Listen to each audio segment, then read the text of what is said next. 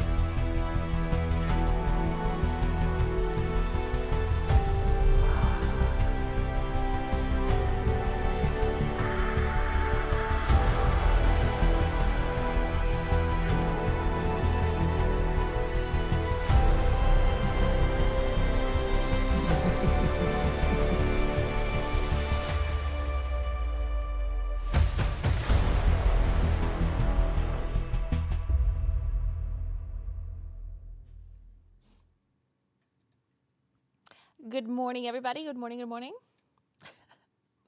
How y'all doing today? I hope you have a nice morning. Hope you have your coffee ready. And if you're in a different time zone, then sorry, but you're in the wrong time zone.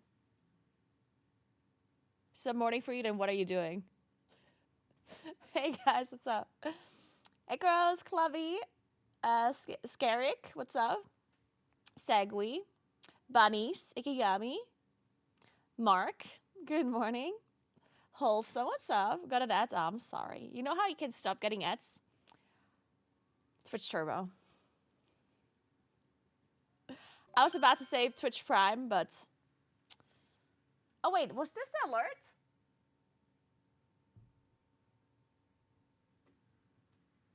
Was that the delayed alert? Is it lagging? I guess the alert system is lagging. Good morning, what's up? In Australia, can confirm it's the wrong time zone. Oh, you tested one, Koros. Okay, thank you. Yeah, because yesterday it didn't work either, right? Good morning, Golden. How are you doing? I'm in such a good mood today because I'm streaming early. I should be streaming early more often. I like this early stream vibe that I have going on now. Get out of yesterday. I like the headset too. It's very cute. I like it. Okay, guys. So today we're gonna play World of Warcraft. I haven't played WoW in a while. I went from cooking stream to FF14, and now we're gonna go play WoW again. Has been a while. I don't use a WoW mouse, no. Nope. I don't like MMO mice. I use like 2 side button mouse because I'm used to it. Thank you so much for 4 months, Valerian. Thank you very much. Give us a way to go. Yes, you want to play Keeper and Plus. How's FF? We actually killed Leviathan, which is great. And I love Titan. Man, I wish we would have only done Titan. Because I did decide to like not continue the FF14 blind rating. And it sucks because I like FF14 and I like Titan. And I'm enjoying it. But people just don't like watching me play FF14 since a lot of my viewers are not FF14 players. And the problem is I have to focus a lot. So, like, I can't really talk to chat. So people that are watching my stream, unless you play FF14 yourself, it's going to be very hard for you to follow what's going on, right? Thank you so much for the 2 months, Mortis Slater. Thank you so much. Cloud Slayer, thank you so much for 1,000 bits. I appreciate that so much. That is an early hype train. Damn. Didn't even drink my coffee just yet. Titan got me into raiding. Titan is a lot of fun. But yeah, like I really enjoyed raiding with Preach and with the Echo Caster crew. I really do. Like I love them, and it was a lot of fun. But yeah, I get, and it's not necessarily, I don't know, like it's hard to describe. Because people like, because my stream, if I have like low viewer numbers, it's not like the end of the world, right? Like I can do streams where there aren't that many people watching and it's not the end of the world, but I just felt like when I have low viewer numbers, and it's not just about being low viewers, it's like I can tell that the chat is not really like entertained, you know what I mean? Like people that are watching me, they're like, what the hell's going on? And then I'm not talking to you guys because I'm focused on the game, and then you guys don't know what's going on, and I can tell that the stream is just not good. You know what I mean? And it affects, and it like makes me feel bad, and it stresses me out, and it's just no good, you know? So even though I am technically enjoying FF14, I don't necessarily want to stream it because it's just not working for my stream, right? I feel like I would have to play FF14 a lot more for people to understand what's going on and to get some like other viewers that maybe play. But I don't want to play that much FF14 because I already play WoW. And playing 2 MMOs is a bit too much. So the plan wasn't to play FF14 a lot. It was just to play this like blind raid. So yeah. Technically I could play FF14 off stream. So I would play with them off stream. But I don't currently have enough time to do that. That would be like the other option, right? But yeah, I can't find the time to play that much FF14 off stream because my apartment is being finished and I have to like organize a lot of stuff with that. And on the weekends, I want to do some like physical activity stuff. So I just don't have enough time to play it off stream. And as I said, like on stream, it's just not working out. And it's just, sucks a little, but but I understand, right? I 100% understand that people are not really entertained or they're not really enjoying the FF14 streams. Because technically my plan is to do more variety streams as a whole. Because I would love to do more variety. But I should start with games that people can understand without needing to have prior knowledge of the game or without having to play the game themselves, you know? Because even though I am a main WoW streamer, a lot of people that would watch me, I think if they would understand the game a little bit, they would still maybe like hang out in my chat, you know? I think. I'm not sure, but there's 18 months, Stardust, what's up? Thank you so much for 1 year, Bummer, as well. Thank you so much. I'll come back. Maybe do a second channel for casual gaming? No, see, I actually would love to do the casual gaming on my main stream. I do it, like the second channel idea is a cool idea for games like FF14 or like when I play League of Legends or something, and I've done that in the past. But I do want my main stream to also be more variety, right? So I'm trying to like move a little bit away from WoW. No, I don't want to stop playing WoW or anything, but I do want to do more variety and not just play WoW all day, every day. But FF14 is just the wrong game to start on the stream, right? I think, as I said, like I think the games that I need to start out with need to be games that are easier to understand for people, right? Like shorter games that have a start and an end, where like I can play the whole game within one stream, or games that if you watch them, if you don't play the game, you still understand what the hell is going on, right?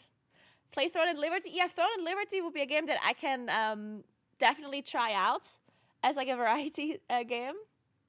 Because Throne and Liberty is a new game, so people wouldn't need to understand how it works initially because it's new, right? So I'm learning the game at the same time as the people that are watching are learning the game, right? So Throne and Liberty will be something that would be nice for me to try out. Good morning, Severin. What's up?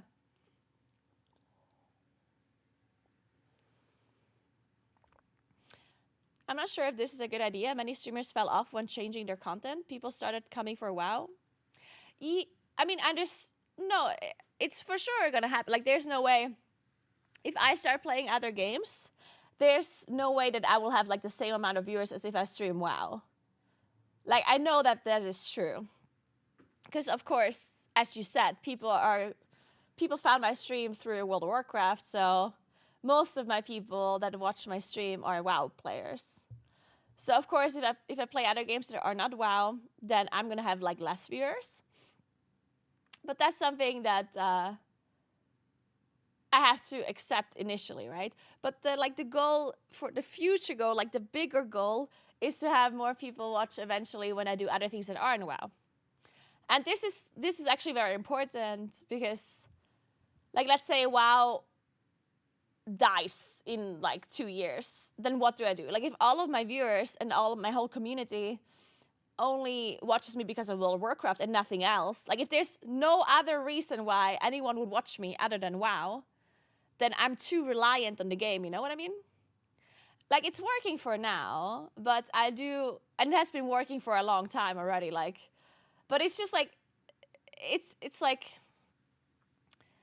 to grow my stream or to grow my brand in general, I think it makes a lot of sense to move out of the WoW space. Not completely out of it, but like to open up my content a little bit so people generally don't expect for me to only be a WoW player, right?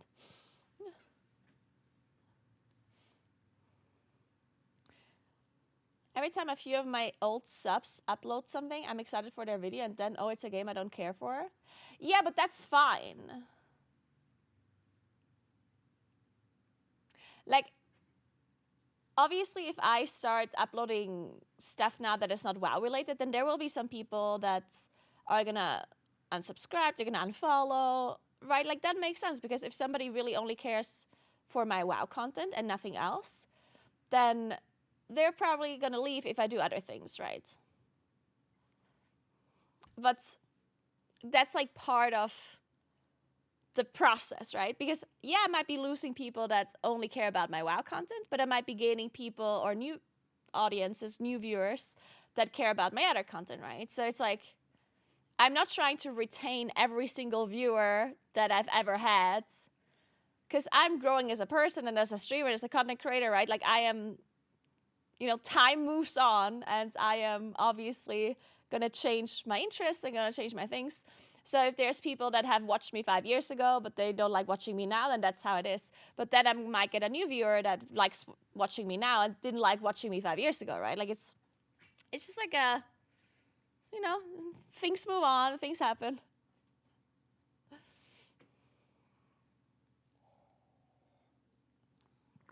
And the problem as well that the content creator space is changing a lot. Like, it's very difficult to get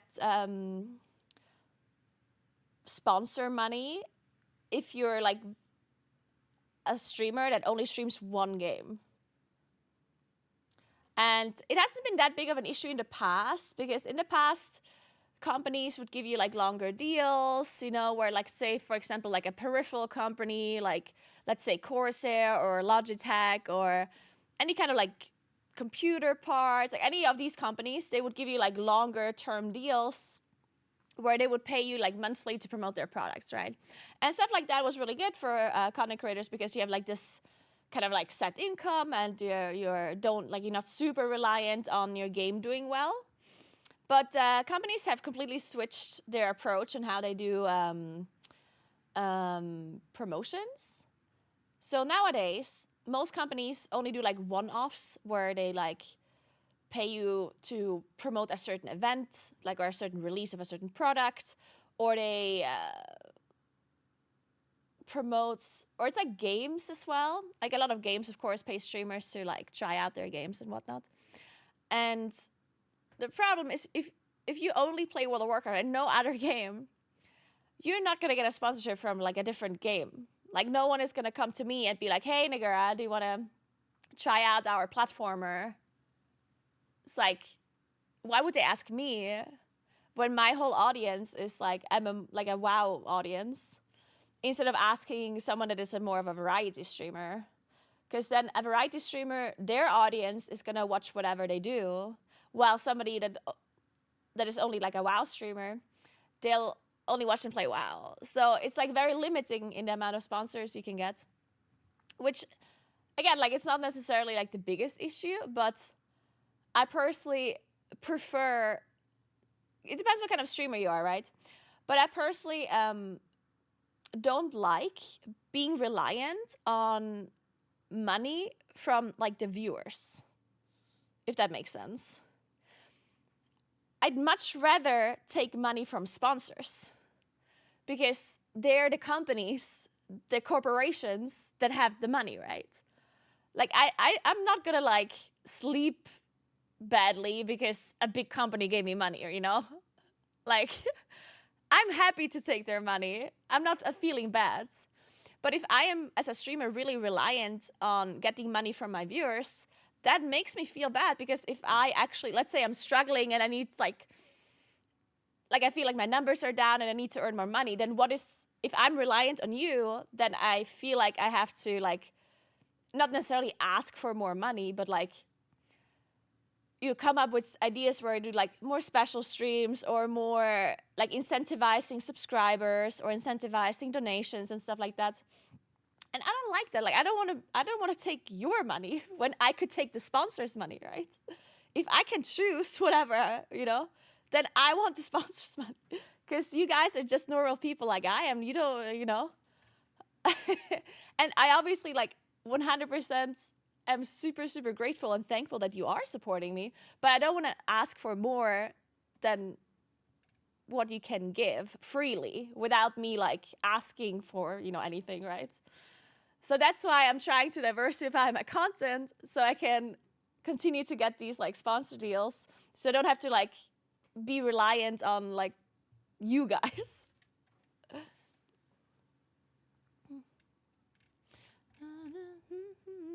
Okay, I send you money now. Hey, Captain Class, what's up? What are you doing today? We're just gonna play some WoW today. I still have to open my vault because I didn't open it yesterday.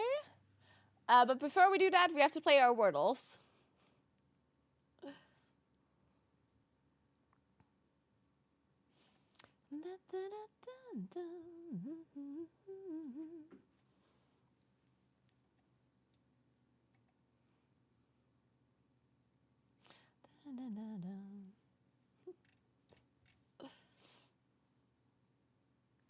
Yeah, 100%. Hey, Smooth, what's up? Hey, Nak. Hey, Nasumi.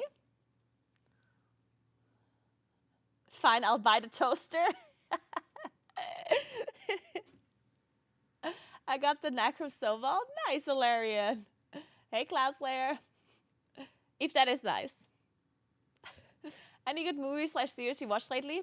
No, actually, I haven't been watching a lot of shows or movies lately at all. Like really, like the past couple of months, I haven't really watched that much.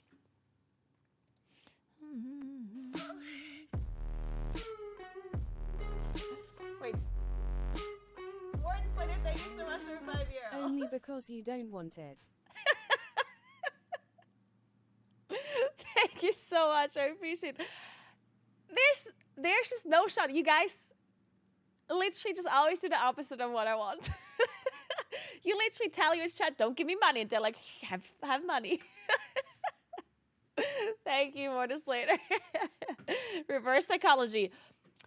Think about it. Did I actually mean what I said? Or did I manipulate you into thinking that I don't want your money when in reality I really do just want your money, and I reverse psychologied you? Think about it. Hey, so what's up? Good morning.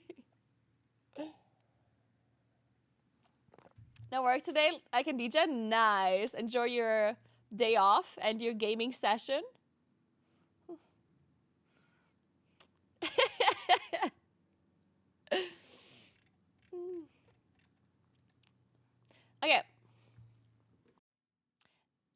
Hey, do you see my nails? That's why I'm streaming late, because I did my nails. Look at it. Cute, right? So worth? Yeah.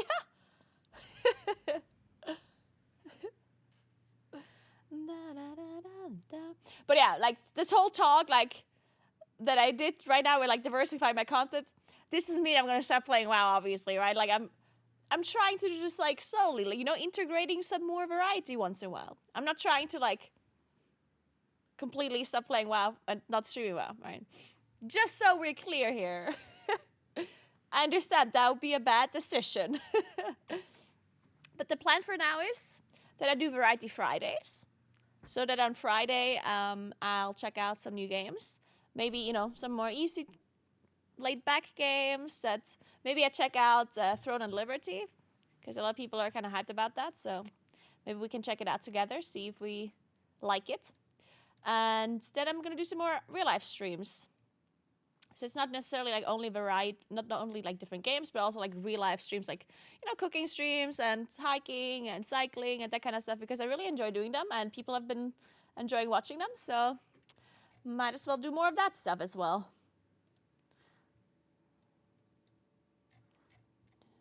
But today we only play WoW. So yeah, plan for today is, oh wait, this is not aligned. It is not aligned, guys.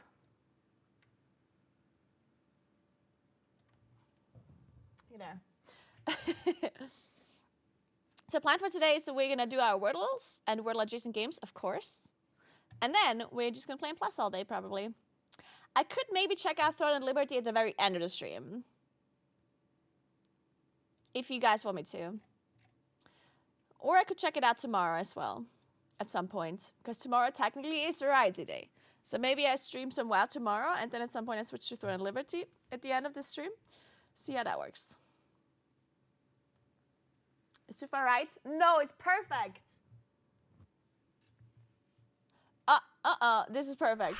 Thank you so much for 32 months, Peaches. Guys, there's no shot. If you don't shut up, then I'm gonna put it here, yeah? You better watch out.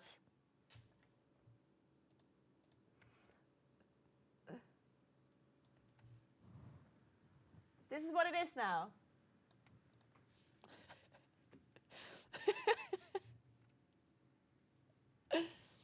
I would not be able to do a Unpleasant walk. I think I'd stress out on a Unpleasant trip and eat shit.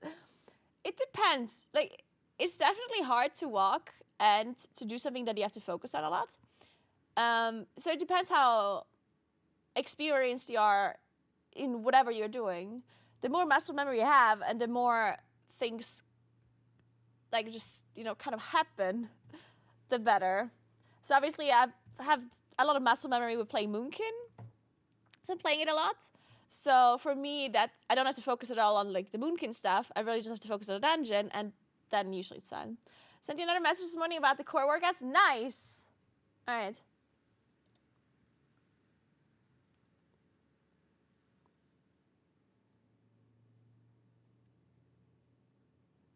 It only has 2 core ones, but there's more than...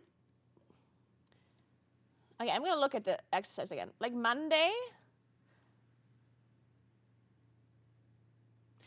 has standing oblique twists, vertical leg raises, and planks. Like all 3 of those are core exercises, no?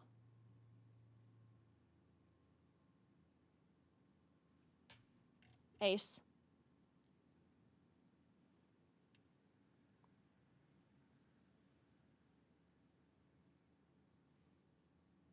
And then Thursday also has cable side bend. That's also core, right? Vertical leg raise, core. Cable wood chops, also kind of core. Not really core, actually, but kind of. So I see 3 core exercises per lower leg day. Which then in return means there's only 4 leg exercises.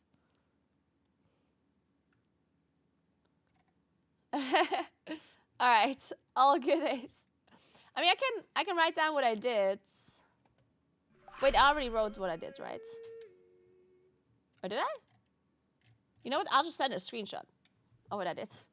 Hey, Scroll, thank you so much for 49 months. What's up? Thank you, thank you, thank you.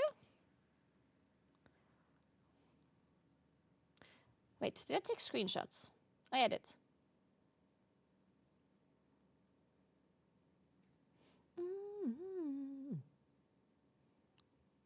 Okay, whatever. I'll just send you this, even though it's kind of wrong.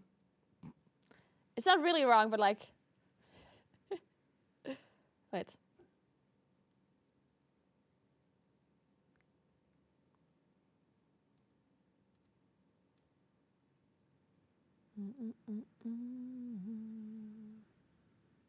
Okay, this is what I did, except I did not do the single leg RDLs. That's just wrong. I just did the Bulgarian split squats. The single leg RDL, I just accidentally added that one.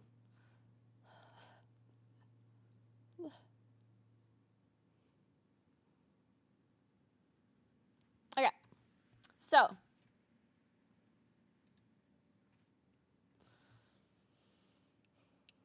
Is writing down the exercises better than just doing random workouts?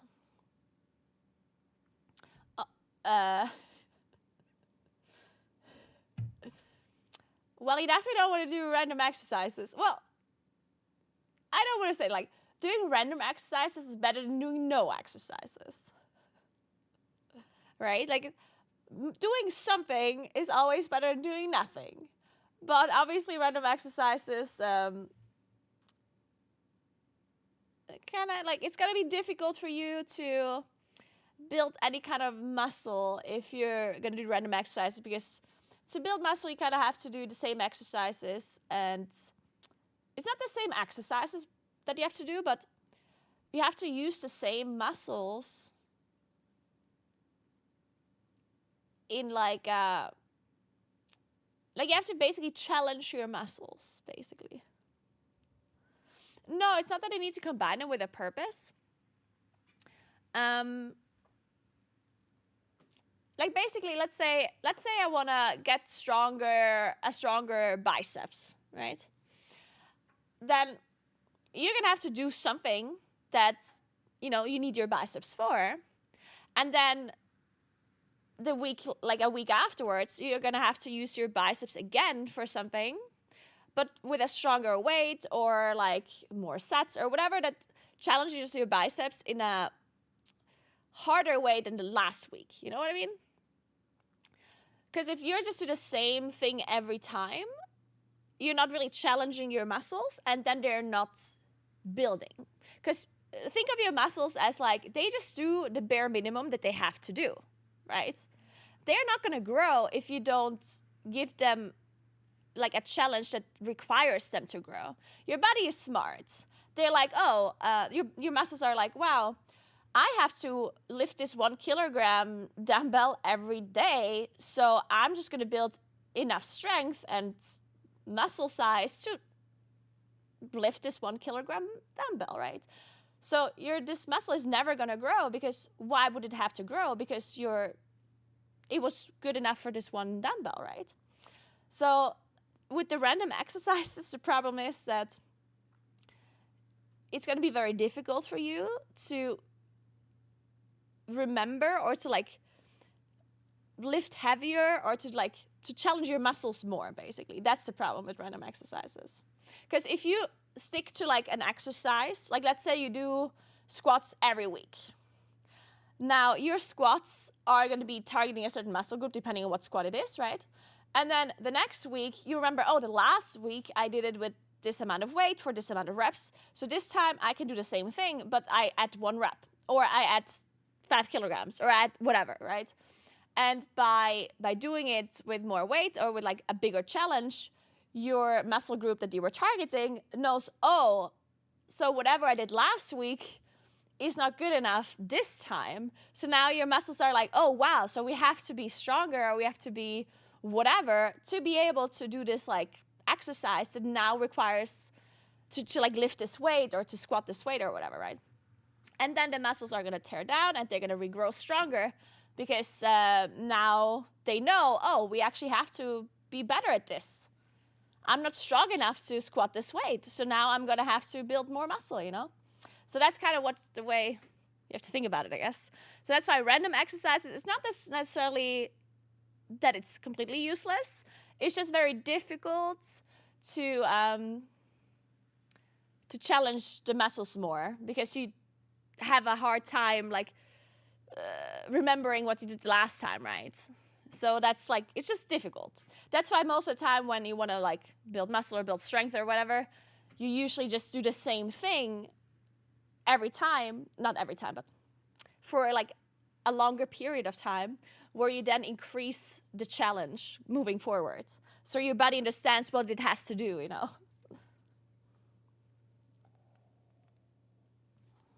Yeah, exactly. Like your body adapts on what you're challenging it with, right? So, all right, let's play our Wordles. It's the same with like endurance stuff as well, by the way. So this is not just for muscles. This is for like almost every activity, right? If you want to get better at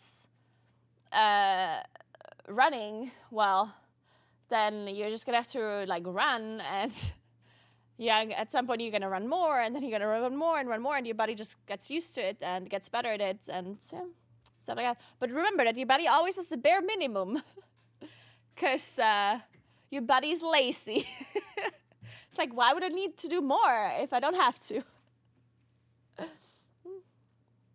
What do I have to do to get better at WoW?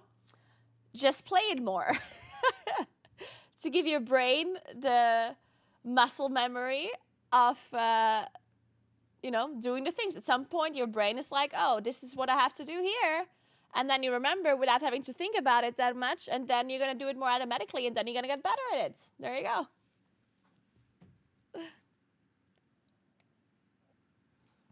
So, let's do our Wordles. I want a different word for my initial word. Hands. I like that. Oh, okay.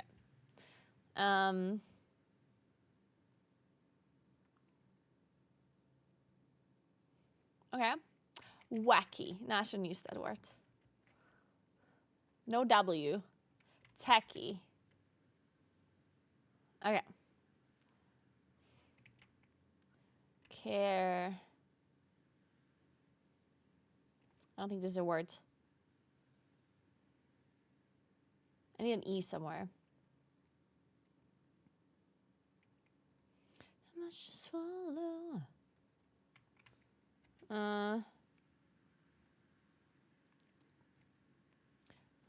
It's hollow.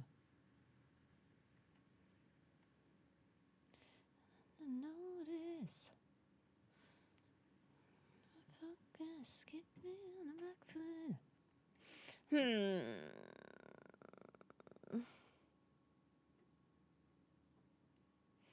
Nature survives.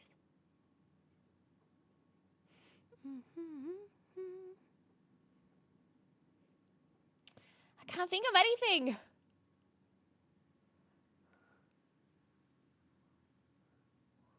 You want me to be.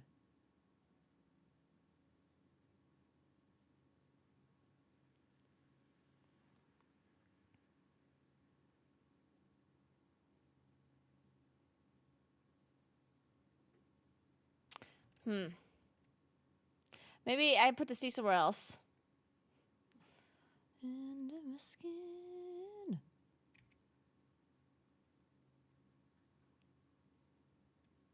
Oh.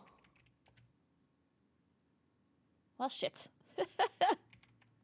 Can't mind. All my time. The tree survives.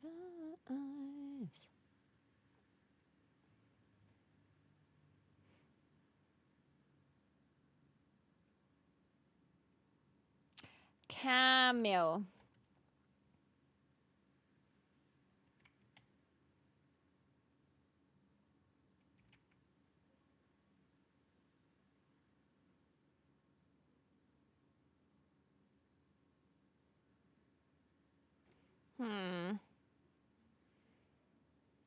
And I love it.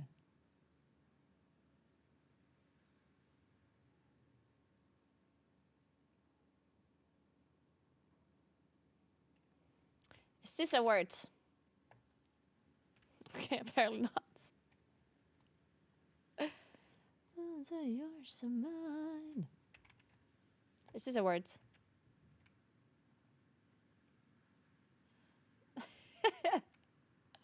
Why are none of these words?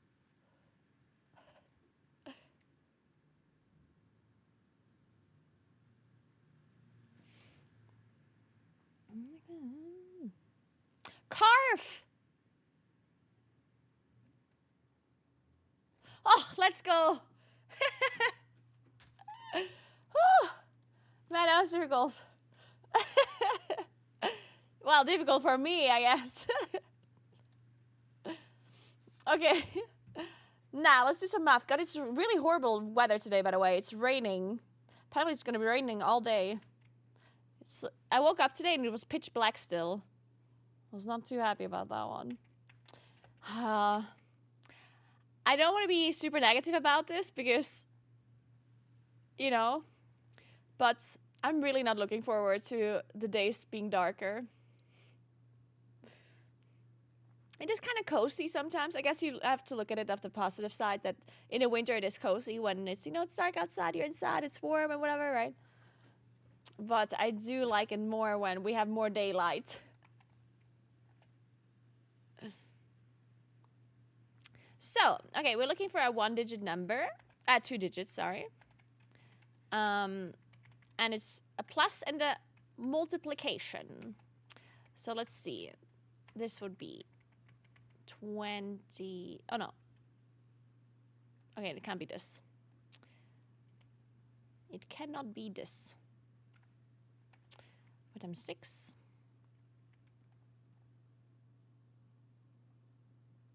Okay, this is also not really how it's... Let's do 6 times... 4 times 8. No, 4 times 9.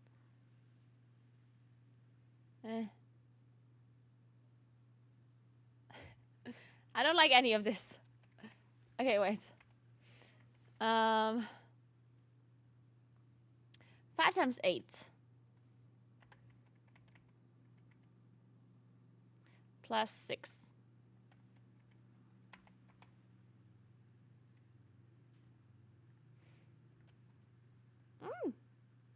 Nice.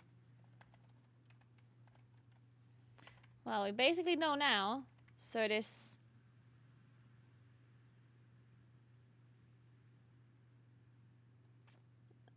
wait. What are we looking for here? So it's 6 times 8 is 48. 54. There you go. Oof. What is this? It's called Nerdle. It's basically a... It's some of these daily games, you know? Very similar to Wordle, where you're looking for an equation and you have to figure out which one. Like, you just don't know which one. So you just enter a random equation and then it tells you, you know, it gives you information, you know? Like, the black thing means that it's not in the equation at all. The pink thing means it is in the equation, but it's in a different spot.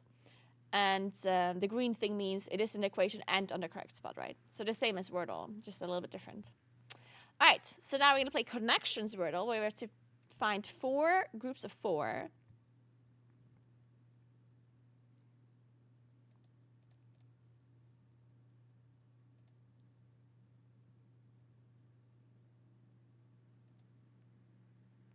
So these are cars. Then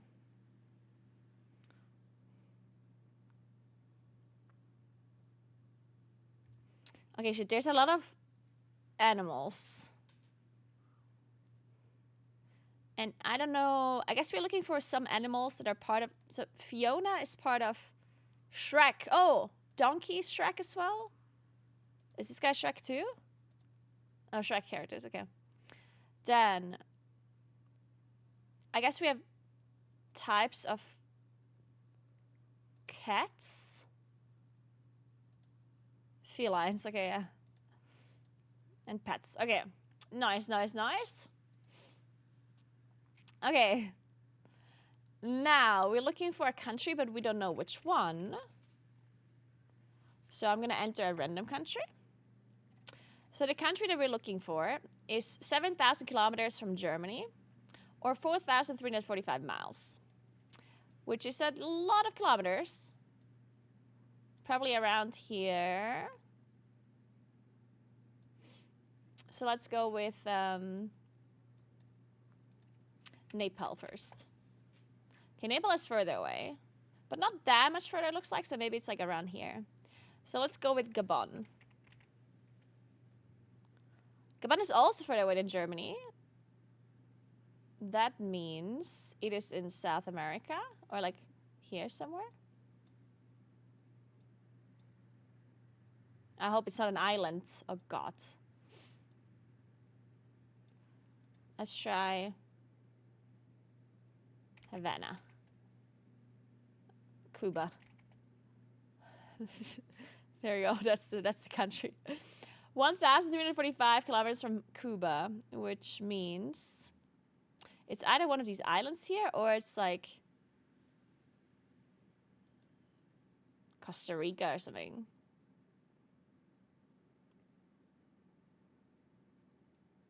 Let's try Nicaragua. Okay, Nicaragua is further away. So that means it is... Oh, fuck, it's probably like an island, isn't it? It's an island. There's no way. It's just a fucking island. God damn it. It has to be one of these islands here.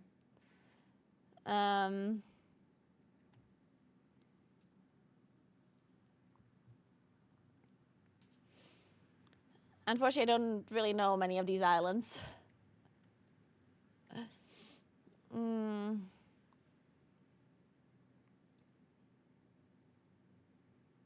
Yeah, it has to be one of these.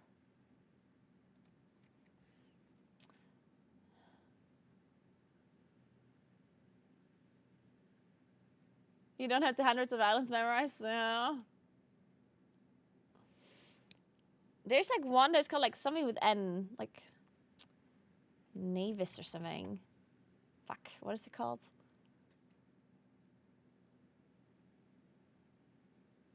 Oh yeah. Oh my God, Stefix, you're so smart.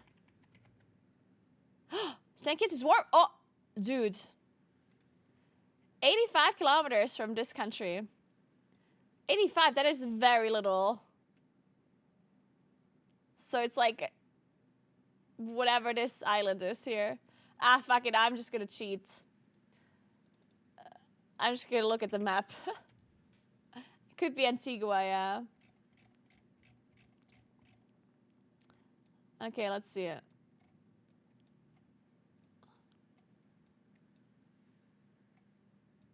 Actually, Antigua might be a bit far away.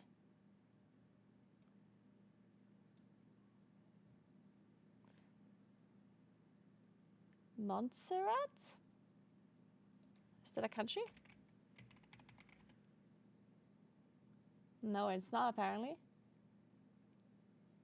I mean, maybe it is Antigua. It is Antigua. Okay. That's only 85 kilometers?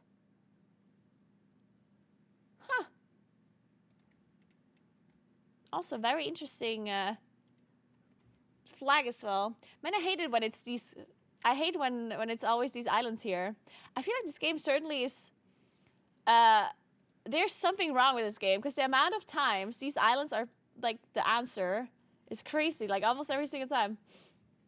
Okay, so now we're gonna find a capital city, which is 4,560 kilometers from Berlin, which at least is not one of these islands, because that's further away. 4.5, that could be...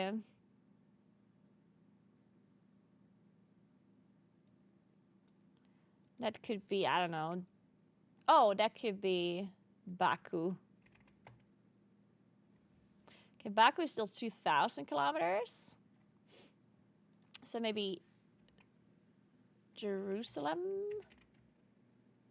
Okay, Jerusalem is further, so that means it's here. That means it's the capital of probably Kazakhstan or something? I obviously do not remember any of those.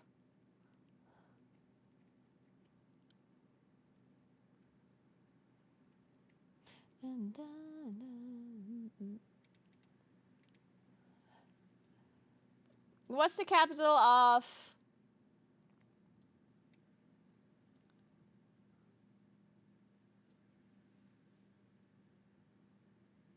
2,000. That's still a lot, I guess.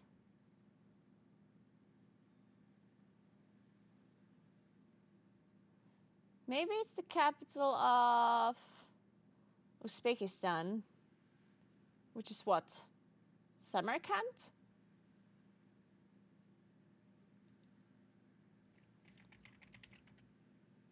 It's not Samarkand. It is...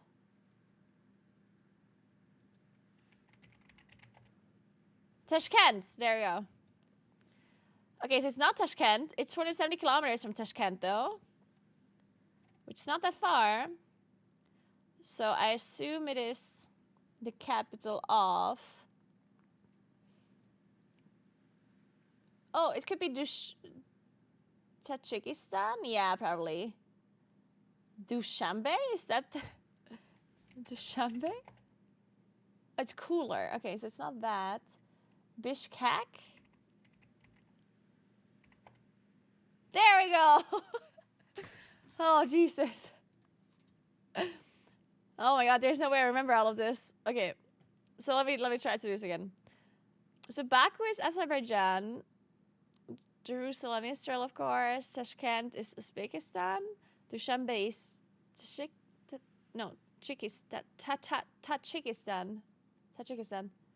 And then Bishkek is Kyrgyzstan.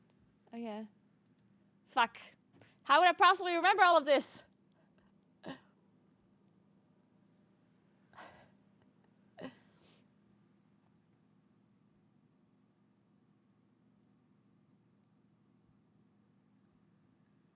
I won't remember all of this. Okay, wait. So Bishkek is Kyrgyzstan. Oh, there's a kek in there. Bitch kek. Oh my god, I will remember this easily. Bishkek. Oh my god, that's so fucking funny, actually. It's like Bishkek. Oh my god, that's hilarious. Wait, that's so good. Dude, I have to go to this country. I have to go to the city. That's hilarious. Okay, so that was Kyrgyzstan, right? Bishkek, Kyrgyzstan, and then Tashkent.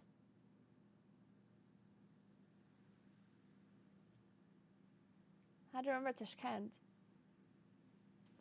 Also, Tashkent is what? That's Uzbekistan, right? Yeah.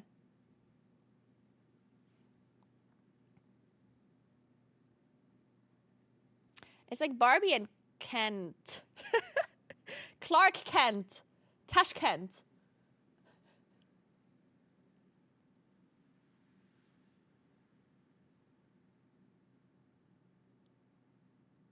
Okay. I'll remember this. Tashkent, Uzbekistan. Bitch, Kak is Kyrgyzstan. And then Dushanbe is Tajikistan, right? Dushanbe. It's like Harambe, right? It's Harambe, but like... Dushanbe.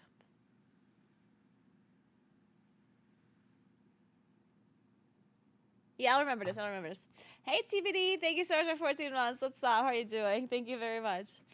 Okay, so Uzbekistan is... Let me think. How did I remember this now? Oh.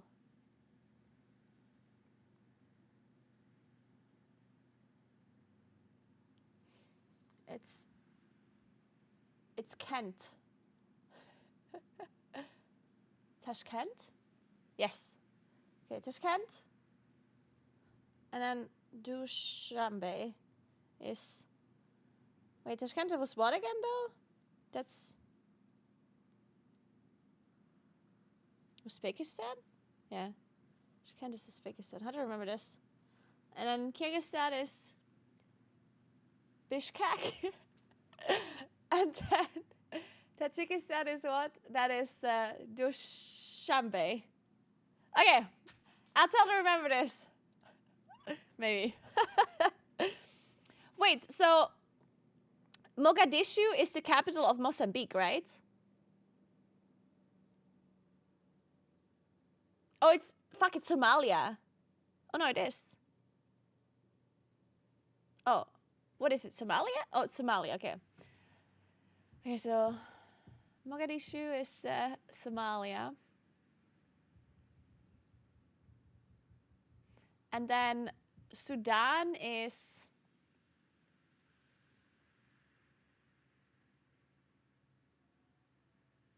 Khartoum, right? Khartoum is Sudan.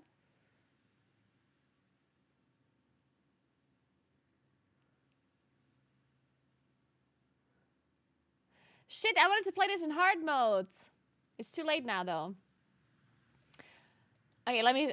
1 second. So Uzbekistan is Tashkent. There we go, Tashkent. Then Kyrgyzstan is Bishkek, and then Tajikistan is Dushanbe. Okay. So, now, let's play travel. We have to go from Lesotho to Sudan. So Lesotho is in South Africa.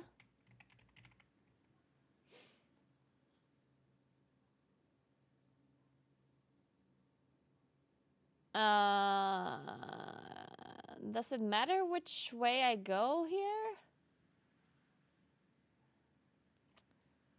I guess I can just go Namibia?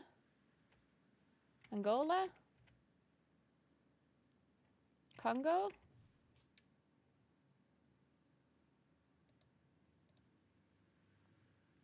Central Africa. There you go.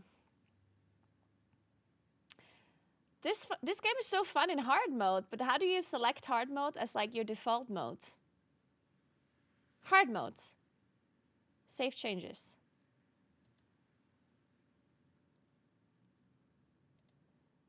Look how fun this is in hard mode. Wait, shit.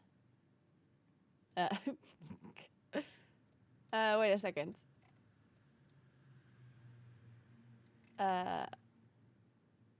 What's this country? Wait, that's Congo, no? That's Congo, I think. And this is Djibouti, I think. It's Djibouti, isn't it?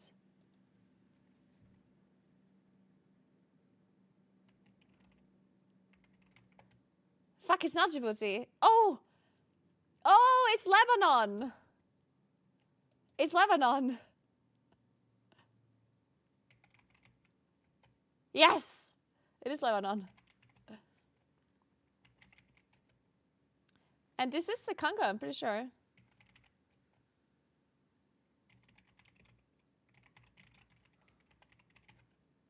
Shit. Okay, one more time. This is cool though. I love this.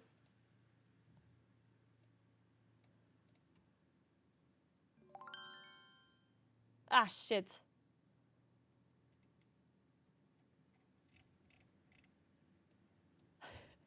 Hey, Nak, what's up? Thank you so much for the sub. Appreciate that. Thank you very, very much. This has to be... what is this?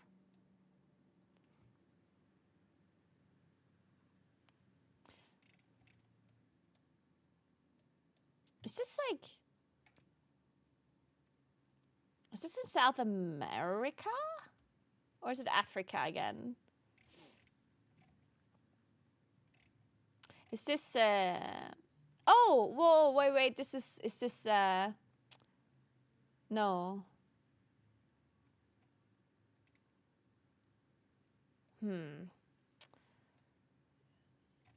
Is this Africa? Oh, you're right. This is like Ghana or Togo or something. Yeah, you're right. I think then this at the bottom here, is this just South America? South America. Is this just South Africa, I think? No, it can't be South Africa. No, that would be shaped differently. You know what it is? It's next to Angola, right? Zambia? Fuck, it's not Zambia, it's Zimbabwe. Shit.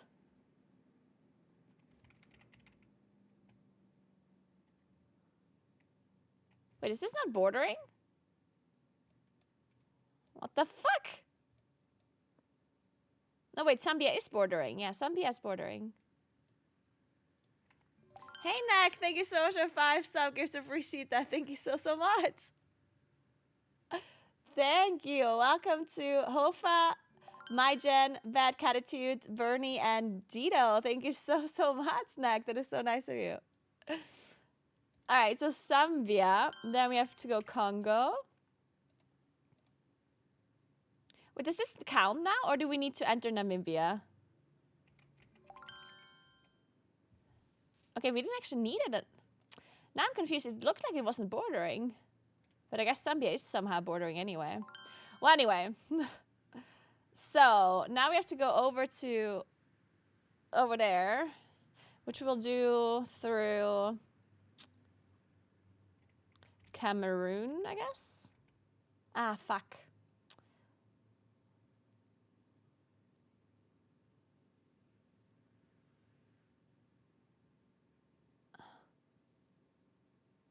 Is Central Africa bordering Cameroon? It is, okay. So Central Africa, Cameroon. Then we need Nigeria. And then we need Togo. Oh. It is Togo, okay. So that means it's Benin that we're missing, right? Is it Benin or Ghana that we're missing? I never know what's in between. It is Benin, okay. Nice. Man, that's difficult. Anyway, this is fun. I love this. Moving on, though. Moving on.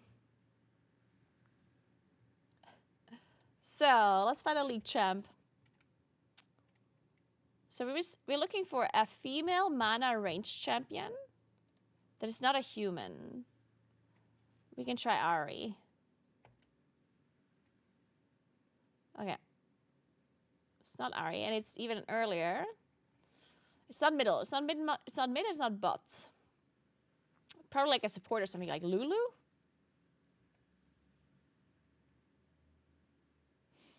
Okay, it's not Lulu, but it's a support. And it's not a human. Is Soraka not like a half human or something?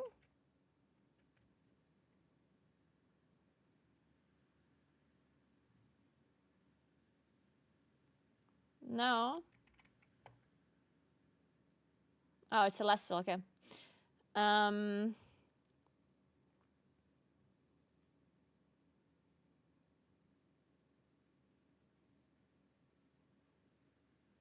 Jenna certainly is human, right? Nami is later than 2009, I think. You think Jenna is not a human? It is a god spirit. Oh, okay. Yeah, I feel like these species are always a little bit misleading because sometimes a champion looks very much like a human, but then they're not. Because, I mean, like, Jenna definitely looks very human to me, but I guess she's a god spirit.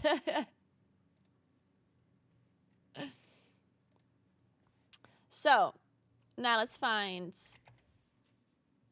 Oh, okay, so we're looking for a male character from Vanilla. Not a human, though. Rexar. Not a hunter. So, what about... What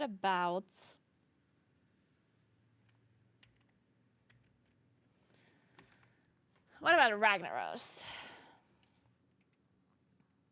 Okay, so the person has a class? What about... Oh, no. But Nathanos is not only vanilla. The thing we're looking for, the character we're looking for, is only vanilla. And no other expansion. Oh, so Duratar. So they're like a character from Orgrimmar, I guess.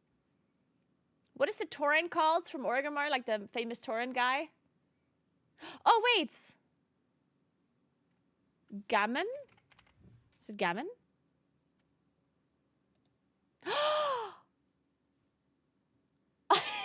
Let's go! Incredible scenes. Alright, guys. Now that we won the Wordles, it is now time to play World of Warcraft, and we can win in this game too. That's wrong. Wow, you're telling me the game's wrong? Let me pour out another coffee. Oh wait, I said I'm gonna message David and then I didn't.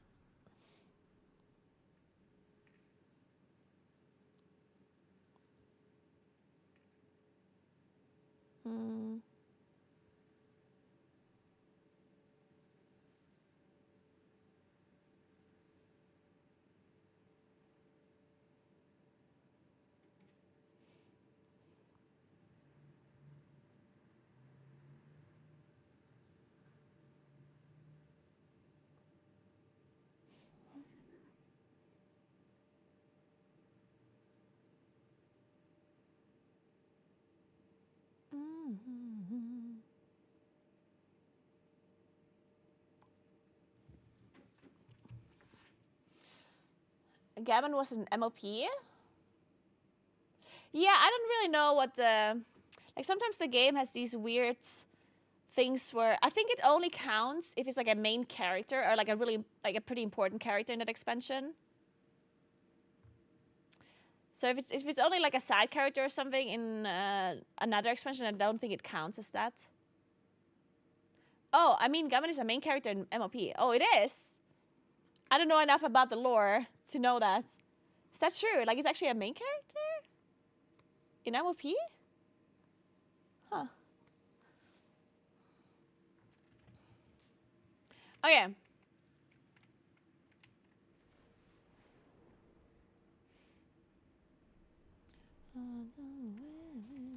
Okay, let's start walking a little bit. Let's take a walk. Where are you walking to? Well, I'm walking to Bishkek. Of course.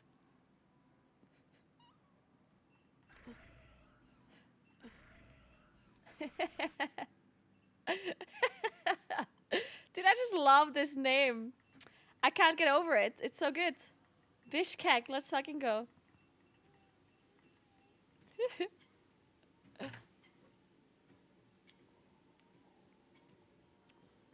I'm gonna walk to the vault, yeah. Alright, let's see what my vault... I only have one item in my vault, by the way. There's literally only one item in my vault. I better get the best item. Literally a singular item in my vault. Yeah, it's 3 miles per hour, Kuros. Ah, shit. Well, I mean, it's actually best slot cape, so... I'll take it. Give me that cloak. Mastery haste, let's go. It's not ideal. It could be better, guys. Could be better. Wait, let me buy some enchant. Wait. Wasn't there like some other enchant I needed?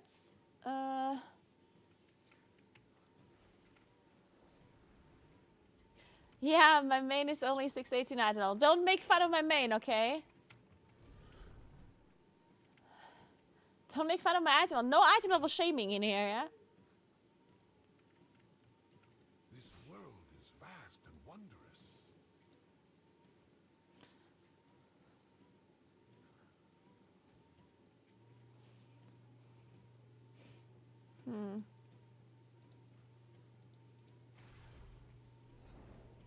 I just have no Valor Stones. Somebody give me Valor Stones.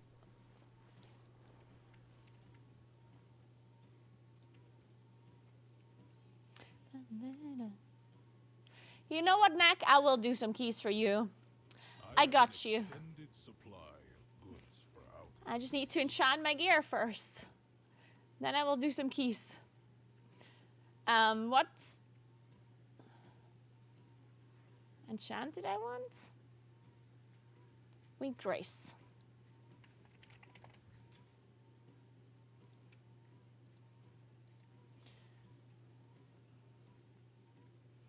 Oh, boot enchant is what I need. Wait, this is veteran though. Oh, wait, I forgot to equip these boots.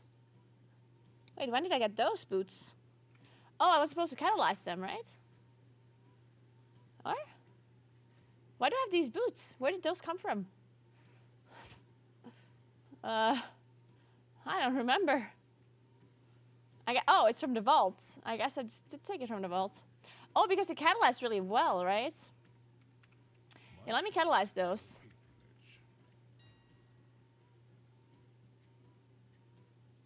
What enchant do I want for boots again? What is that one called?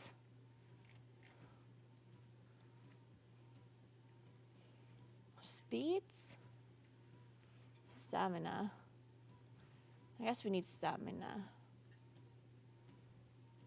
Is this the correct enchant? Or is it not? It might not be, actually. It's this one, right? Increasing speeds?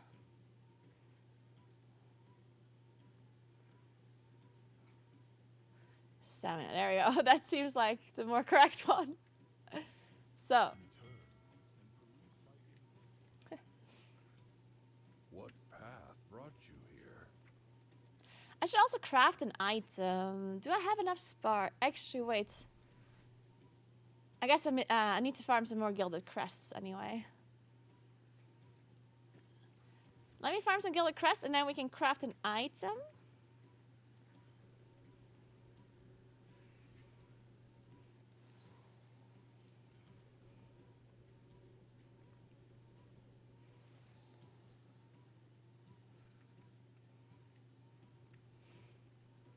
Okay.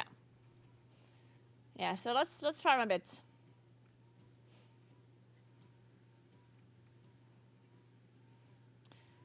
Okay. Man, it's so cold in here. I talked to my landlord about the heating. She says she's not going to turn on the heating just yet, but she's going to give me an electrical, like, heater. So I can use that for a little while.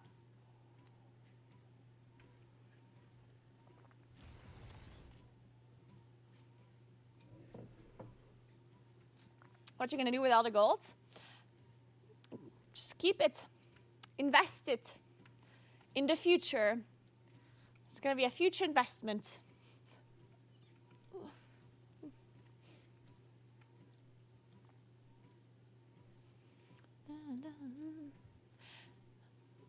Nah, I definitely want to craft an item because I can get so many crests still, right? I'm missing 150 crests. I can have 180 crests. I can definitely craft an item and upgrade my other stuff simultaneously. So. Okay, let's do the Necrotic Wake. If I get invited.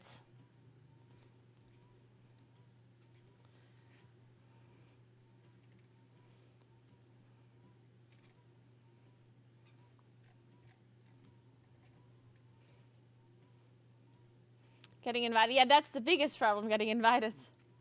Oh, let's go. See, not a problem at all, apparently. Wait, I think I'm going to use Glyph of Stars again, by the way. I think I'm now done with this Moonkin form. I've seen it enough.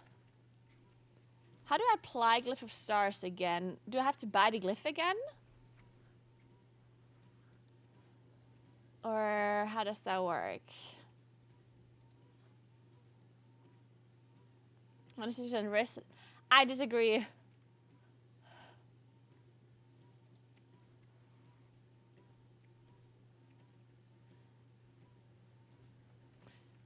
I need to buy it again. Oh, wow.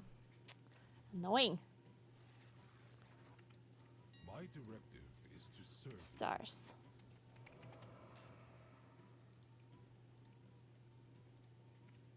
My directive Okay, so Necrotic Wake. That's where we went, right?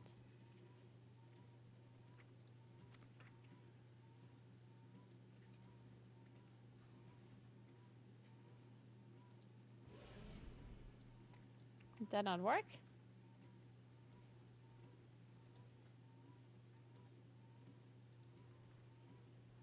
Where the hell is my Moonkin farm? Oh, yeah. There you go. Okay.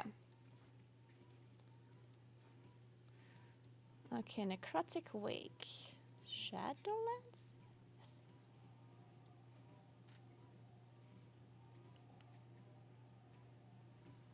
Iron Keeper in M+. Oh shit, I got a summon. Guys, by the way, I'm currently trying these protein bars by Bear Bells. And I have determined, because I ordered a bunch of different ones, and I've determined that the best ones are white salty peanut. This one. Sponsored by, I wish I was sponsored by them. Bear Bells, if you're watching, you should sponsor me. And cookies and cream is pretty good as well. And there's like two I haven't tried yet. There's one that's like white chocolate and almond. I haven't tried that one. And then there's one with, I think, hazelnuts and something. I haven't tried that one yet either.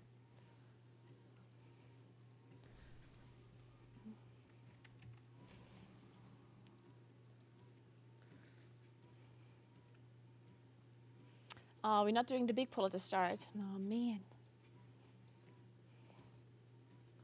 How much are they? That is a very good question. I bought like a whole pack of it. Like a, what is it called? Like a trial, like taste test pack. I would have to do the math on how much they cost.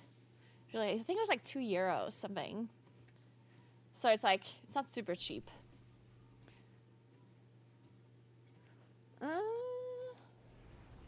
Where's my flask? Am I? There we go.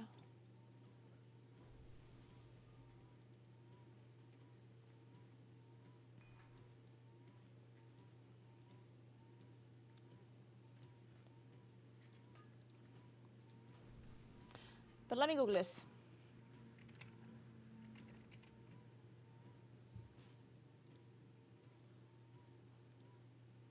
One.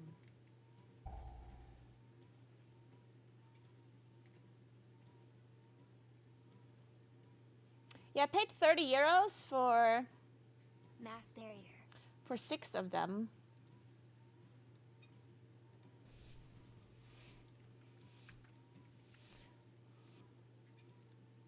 So, let's go. Yet another of the Kyrion's loyal servants. Have you come here to be slaughtered as well?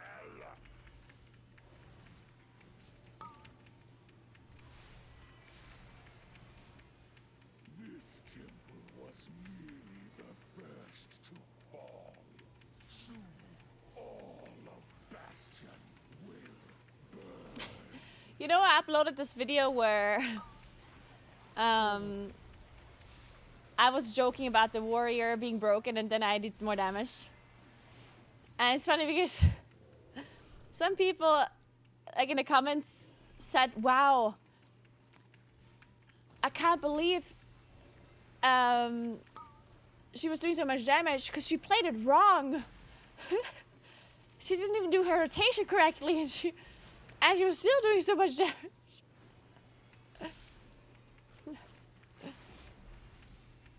Because I didn't moonfire the mobs because I pressed Force of Nature. And they thought that's wrong. And then they were like, wow, how much damage would she have done if she played correctly?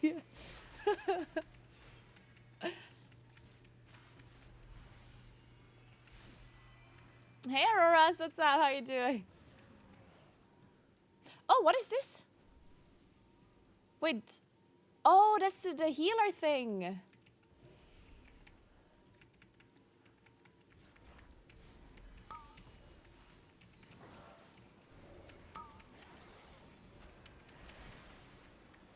It's like the shield, right?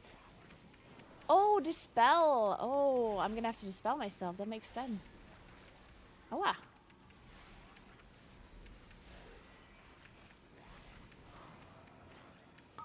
Rally and cry. We don't need a Uyghur for this.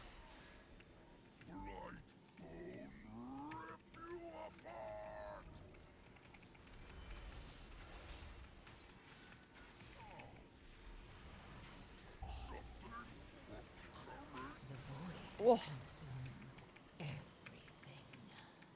Poisoned Shielded. frenzy.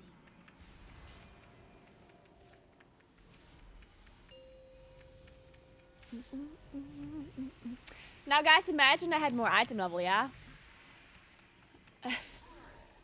Imagine I would press my rotation correctly and have more item level. How crazy would that be, hmm?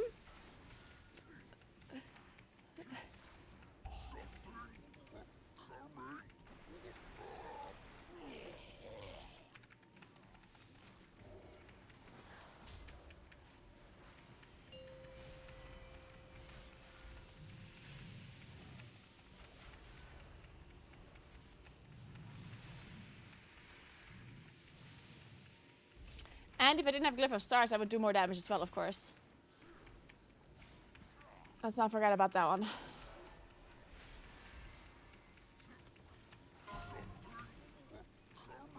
Sorry, mister. Inevitably, the void consumes everything.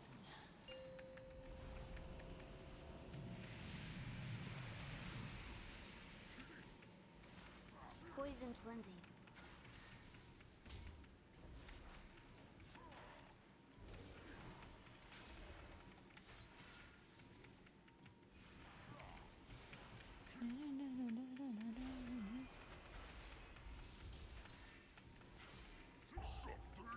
I'm not gonna use my cooldowns again here, right? I already used my cooldowns once. Or do I? Maybe I do, actually. Fuck it. Didn't have my trees ready, though. Shielded. Unfortunate. I guess I could have convoked at least. Maybe I convoke now. The trees. Mass barrier. Perfectly disaligned my cooldowns. The void consumes everything. So I don't to see if you have Sunfire and Moonfire on. I'm not sure what you mean. I see Moonfire and Sunfire in multiple different locations. Do you mean like on my nameplates? This one here? Or do you mean here? Because if you mean here, that's just a Uyghur. That's a Moonkin Uyghur that I modified. It's from Afanar. And if you mean on my nameplates, then that's just Plater. And the Plater settings are just my personal settings.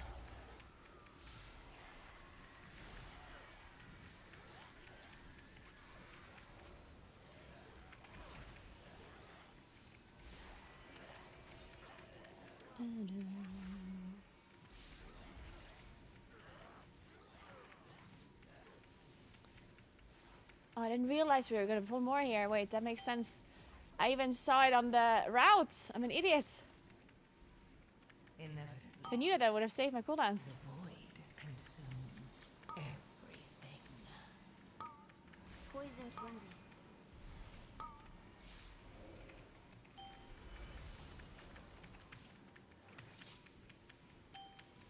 Shielded. Oh, wow. Jesus.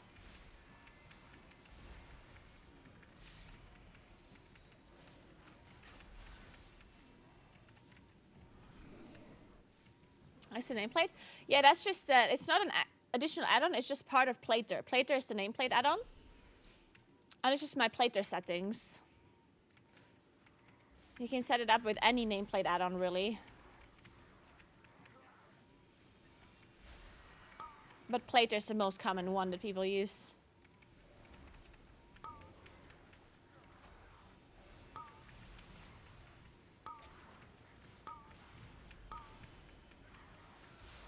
Yeah, you can even see your name. You can even see the debuffs on default nameplates. True. Actually, I think so. Wait, now I'm not actually 100% sure. Can you? Can you see your dots Poison on standard frenzy. nameplates?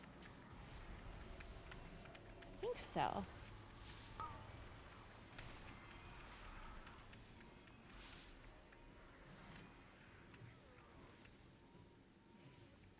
I do personally think that standard nameplates are definitely very questionable. Like, there's many things that Blizzard has improved on their UI that I think, like for example, rate frames. I personally don't think you need extra rate frames. Like the standard Blizzard rate frames are totally fine.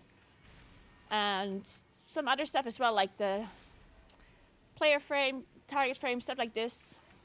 I think there's a lot of stuff that are really like improved on. But nameplates, like, I actually think they're quite a lot worse, personally. Like, it's very hard to see stuff, in my opinion.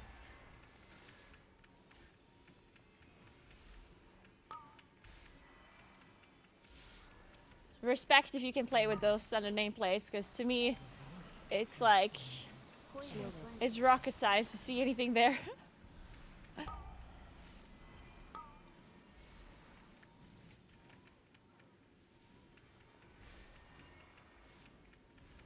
Really, Entropy? That is so cool to hear. I wanted to make like an improved guide or like an updated one.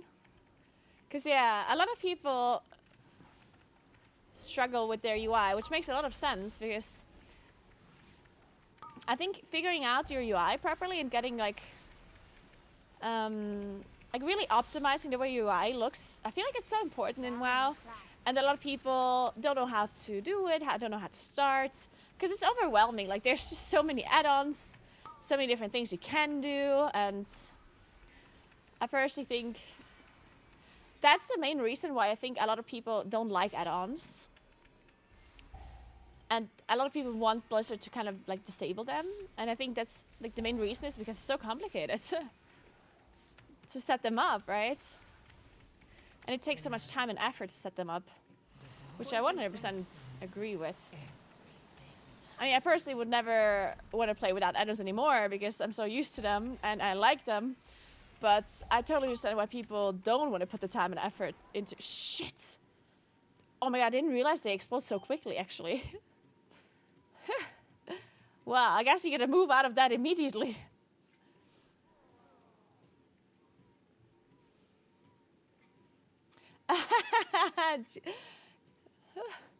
My girlfriend comes back to WoW after many years. What first thing you give to her, Naguura UI guide? That is so cool to hear. Face me, necromancer. I can't be bothered to understand this, but I should remove it. Will be avenged.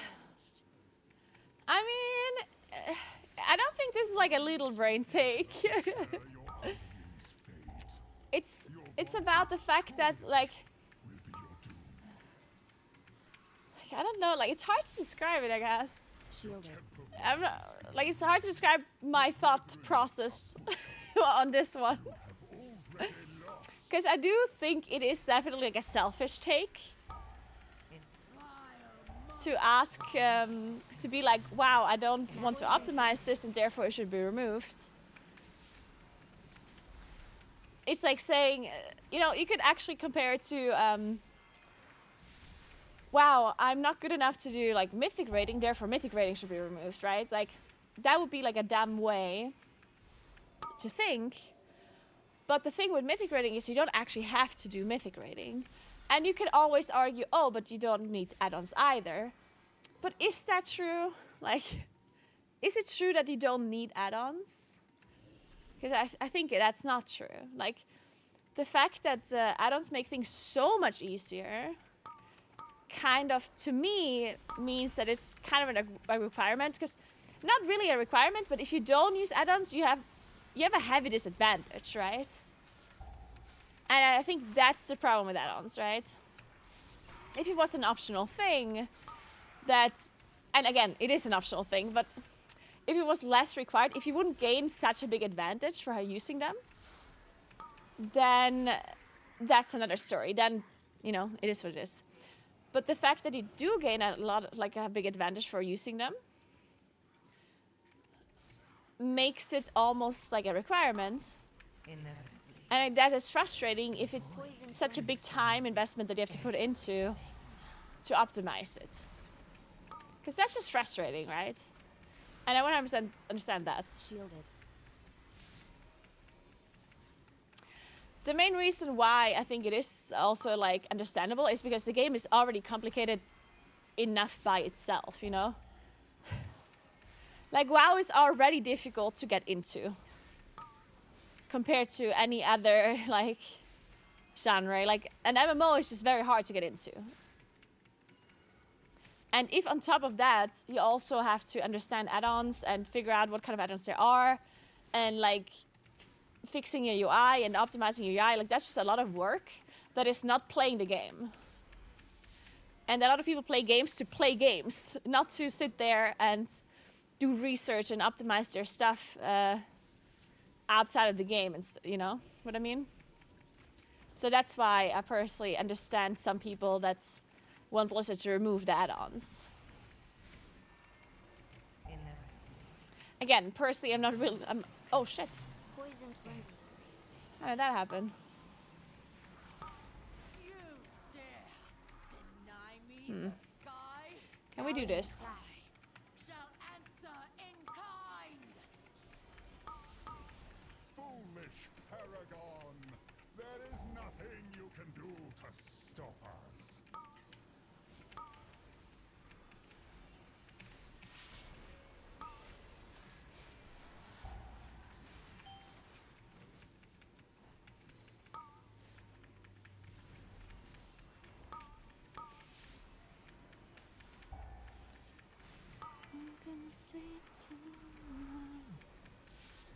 Alright, sorry. I think that might have been me just like body Shielded. pulling it. It's kind of weird because I didn't move my character, I don't think. And I didn't pull it initially, and then at some point it came. So I don't know what happened, but we did it.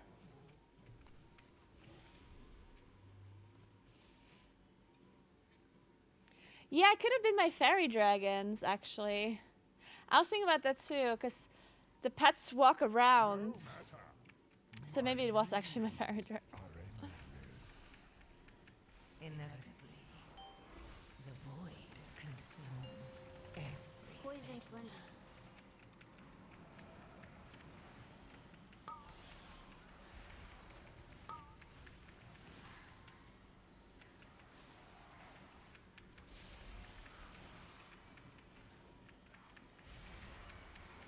No, it's allowed to Starfall. Starfall usually does not pull anything unless the mobs are coded wrong. And in Necrotic Wake, I don't think there's anything that is coded wrong. Yeah, that is true, Entropy. Hey, Dr. Freeze. I don't know, like I still have to gear my character. Like my character is kind of shitty. Mass barrier. But yeah, at the moment it's kind of weird, I heard.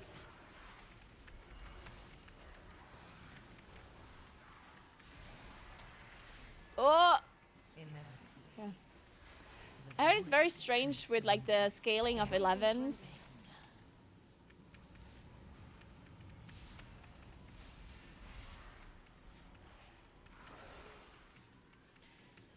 With 12s, I guess, not with 11s.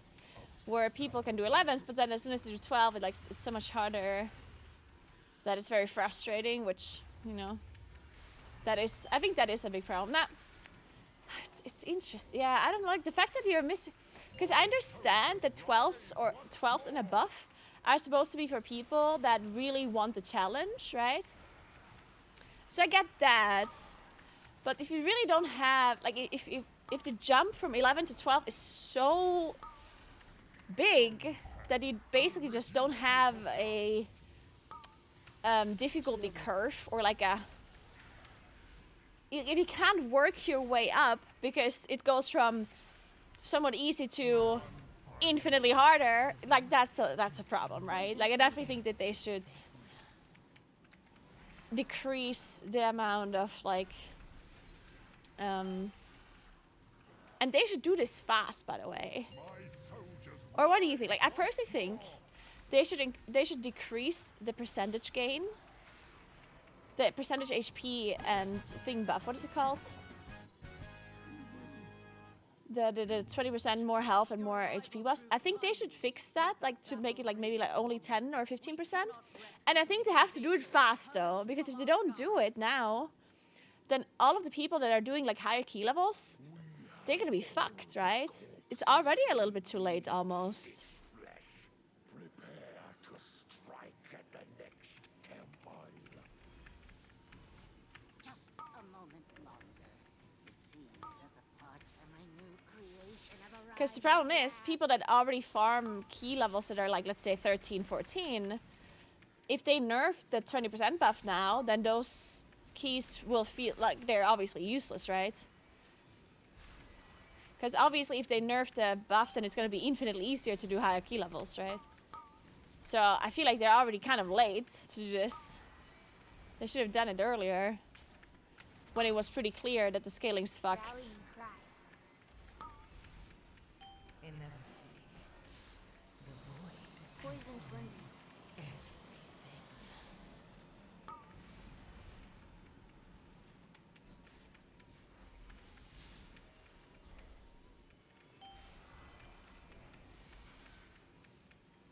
Yeah, the 15-second timer is also a bit bullshit, I agree.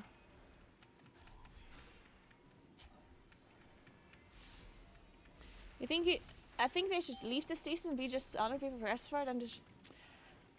That's scary though, like leaving a whole season without people like that's...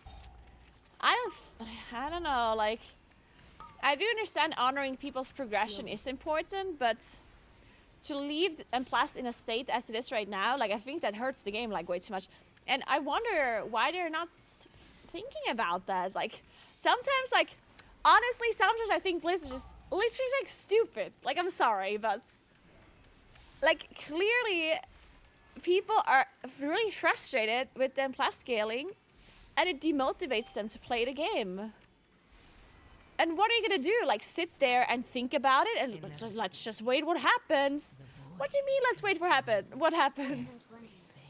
You know, like obviously if you wait and see, then people are gonna stop playing. Like how does that make any sense? The faster you take action, the better it's gonna be for everyone involved, right? Because as I said, like honoring people's progression is really important too. Am I dead? Fuck! Okay, actually I had no idea how much damage it does, and I did not want to interrupt my convoke, so I hoped that somebody's gonna sacrifice their life for me, or somebody's gonna interrupt it or something. Or I hope that I'm just gonna survive it. Turns out, I did not survive it. It turns out that no one's gonna sacrifice their life for me either. But I did see that death coming in slow motion. It certainly was coming.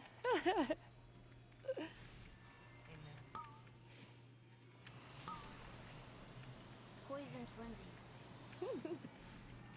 So yeah, I don't know. I mean, maybe I'm also exaggerating, and maybe there's like more underlying issues that it's not just the scaling though. Because that's like the only reason for me to not nerf the scaling would be if they think that there's other things that are that is causing people to feel the way they feel about M+ right now, you know? Because if it's not just the scaling, then fixing the scaling is not going to help it, obviously. But they could at least start with fixing it. And if it's something else, they'll figure it out, right? I don't know. I feel like sometimes they're just really slow at adjusting things on the fly that are like problematic in the moment, you know? Like sometimes Blizzard takes forever to make adjustments where it's like, come on, like just adjust it, you know? And if it doesn't work out, or if it's something different, well then adjust the other thing later. Like, I don't know. Sometimes they're just so slow. Just fix it for it, yeah.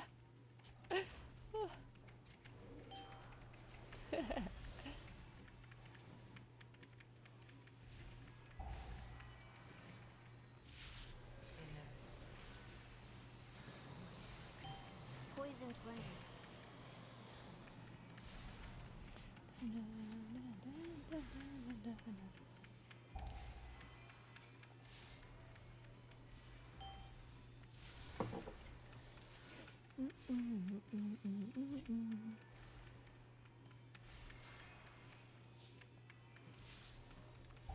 People say it's too late to fix it. Yeah, but I don't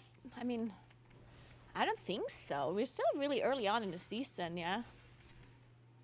Like, it's certainly not like too late, right? What's new? Get to work and don't fail me like your predecessor. Yeah, that's it. Like the thing. It is true that if they fix it right now, it definitely sucks for people that have already been doing high keys. But then that's just how it is, you know. Like, yeah, it sucks for them, but would you rather have like another? Because you know how long the season still lasts. It's only October, yeah. We're still gonna have November, December, January, February. Like, we're still gonna have at least like 4 months of the season. So to say that it's like too late, it's kind of a stupid statement in my opinion, right? We still have 4 months left. We barely played the season. We played the season for how many weeks? Like 3, 4 weeks? Poison cleansing.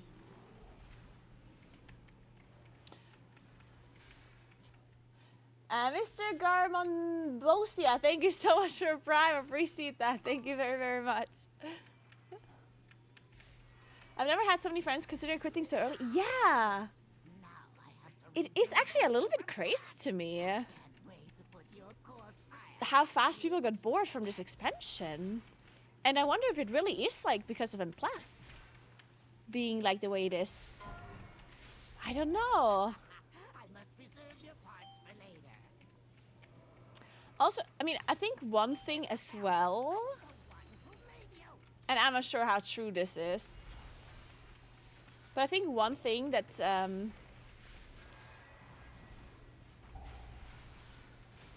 that's it's not necessarily like Impressive. it's not necessarily something that Blizzard did wrong in my opinion necessarily, but I think Blizzard maybe Alien class. thought a little bit too. Okay, that was an interesting breath of Ian's. I think Blizzard thought that Delphs are gonna be more popular, maybe? As like some sort of time investment outside of the other content. And I honestly, like, I'm not even sure if Who made you? I'm correct here, because Delphs are meant for people that are a lot more casual, right? So I feel like I'm not the audience for Delphs. And I think a lot of the people that watch my stream are maybe also not the audience for Delphs. So I'm not sure if this statement is true, because I guess it's possible that a lot of people love Delphs, and I just don't know because they're not watching my stream and I'm not interacting with them, right? That could very well be the case. But I kind of have a feeling it's not the case. Like, I do think that Delphs are fun for some people, right? But I don't necessarily think it's that big of a time investment as maybe Blizzard thought it would be. None can escape the storm. You know what I mean? Like, I think they thought it's gonna be like the new Mythic Plus or something for casuals.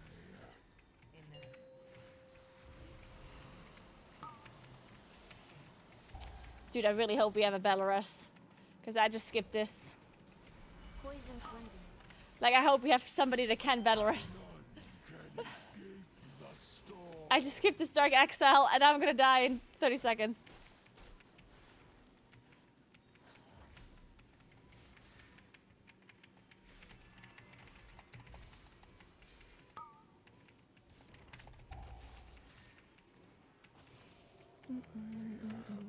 Shielded. Enough of you. None can escape the storm.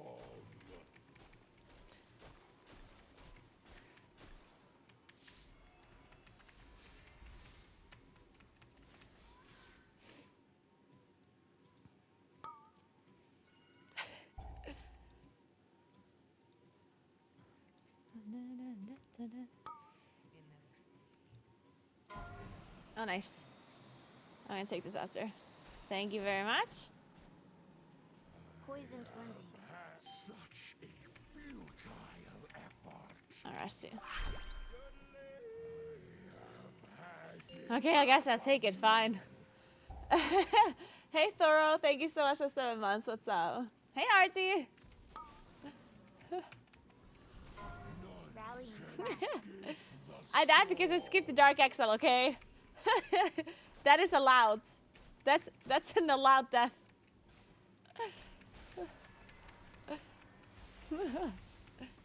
Dude, what is this guy hit me for half of my HP?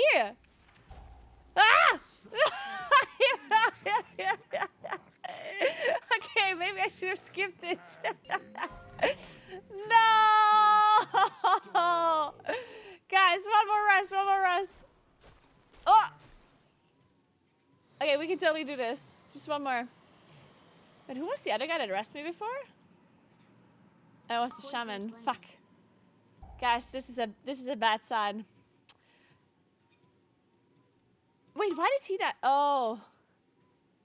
Dude, can Augur Evokers just not do the downstairs phase, by the way? Or is that... They can do it somehow, right? There's no way they cannot.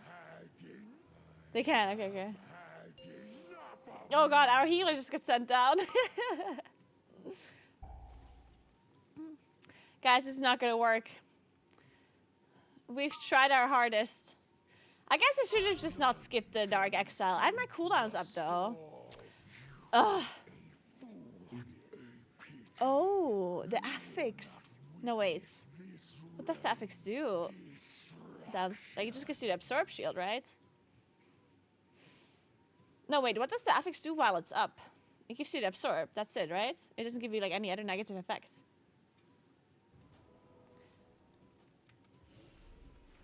Too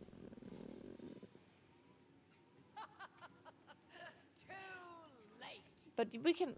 So, whoa, so if you have the affix and you're downstairs and you can't remove it, then you're just fucked? It heals the boss when you're downstairs?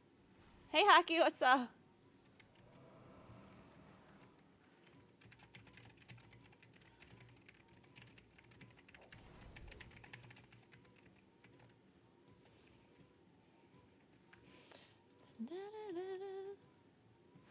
You have to get rid of it manually if you're downstairs. I guess. Bastion shall be laid to waste.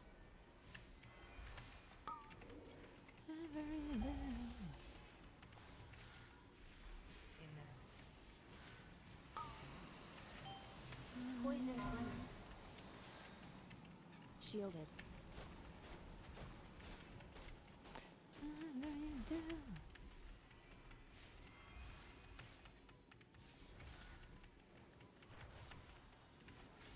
Ah, I get it now. Our mage switched to arcane when we went upstairs. Yeah, okay. Of course, Zach's on me again. Man, why is this boss so annoying? Honestly, like, this downstairs space is the most annoying thing.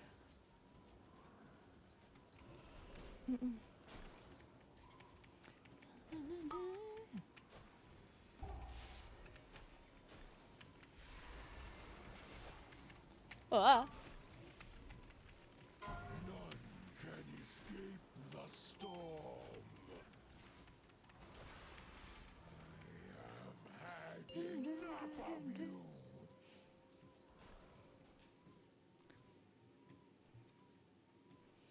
Nice, Haki. Hello, my vault buddy. Everything. Poison cleansing. Oh. Can escape the storm. This boss also is like, as a ranged, you're literally just moving 24/7. Rallying cry.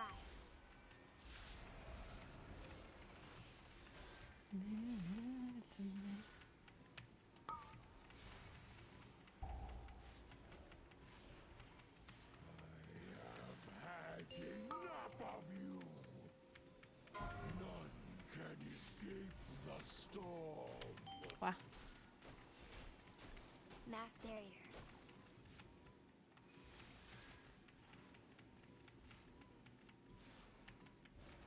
None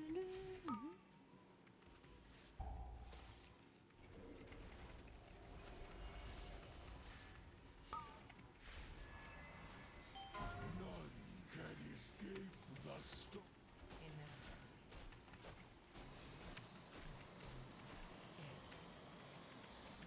Poison cleansing. Poison cleansing.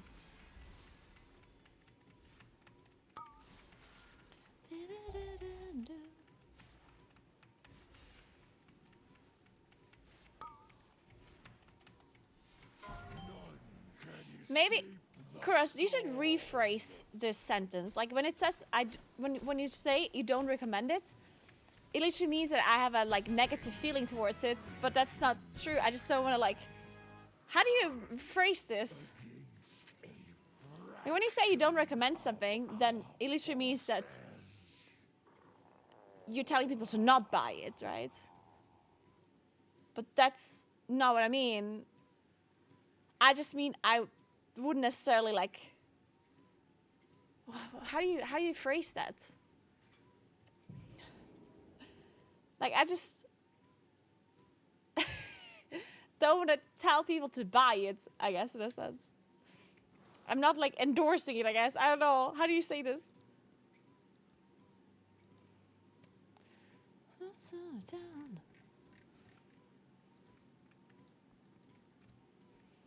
I would buy a different walking pad now that I tried this one, but that's not really what I'm saying either.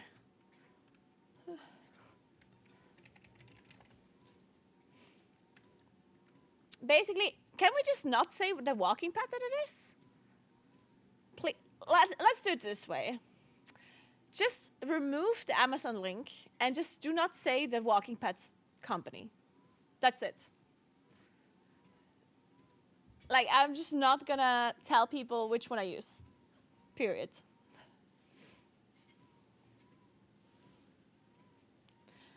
Just the command should be, I'm using...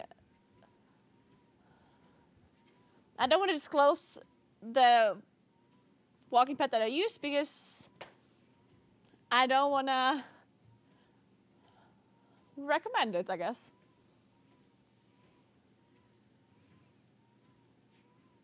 No, I really want you to remove it, Kuros. I literally don't want you to link it. I want you to say, I don't want to disclose the walking pad that I use because I don't want to recommend it. In fact, we should do this generally, Kuros. Like, I think in general, when there's, especially when I have like new stuff that I'm buying, things that I haven't tested yet, we should not immediately put them in like a command or something.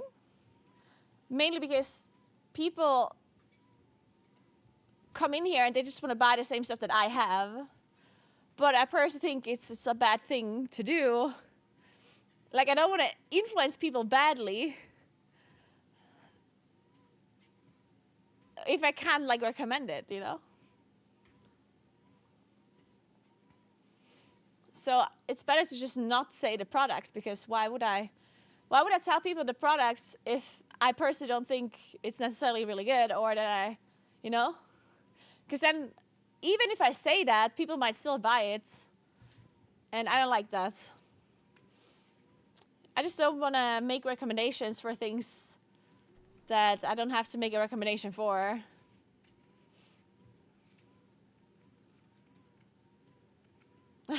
Dab Master. Now I want it.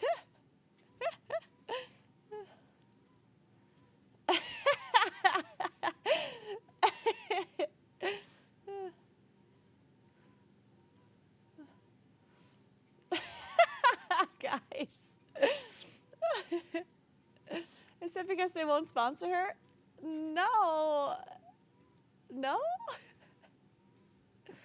It has nothing to do with them that I'm like not liking the company or whatever. I mean, I don't know the company. But I mean, it's not hard to, like, do you understand what I'm trying to say, right? Because I am a content creator and I'm like, people sometimes, like, I influence people sometimes. Maybe even, like, subconsciously in a sense, you know? Because they see something that I have and they want to buy it. Or they want to get it. And I personally don't want to be responsible for people buying a certain thing or a certain product that I personally don't like fully recommend or that I'm not fully happy with, right? So especially when I buy something that is like new that I haven't had before, then I don't want to immediately disclose the company of it because I don't want to influence people badly. That's all. Like, I'm literally just trying to look out for people here. Like, if I wouldn't give a shit, I could just tell you everything that I use, even if I don't recommend it, right? But I don't want to do that. Like, I'm literally trying to do something nice here.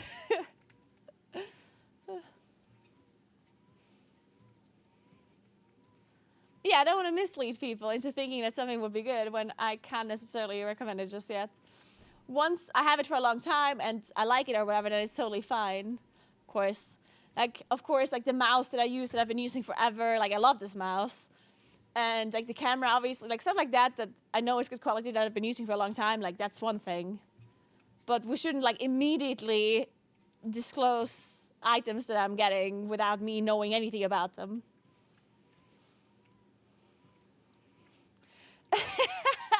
Me with the same hairdo, same glasses, and the recommended walking pad on the way. I'm not that easily influenced, Miss Naguura.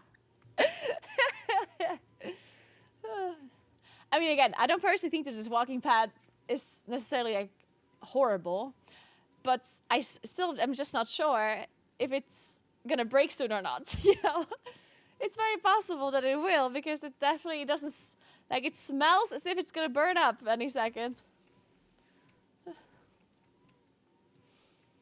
This fitness influencer I follow does unsponsored review videos where they really like something but aren't sponsored.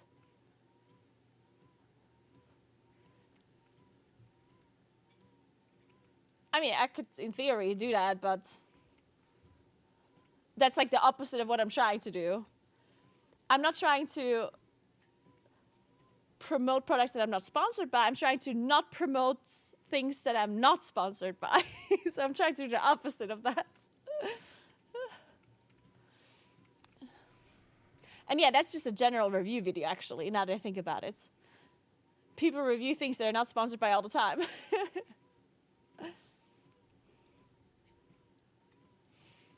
Okay, I'm actually going to pause this walking pad for a second, because I wanted to oil it earlier and then I forgot. We're going to oil this walking pad now and hope that it fixes the issue with it smelling like it's burning up. Okay, let's do this.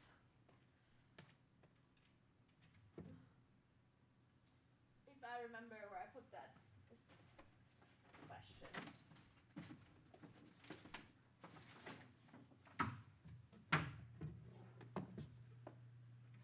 Oh yeah.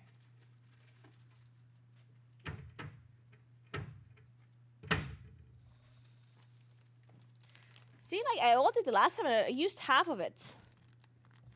So I don't know. Like, I personally don't think it's the oil. I mean, it could be. But I used so much oil the last time, so how could that have not been enough? I don't know. Alright, let's oil it then.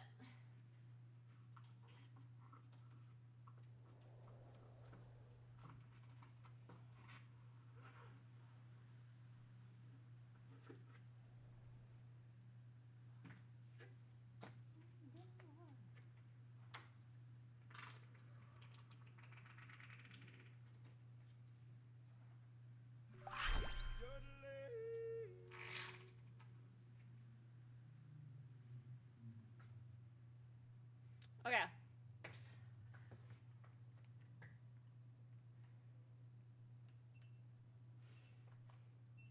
Hey Kate, thank you so much for 2 months. Appreciate that. Thank you, thank you, thank you. Okay, I'm supposed to let it go for a little while without walking on it. Pat just needs butter. Ooh, maybe the oil is like not high quality enough. Maybe it needs like high quality farmer's butter, freshly Freshly made from a local farm.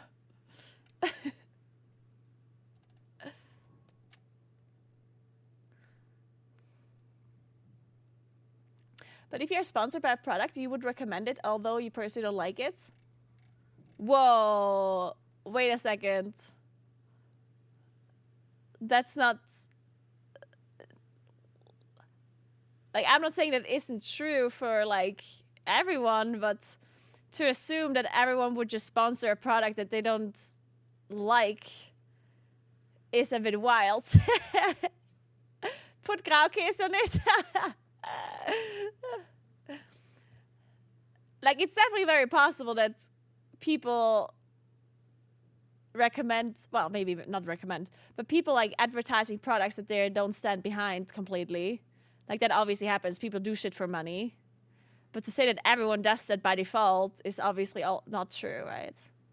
There certainly are people that wouldn't take a sponsor deal from, like, a product that they don't like or that they don't think is good, right?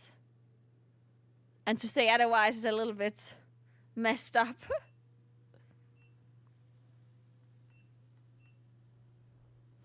The one thing you can say about sponsored kind of segments is that you can never be sure. But if somebody has a sponsored segment, you literally like are unable to tell if they're being genuine or not. No matter how much you like the person, and no matter how convincing they are, it's very possible they still don't like it, right? But that's just, like, that is common knowledge, and I think if you're a viewer, you just have to understand that, right? But I think most people are not stupid, and they understand that that is the case, right?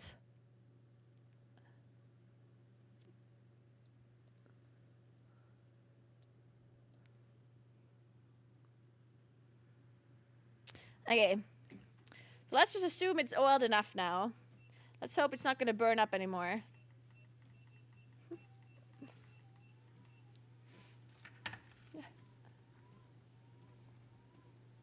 Oh, I definitely did an ad for Raid Shadow Legends, yeah.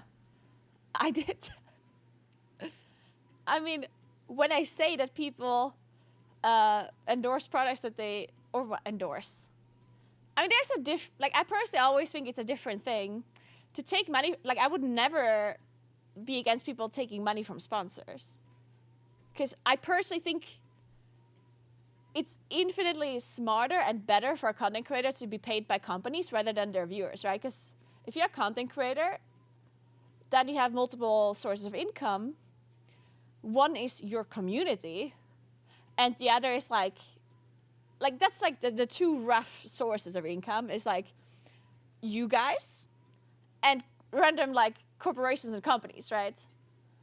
And I personally would much rather take money from a company than from you guys, right?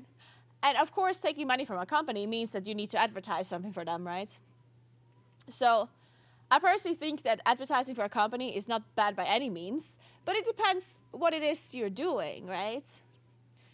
Because me advertising for Raid Shadow Legends is like I don't think there's any harm in that necessarily, because people can make up their mind if they like the game or not. Because I'm not sitting here and saying, oh my god, Raid Shadow Legends is the best game I've ever played in my life, right? Like, I'm literally just doing an advertisement.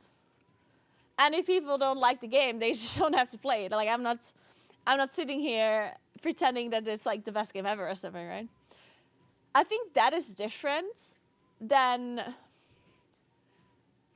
like literally going out of your way and recommending a product or like using a product in like a hidden way. Like, I personally always think, and I think this is kind of weird because there's some people who think differently. And I don't know, let me ask you about this. So let's say you're following some sort of like content creator, right? It might be a streamer, a YouTuber, or an Instagram person or whatever. And let's say they're being sponsored by a product. Would you rather have this person like make the advertisement be similar to their content where it's like almost hidden that it's an advertisement? Like, would you rather have them be almost like trying to hide it as much as possible that it's an ad? Or would you rather have the person make it like really obvious that it's an ad?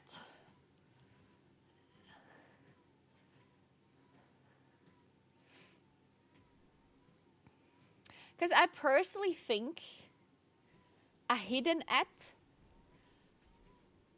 makes for better content, and more people will watch it because they don't immediately think they're being sold something too, right? So if I watch a YouTube video, no, maybe not a YouTube video, but let's say I watch an Instagram story of somebody eating a pizza, and I don't see that it's an advertisement because they put it like super, super tiny in the corner somewhere, right? And then afterwards, they like put the brand into the camera and be like, oh, this is like the best frozen pizza ever, or whatever. And then afterward, like at the end, I figure out it's an ad. Then like it kind of bothers me that they were like hiding or trying to hide it, right? But the content is better because if I would immediately see that it's an ad, I would skip it, right? Because if I look at a story or I look at a YouTube video and I know that it's an advertisement, I skip it. Because I'm not going to watch you advertise anything, right? But I'd rather skip it. And because in my mind, I'm not angry that the person does an advertisement. Like, it doesn't bother me. But I'm not going to watch it. But if I watch it because I don't know it's an ad, and then at the end, I figure out that it's an ad. Then I get angry that this content creator was trying to hide it, and like, because they're manipulating you in that regard, right? And they're trying to hide the fact that they're being paid, and that bothers me a lot personally. Because like, I don't want you to manipulate me in that regard. Like, I want you to tell me that it's an ad. And then I can choose to watch it or to not watch it, right? And if you immediately disclose that it's an ad, then I'm not going to be angry at you. Like, go get your bag, right? But at least you give me the option to like watch it or not watch it by immediately disclosing it. And that's how I view it. The thing is, a lot of people actually think the opposite. A lot of people get angry if it's like really obvious that it's an ad. And I personally don't understand why people are this way, because to me, like, I'm the complete opposite. But yeah, like, it just kind of depends on how you view the ad, I guess. No, in France now it's illegal to advertise without putting the tag sponsor content. It is illegal almost everywhere. The thing is just that people are very good at hiding the disclosed sponsor, right? A very good example would be that people put like hashtag sponsored, but they put it in like very tiny little letters all the way into the corner, and the color of the text is the same as the background, you know what I mean? Like, they're trying to hide it as much as they can while still disclosing it. And that's like, that is what bothers me when people do that, because obviously they have to disclose it. You can't do an ad without actually saying that it's an ad. Depends on the format for me. In a movie or show, it would be annoying. No, I disagree. I even would want it to be disclosed more in a movie too. Like, obviously before the movie starts and not in the middle of the movie. Like, I don't want the movie to be interrupted. I'd be like, so, upcoming, there's going to be sponsored content, right? But I would want the ad to be more disclosed in the movie too. Just before it starts, it's like, this movie contains paid advertisement, and then I would want them to actually list the brands. Like, I would actually prefer that. If they tell me, hey, this is sponsored by Coca-Cola and Ferrari and whatever.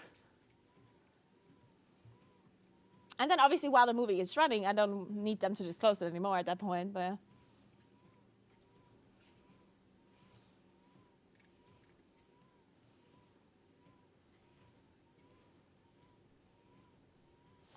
Yeah, Wintex, that is true. If you stick around for the ad, you help your friend you're watching. No, don't get paid more if there are more people. Well, yeah, so technically,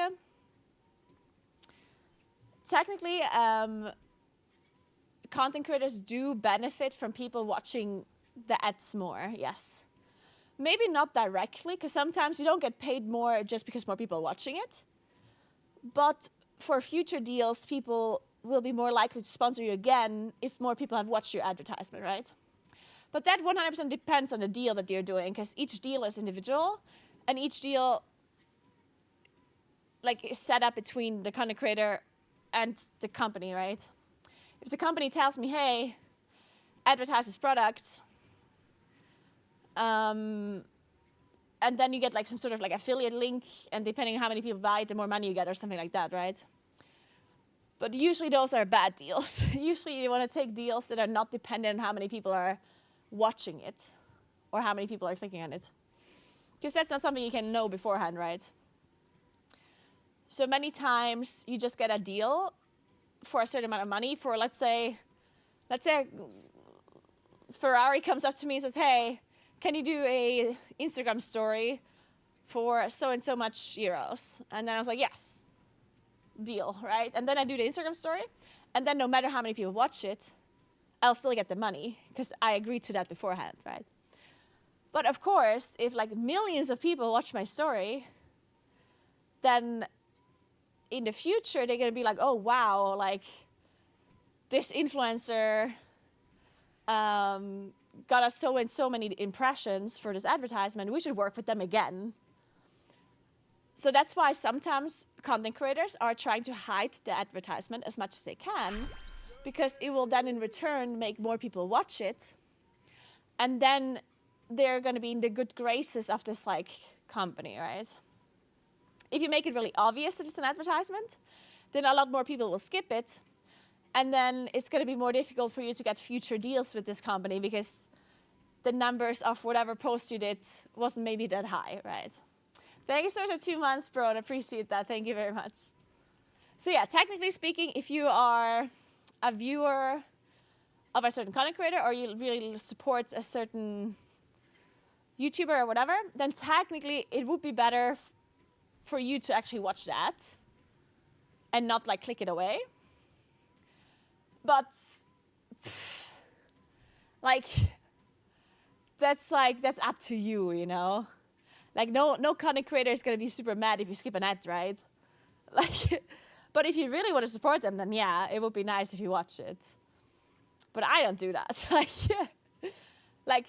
I do a lot of other content creators, but sorry, I'm not gonna watch your ads. I would have to like you a lot to watch your advertisement.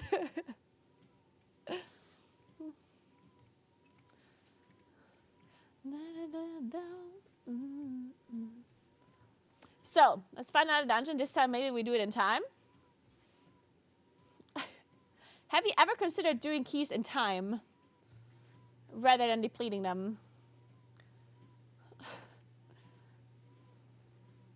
Give up and thought forever. What are we doing? Okay, whatever.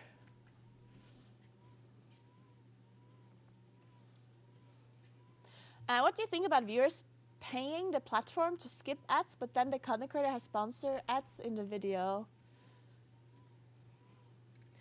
Oh, so you're basically saying that you're paying for Twitch Turbo, but the streamer is doing an advertisement and you can't skip that ad. That's what you're saying, right? If I would go and pay, if I would, or I guess this is more accurate for YouTube, I guess. If you pay for a YouTube Premium and then you watch a streamer and then they're having an actual ad in the video. So I personally think that is fine. I don't see an issue with it because you're paying the platform to skip the platform's ads. You're not paying the streamer or the content creator to not give you ads, right?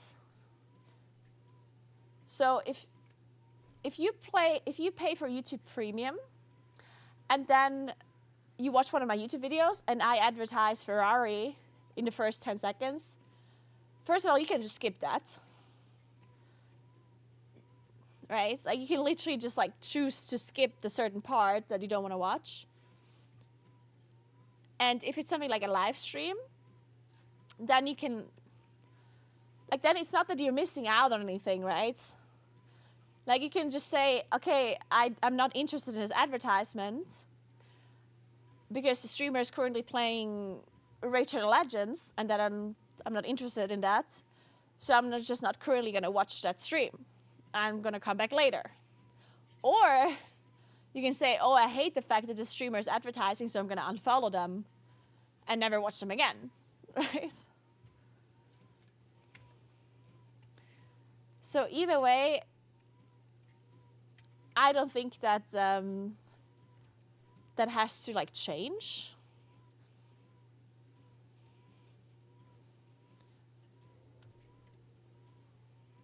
I know, what do you guys think? Do you guys think that there would be like, or what are you suggesting that you would do? Like, what are you suggesting the platform would do in this regard? My answer is murder.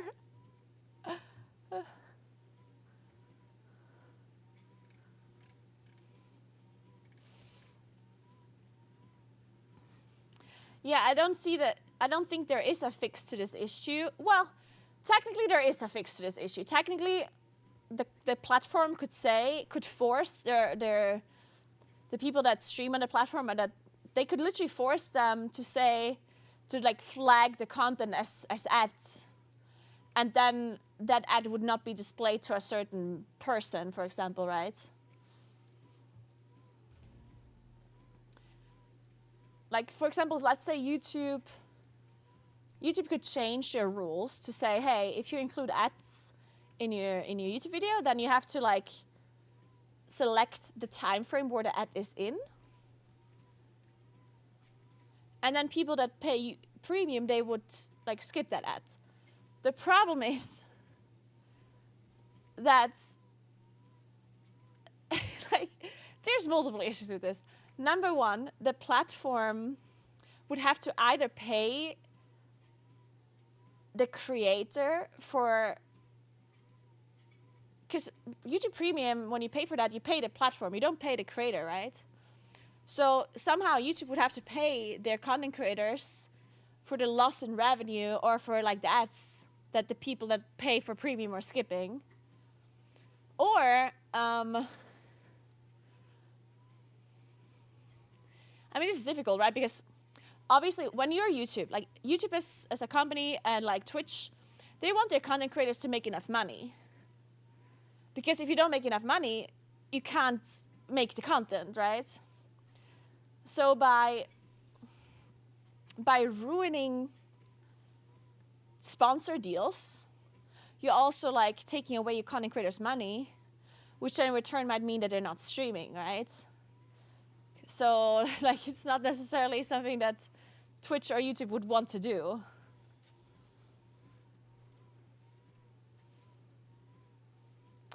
Yeah, that's the problem, yeah.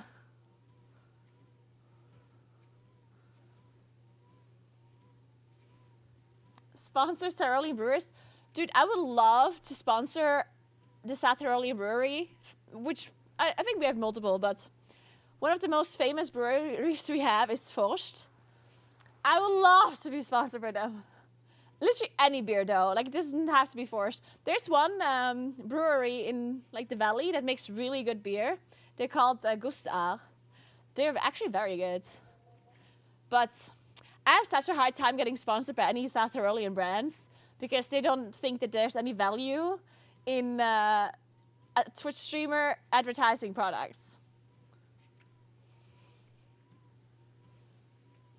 Forst is not good. You take that back right now.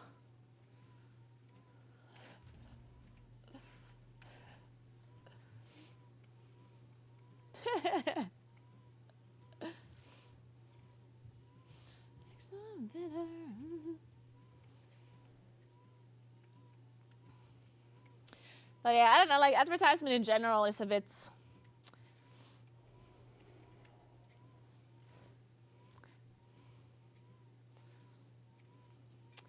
It's kind of interesting, like advertisement is interesting because I do think, like I have like two stances on this.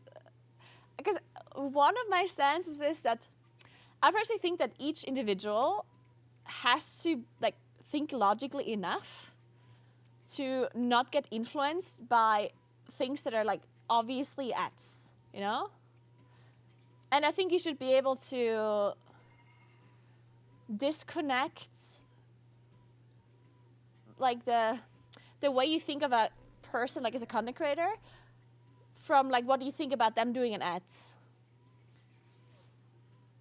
Because I think if you live in today's day and age, with the internet and everything we have, you should learn how to like not get influenced by advertisement, right? Or at least to an extent, because I know everyone gets influenced by ads, no matter how much you don't want that to happen, right? Like obviously, almost every single person gets influenced by ads, right? But at least you should be aware of that. Like, I think people need to learn that advertisements is effective and that they get influenced by it, right? And you should try your best for that not to happen. Like, I understand that it's gonna happen anyway, but yeah, you have to be aware of advertisement, right? And I do think that in an ideal scenario, in an ideal world, we would have less ads and people would have like ads disclosed more and stuff, but we all know that's not gonna happen. Like advertisement is just part of our world and that's just how things are, right? So that's why I think that it's not necessarily bad. Like I don't think you should necessarily be like, oh, content creators shouldn't do any ads, right? Like I don't think that's true. I don't think that way. But it also like depends on what kind of content it is, because I do think there's like a line that you're not supposed to cross. Right? Like even though I do think that people should be responsible for their own, like you can't babysit everyone, right? Is what I'm trying to say.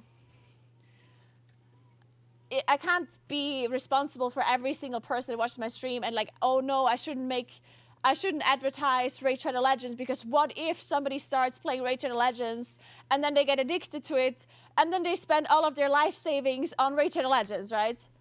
Like, could that possibly happen? Yeah, but like, is that my responsibility? That in that case, I feel like it's not, right?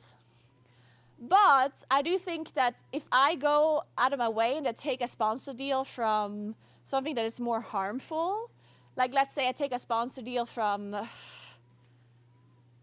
I don't know, like some sort of gambling website, like a casino or something. Like I think that is then, no, see, I don't think so. I don't think this is like a black and white discussion. If you smoke on stream and say it's really good, aren't that responsibility too? See, yes, like I agree with you that like if I would be smoking on stream and I say that it's like really healthy for you, then obviously I would be responsible in that regard, right? But that's a different kind of story. This is not a black and white discussion. Because can you get addicted to playing Raid Shadow Legends? Yes. But am I telling you that you should play it all day and spend all of your money in Raid Shadow Legends? No, right? Is Raid Shadow Legends a game that is by default like very, very addicting? Also no, right? So like you have to look at it in a more nuanced way. If I go ahead and advertise heroin, like obviously that's fucked up, right? But if I go ahead, like, because I'm playing World of Warcraft right now, right? World of Warcraft can be addicting. People can spend way too much time playing World of Warcraft. They can get addicted to it.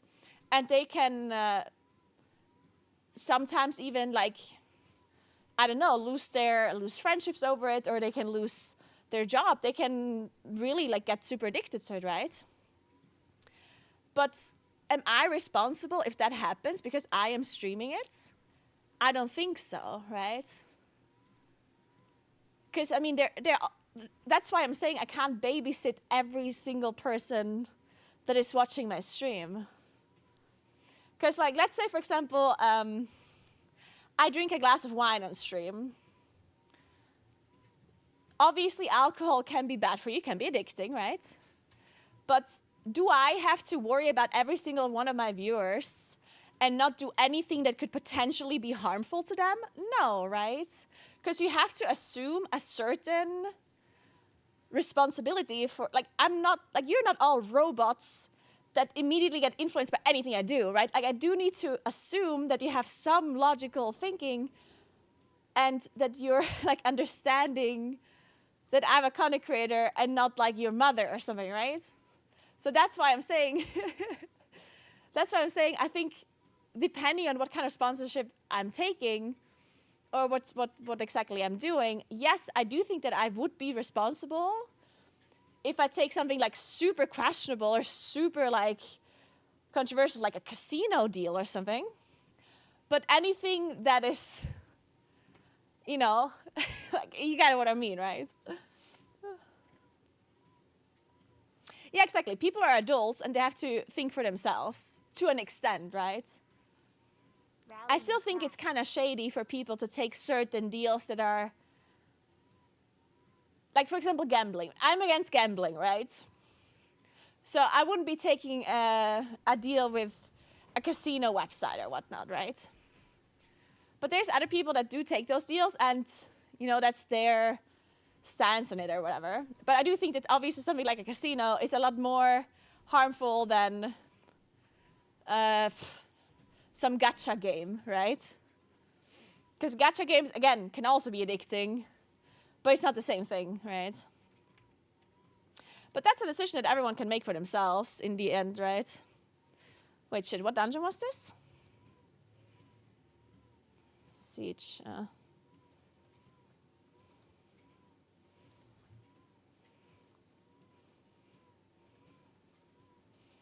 Wait, do I have a siege portal now?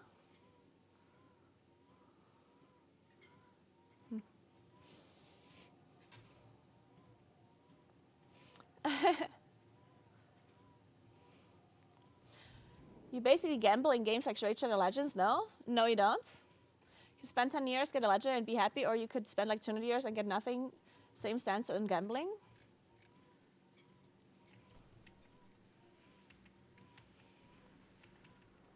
I mean, yeah, but then it's like saying Counter-Strike is gambling, right? Which, to be fair, you can say it is, right? Or loot boxes in general, you can call it gambling. But I do think that, to me personally, there's different aspects to, like, gambling. It's not just, because in the end, like, World of Warcraft could be considered gambling if you really extend your view.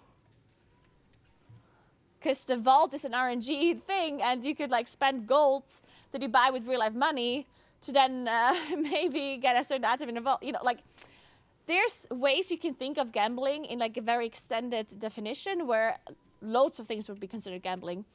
I personally, and I don't care what you guys do, like, this is just my personal view. I personally draw the line, like, a hard line to me where the gambling is slightly different, is when you invest money to potentially win money. That's how I personally see the biggest problem. Your timing couldn't be better. Mechatork is famous. Can gacha games be bad and can you get addicted to it? Yes, like 100%, like I get that, right? But to me, gambling, like the worst type of gambling is when I can invest money into something and then get money in return. Right, like actual casinos and raffles and whatnot where, you know, you put in money and you might get more money back. Like actual money, like currency in real life. If it's some sort of like in-game currency or whatever, like yes, again, in a broader subject, it can also be considered gambling. But I'm personally not against advertising for that or playing that, right? Because again, I think people have to think for themselves. And you can say that about everything, but again, people that watch my stream are adult people that need to think for themselves for a second, and I can't babysit everybody, and I can't be like, I can't look at everything that potentially could be bad and just then not do it, because again, then I wouldn't be a WoW streamer. Because WoW, again, can also be bad for you, right? If you play it too much, because almost everything can be addicting in a sense, right? Some things more than others. And as I said, I'm drawing the line with gambling when it comes to like the proper like real life money gambling. And everything else to me is like, well, it's a different thing, right? If you disagree with that, that's totally fine.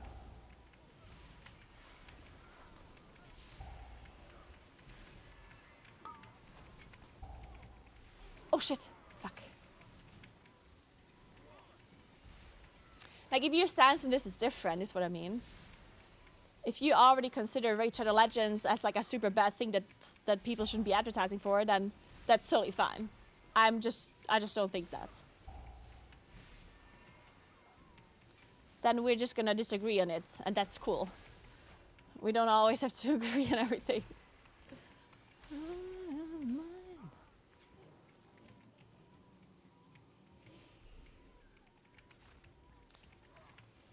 There's also some people that would never like drink alcohol on stream because they don't want to like be a bad role model or like advertise it to their viewers, whatever. And I 100% disagree.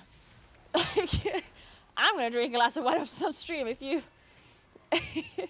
if that's a bad influence to some people. I'm sorry, but you see alcohol like literally it's like part of our lives, right? So if you can't handle the fact that I am drinking alcohol on stream and like somehow then.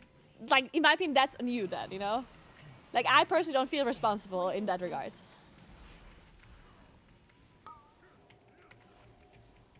But again, like, I understand if somebody thinks differently. If you think that I'm a horrible person for drinking alcohol on stream, then I get that and understand your point of view. Just smoke weed.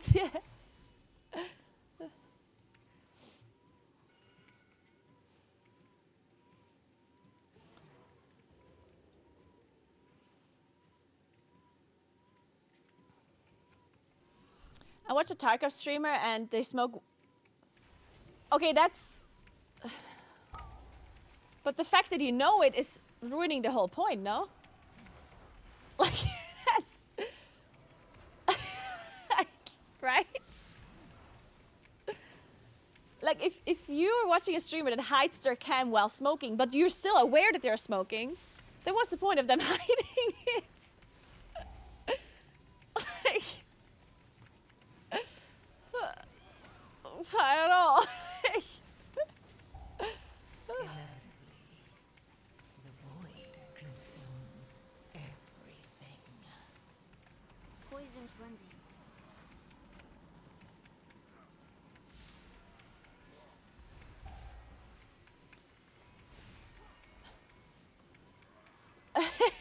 Gandalf.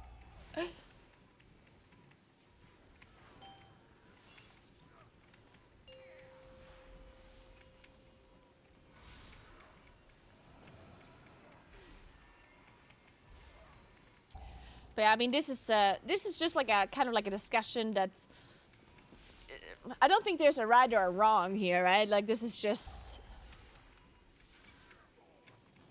literally just like what sometimes on some parts maybe people agree and on some parts you don't, and that's fine. Like you don't. I don't think there's one that is correct and one that is incorrect. It's just it's very nuanced, and people have to figure it out for themselves.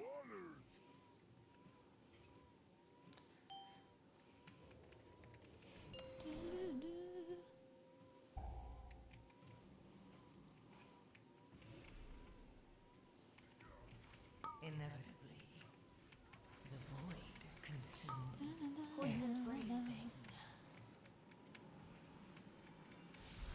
When are you gonna fix this boss pre-pulling, by the way? Is that ever gonna happen, or?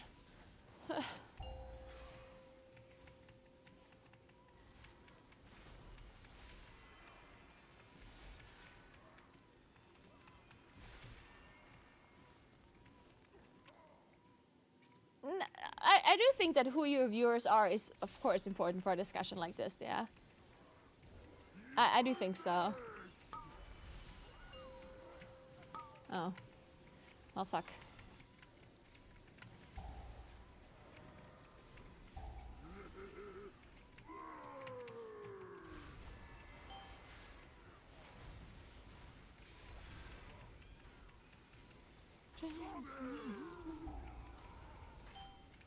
Fuck!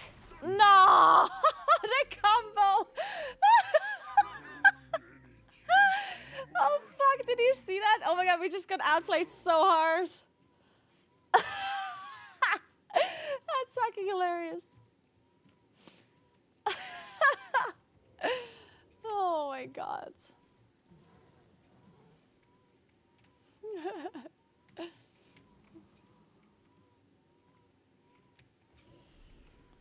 All right.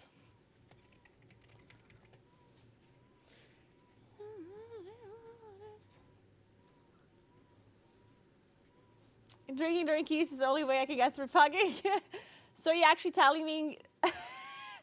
So what you're saying is that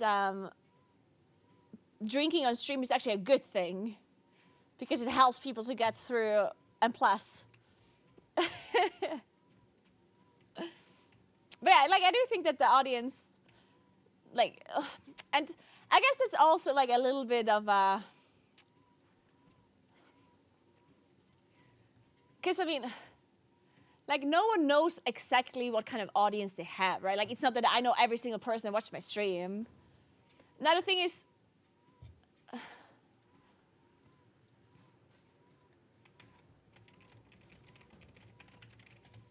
I'll chill for a bit, Ace.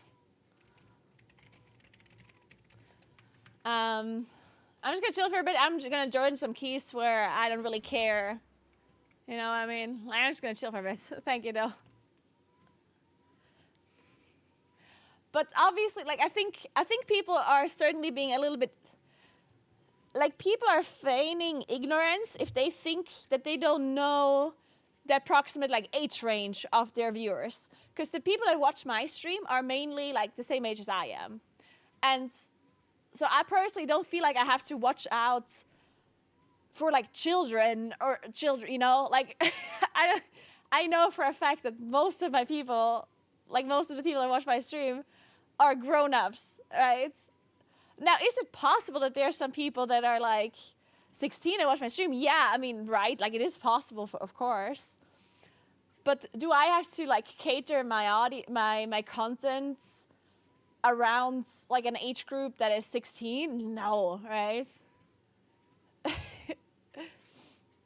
But then there's other content creators that have, like, much younger audiences, and they're aware of it, and they just pretend like they're not aware of it, right?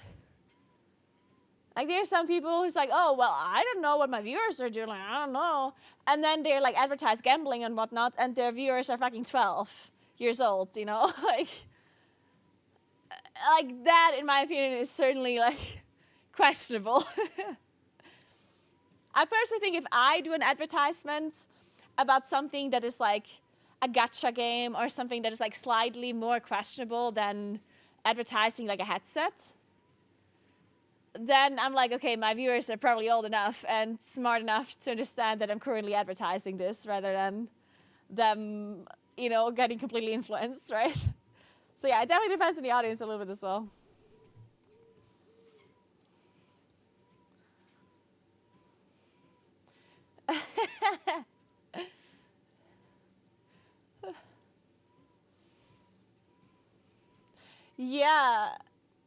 Yeah, some gacha games are literally, like, illegal in some countries, yeah. Some countries have very severe, like, gambling laws. You better take that back. So yeah, but I do sometimes think that people are a little bit too harsh on like content creators, as if they're responsible for like all of their viewers, and they're not a like. Again, like I don't think this is like black and white. I think there's like nuances to this discussion, and sometimes I do think it's casual, right? But then other times I think people expect a content creator to like handhold their audience as if they're their parents and whatnot. It's like that's just not how it works, you know? Like sometimes you have to expect a certain amount of like logical thinking and intelligence from your viewers. And if they don't have that, then is that your fault? Like should the content creator be responsible if a person gets influenced by something that's, again, depends on like what it is, right? But if, like let's say I have a viewer that is getting influenced by like anything I do, right? It's like, yeah, you could argue, okay, this is my fault. But then at the same time, maybe if I wouldn't be the one influencing them, maybe they would get influenced by someone else, you know? Like, if you're in such a, like, state that you get influenced by things so easily, or if you don't think logically at all, and you're like, if somebody tells you, hey, go jump off this bridge, and you go and do it, you know what I mean? Then... like I feel like you have to assume a certain amount of competence from from a viewer, right? You can't just always blame the content creator for everything, you know?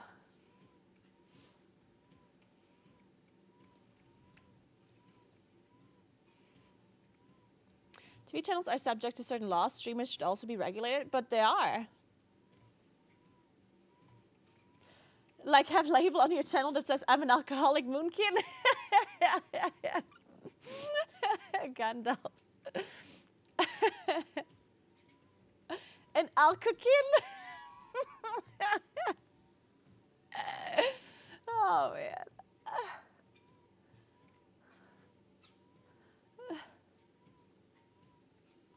But when you're a content creator, you have influence, you have to be aware of that. Yeah. Like, to pretend as if you're not influencing your audience at all is certainly, like, I don't even think it's, like, that's just a lie. Like, either you're completely ignorant or you're lying, right? So being aware of the fact that you are influencing people, that's obviously good.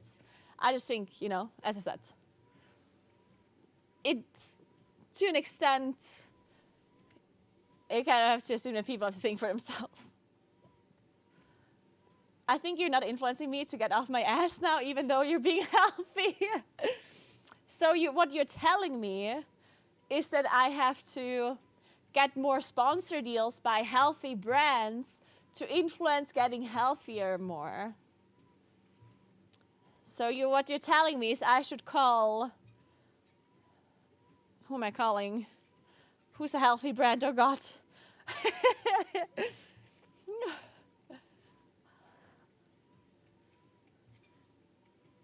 Can't think of any of them, sorry. Ghostbusters.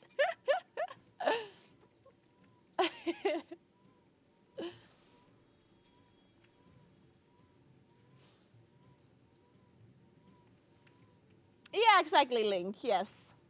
Exactly. 100%. What I also think, by the way, and this is pretty obvious, right? But I think sometimes this is still true. Like, us as viewers, like, when I say us as viewers, I'm obviously also a content creator, but I also view other people, right? Like, I'm not just a content creator, I'm also a consumer of, like, other people's content, right? And I do think that sometimes, and I am definitely doing the same thing, sometimes I judge certain content creators more than others, depending on how much I like them, right?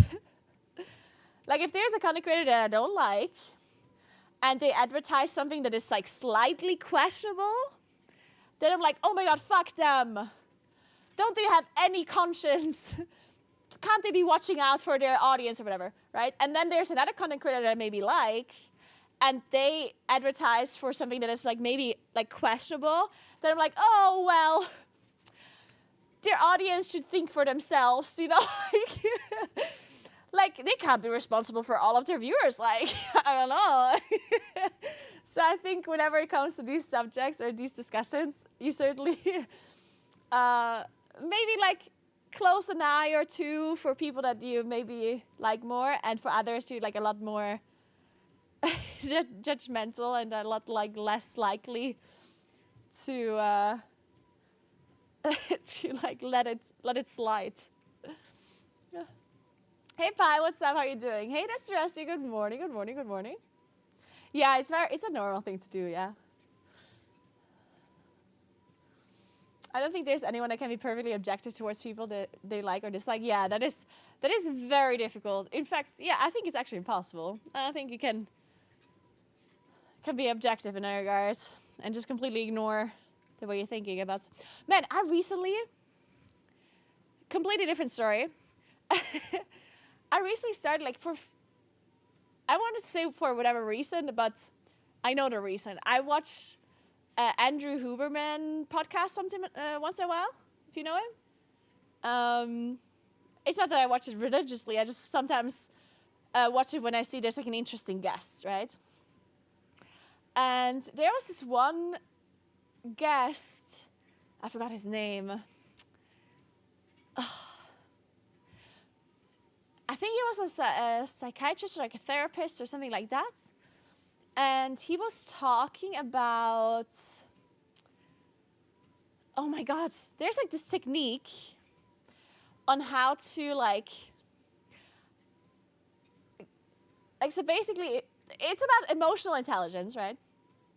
And there's this technique on how you recognize certain feelings that you have and like change them like in the moment.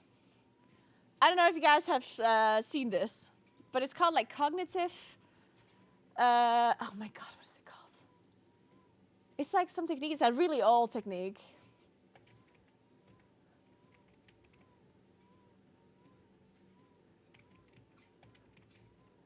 Shit, what's it called? I need to find this now.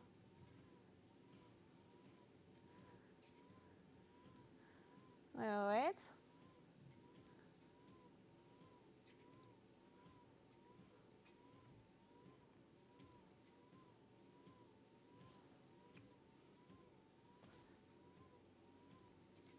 There.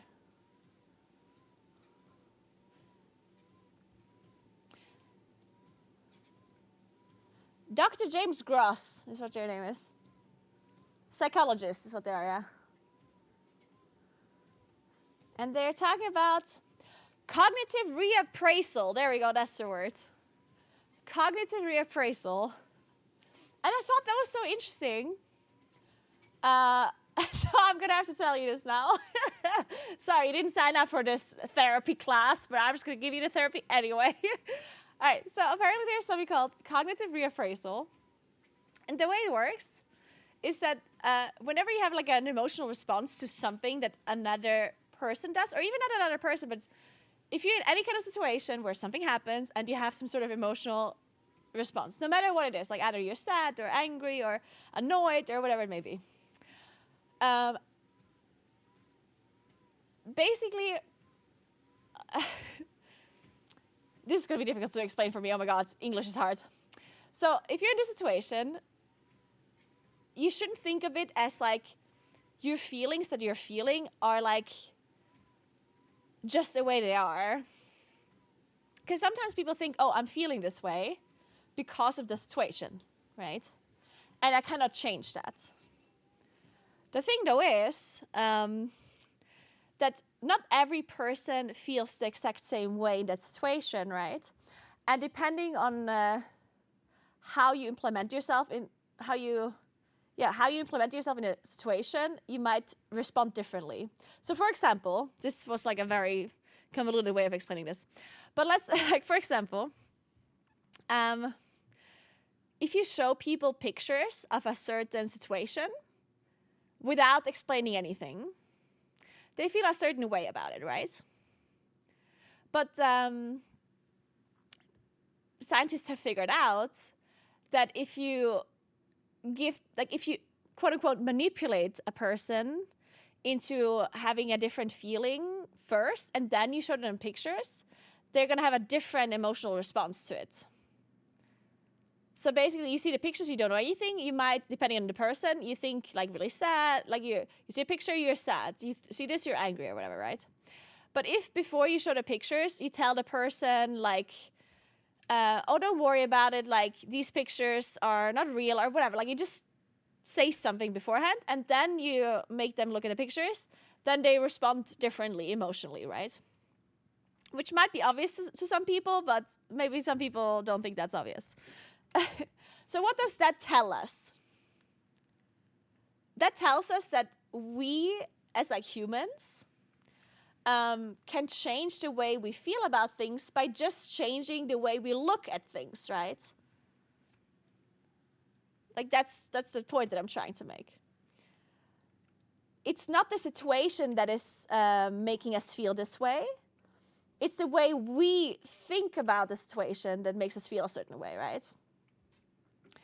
And this cognitive reappraisal is basically taking that logic and you're supposed to apply it to yourself.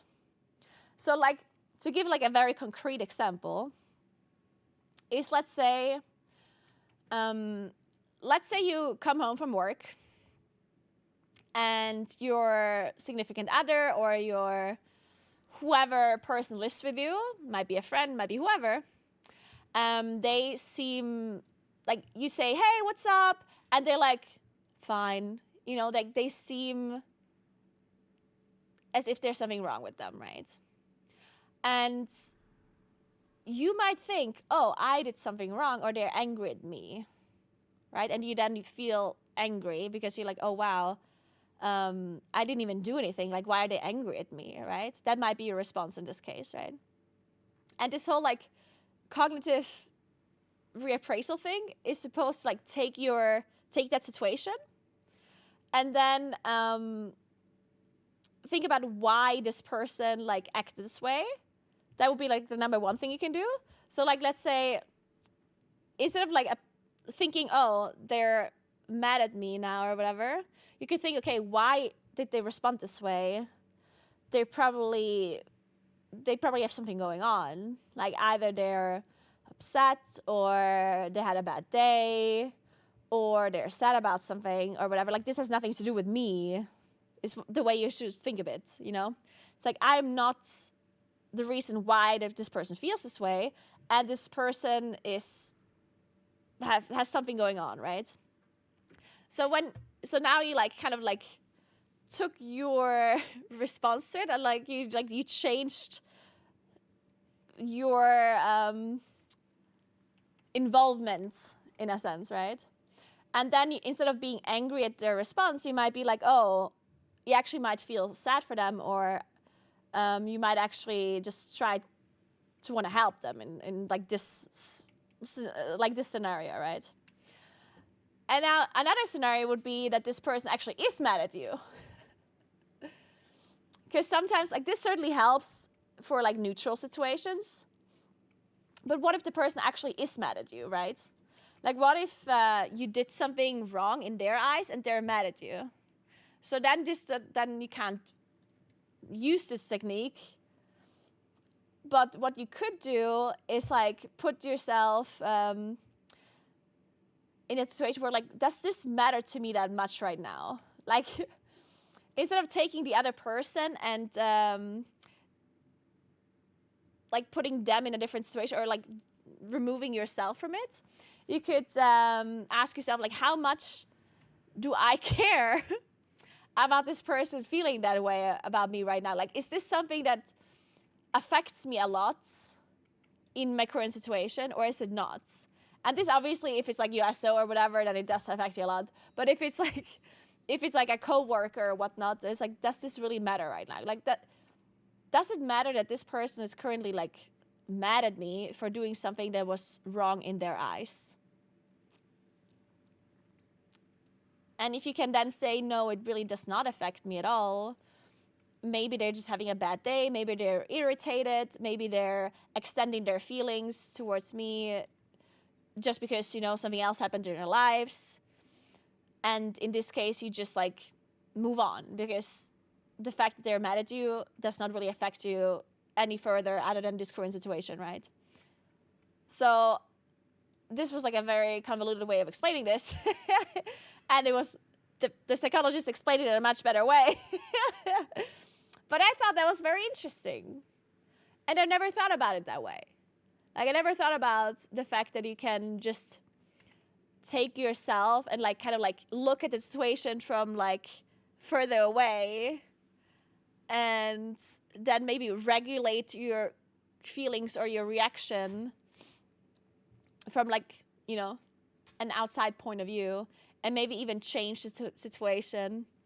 So another good example would be, let's say, like maybe your parent treated you unfairly in your mind. Like, let's say you're, I'm lost. I'm trying so hard to explain this, but I know I'm doing a bad job. Another example. Let's say you're at like a family gathering or like a dinner or something with loads of people. And let's say your dad or your mother or whatever makes fun of you in front of all of these other people. Which is like a shitty thing to do, right? And you would have the right to feel a certain way. Like, let's say you're very upset that your dad made fun of you, right? Understandably, like, you're embarrassed, you're sad that your dad did this to you, you're angry at him, right? But in the situation that you're currently in, you maybe don't want to feel those feelings because they're currently not very helpful. Because currently you're at this dinner and you might want to like enjoy the dinner, and maybe just think of it like your dad shouldn't be ruining the situation currently, because like you're supposed to have a good time, right? It's not a good moment to feel your feelings, I guess, in that regard, right? So the way you can maybe stop you feeling this way is by looking at your dad as a problem rather than the situation as being the problem, right? So when you think about it this way, it's like, okay, so why did my dad do this right now?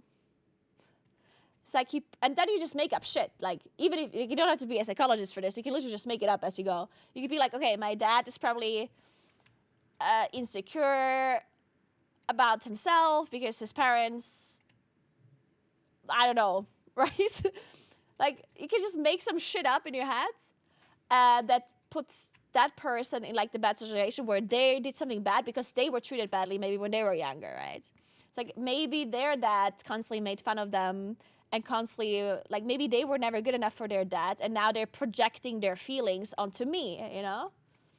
So what you're now doing is you're in your head, you're trying to like understand why this person did a shitty thing, which doesn't make it okay, right? It obviously doesn't make it okay what they did, but at least it might stop you from feeling the feelings that you currently feel, and it might allow you to enjoy the rest of the day or the rest of the evening without like being so angry at your dad. You know what I mean? Did that make sense now? Dude, I'm explaining this so badly. And then maybe later you can go and like talk to your dad and be like, what the fuck? Like, you just made fun of me in front of, like, I felt horrible and like you shouldn't be doing that again. So you can have like a discussion about this later, but in that current situation, you like do whatever you can in your head to stop you feeling the feelings, right? Not yet, but with more wine, everything makes sense.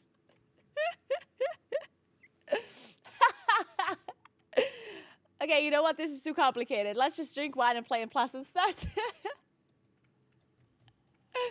Suppress your feelings? No, it's not suppressing your feelings.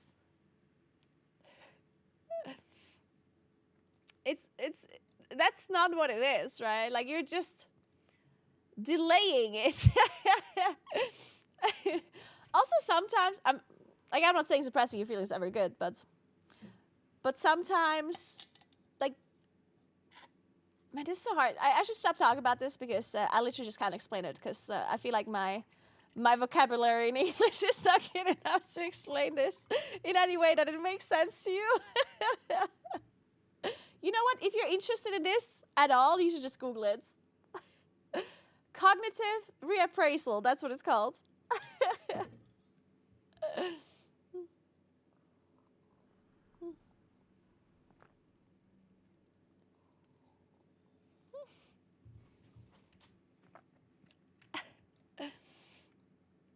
Hey, Jill. No, I'm sorry. I haven't been to Venice in forever. The last time I was in Venice was like, I don't know, 15 years ago. I don't remember anything about it. Well, actually, one thing that other people have recommended to me, like people that were in Venice recently, was like there's other islands that are the same as Venice. Like they're also like built on the water, basically. And they're much smaller and less touristy and have like more charm. So if you're into that, obviously if you want to see Venice, you want to see Venice. But maybe if you have like a day to check out like the other islands, then maybe go ahead and do that. A lot of people said it's much nicer and it's very cool to see it. Also, if you... Nah, I guess, I mean, there's other cities around it as well, like on the mainland that are cute to see, but, you know, there's always stuff like that. It's not that complicated. You're putting a new perspective on the situation that happened. Yeah, exactly. With that new perspective, it might possibly allow you more understanding of what the other person was going through, and through that, you may experience less of feeling you're currently going through. Yes. That's one part of it, yes. So instead of just like...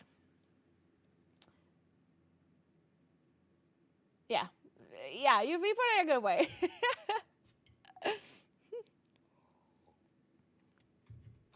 Isn't there like a TLDR of this or something? Cognitive appraisal. Theory of emotion, there we go. 2-minute video. Wait, they explained it in 2 minutes? That's messed up. I couldn't explain it in an hour. Oh, cognitive appraisal of stress. Oh. 4 minutes. Okay, there we go.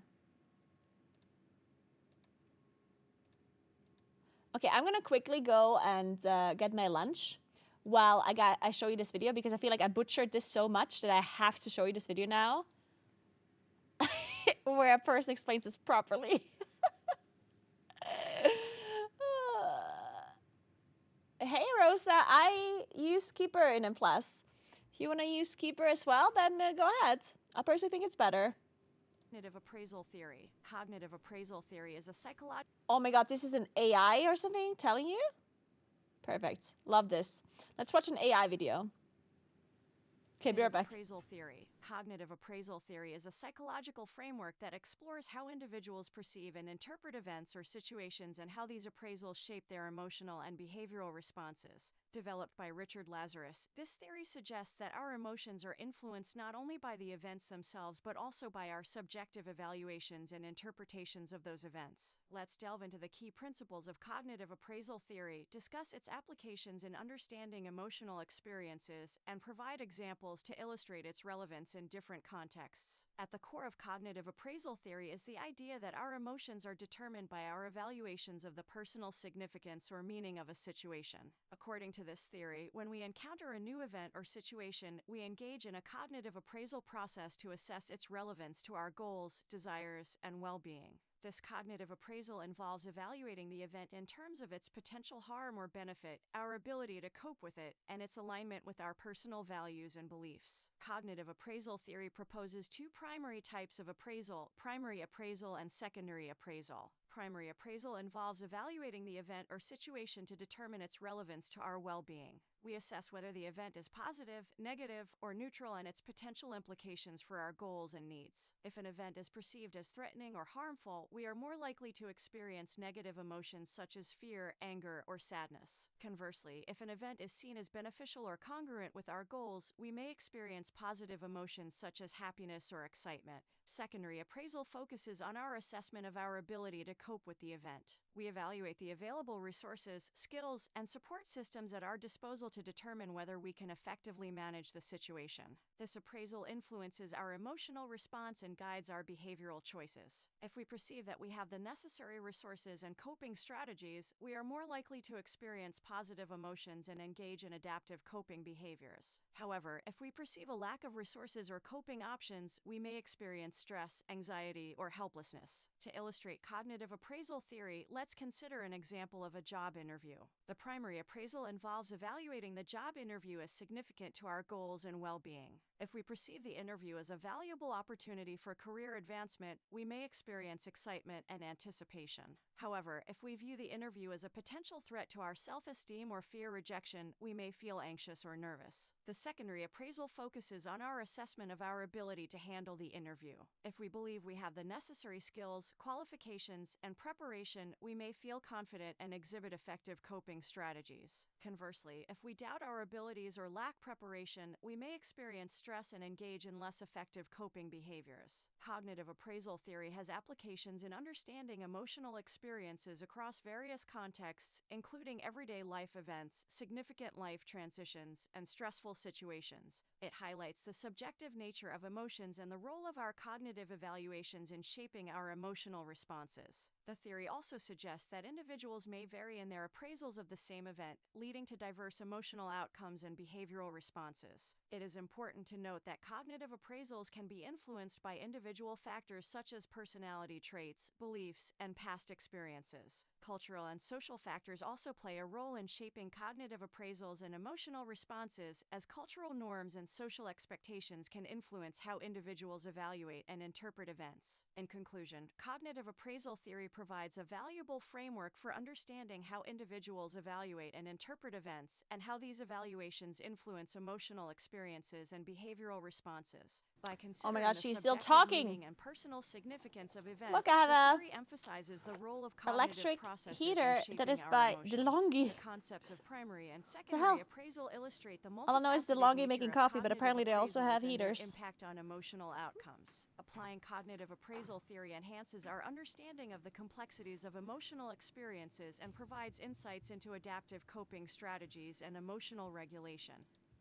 I mean, she basically explained it the same way as I did, right? Literally. Right? Like, I almost explained it the same way. Literally the same way. Like, there was zero difference.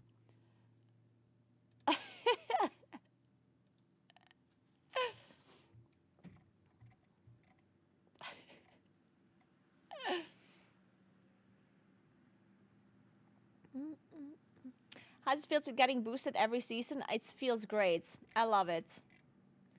Are you jealous that you're not getting boosted every season?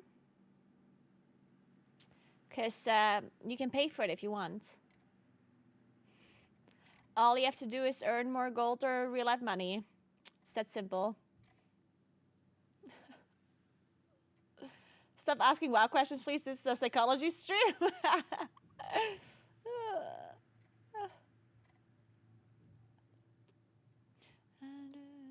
Stop being poor. They do make a panini for us, yeah. Okay, so while I'm eating, what are we watching? Maybe not a psychology video. We could watch Sarah Dreadnought's video.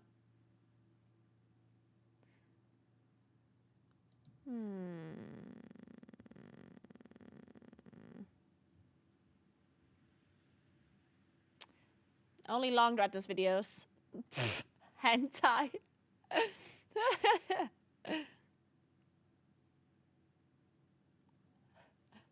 In love with someone else.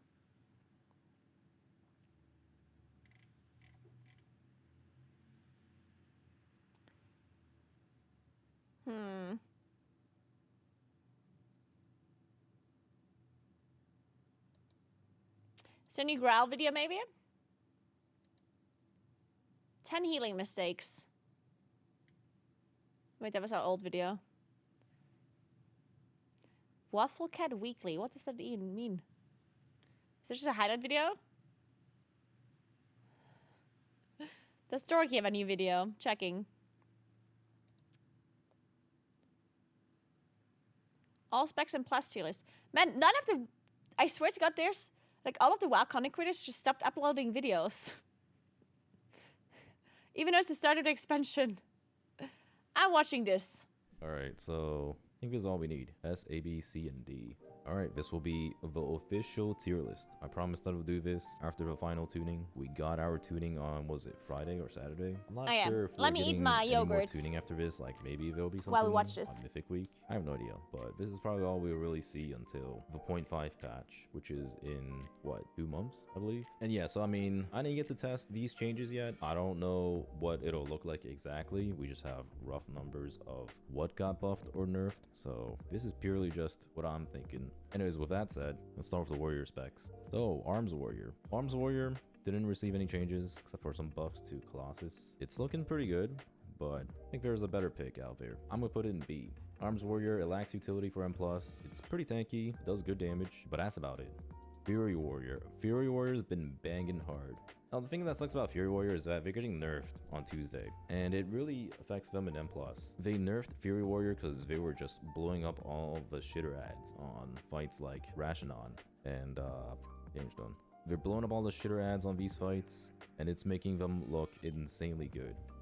I'm not gonna call it bad, but it's definitely inflated numbers. So they got nerfed because of that, and that really sucks. But overall, Fury Warrior is still gonna be very good. Really high damage. Battle Shout didn't get nerfed, unlike the other raid buffs. They're doing pretty competitive damage.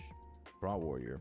Prot Warrior, in my opinion, is the best tank. Everyone's been asking non-stop, Dorky, what do you think is the best tank? What do you think is the best tank? I've already said in my YouTube video, I think Prot Warrior is the best tank. It's the tankiest tank. Does really good damage. But I don't think it's OP enough to belong S tier. I think S tier is like if there's no other options for that role, or if there's just one spec that's way better in that role. And currently, I don't think there's a spec there's not a tank spec that belongs up there. Warrior's the best, but not by that much. Assassination Rogue. Assassination Rogue. I'll just put it in low A for now.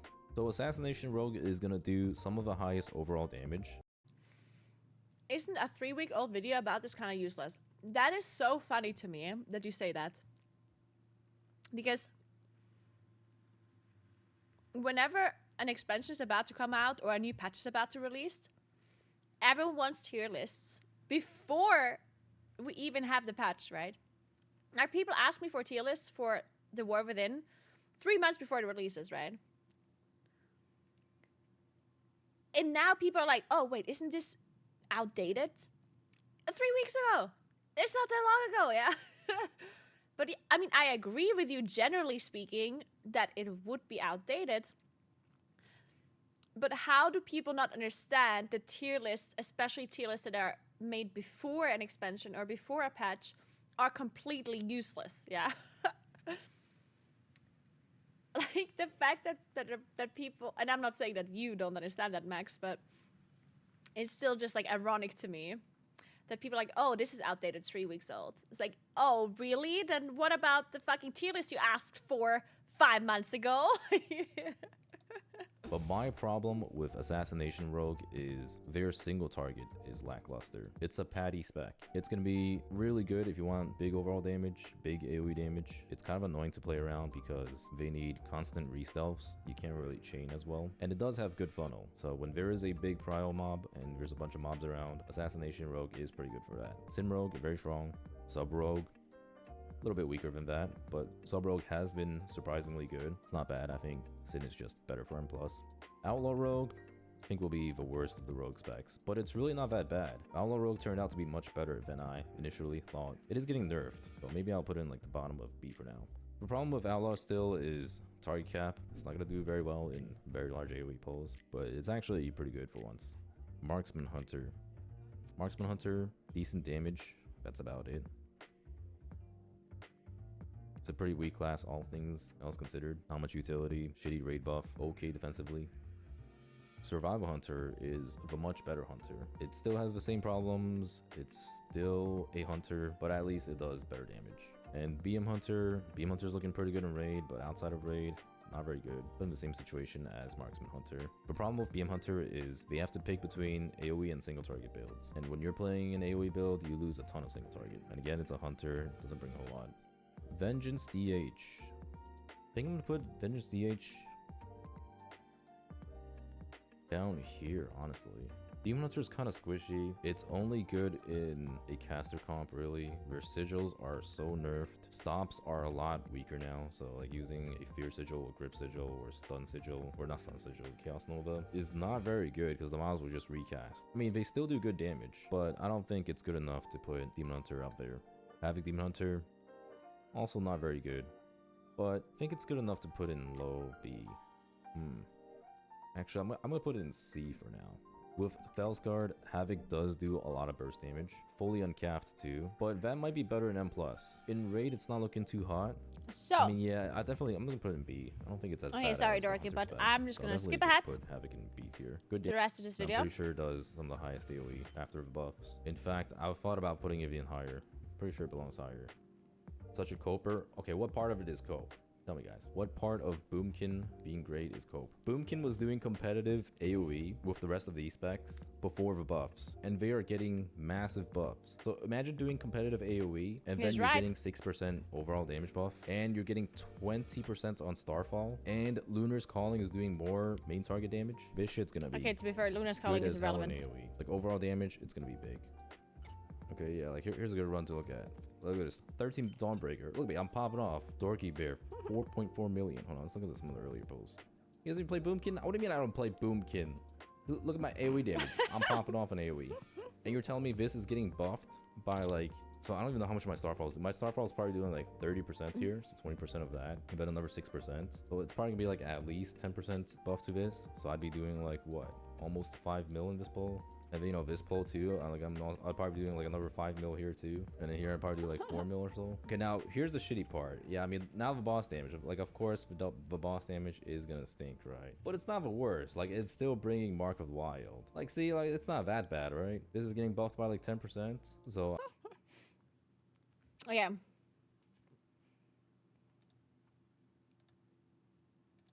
Let's play video games again. Sorry, quick lunch break. Lunch and therapy break. You get everything on this stream, guys. See, that's what you gotta do as a streamer. You have to be unpredictable, yeah? What are we gonna talk about next? Who knows? Yeah, you missed a free therapy session, D. Oh man, I talked about cognitive appraisal. That was the word, I think. Yeah. Yep, that's the one. Cognitive reappraisal. There we go. That's what I'm talking about. Yeah.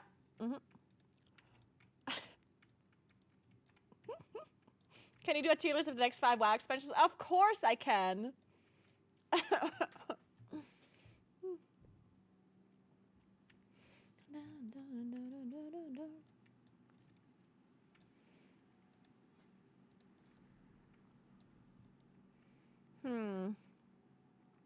Man, technically I would need to do lower keys because I need to farm gear, but I really don't want to. Has Blizzard thought about that?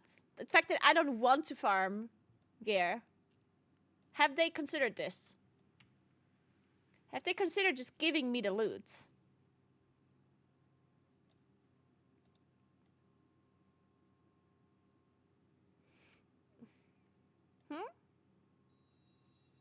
Thought about that,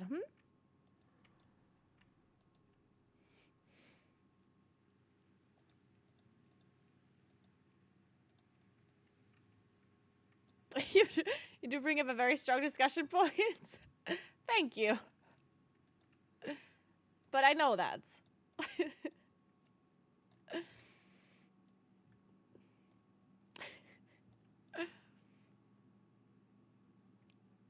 Alright, what do I do with... fuck it, I'm just gonna start walking again. I was kind of cold, and then I was like, maybe I should turn on this heater, but then at the same time, maybe I should just walk. When you're cold, instead of turning on the heating, maybe you should just start walking in place. Like I do.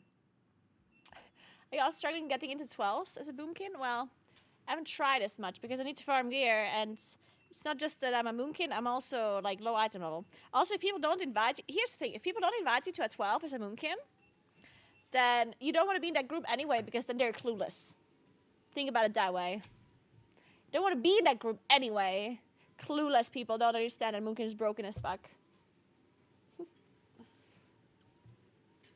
Idiots.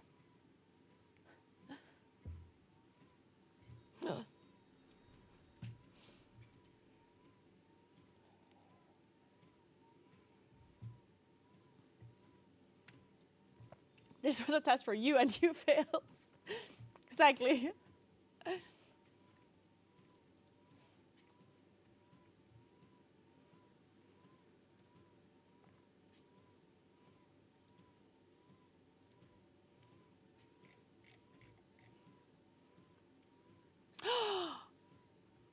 Wait.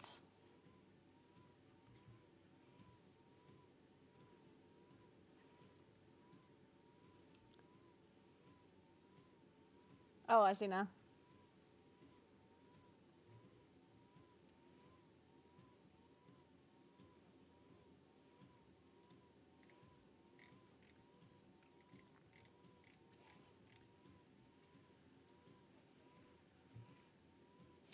Naguura is the Moonkin Whisperer and Therapist MD. Yep, that's me. Did you just apply cognitive reappraisal? I did! For cells. I'm glad you noticed. Whoever else didn't notice, you weren't listening, huh? This whole therapy was for nothing. Not for you, though, 4 cells. Good job. Good job, 4 cells. You're my best student.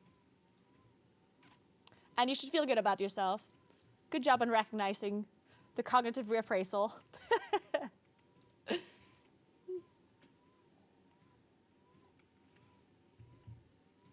Did you say something?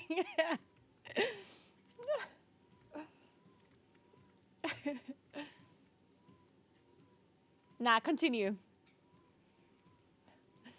Continue with whatever. I actually don't want to do siege. Fuck that dungeon. Ugh. I do want to do a hierarchy, actually, now that I think about it.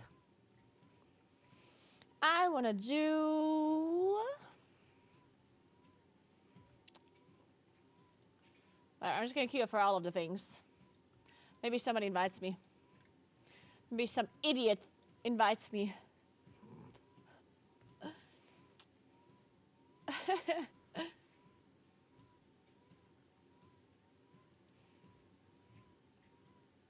Oh, mists.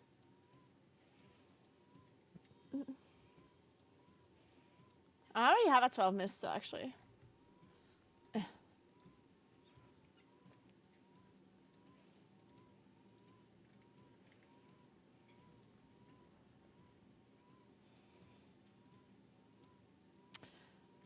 Okay, let's remove. There's so many mist keys. Jesus.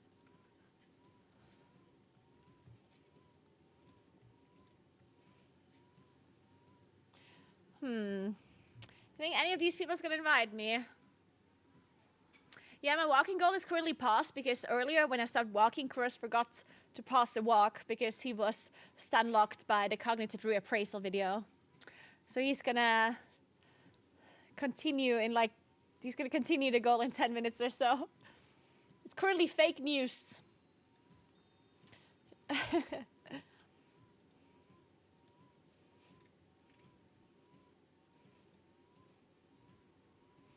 I don't want to do siege.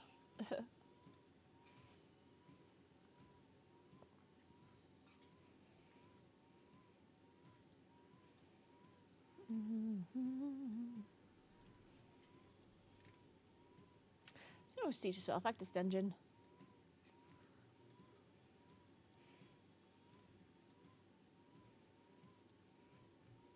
Someone's gonna invite me for sure, right?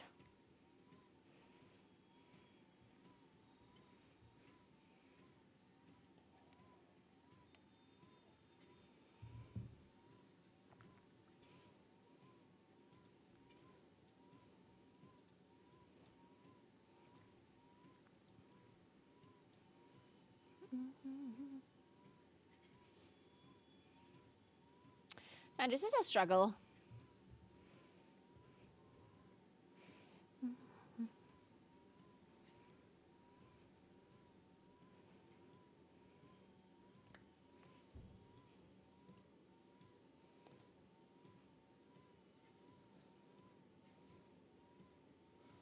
Huh? Oh. Hey, what the hell?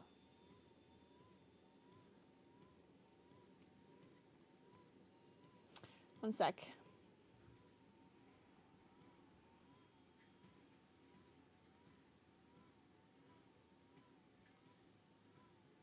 Oh, yeah.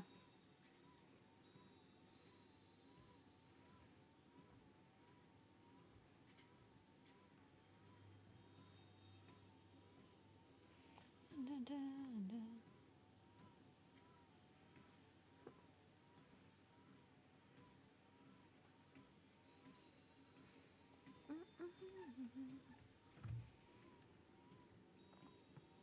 Streamer doesn't even care about us. She's more addicted to her phone.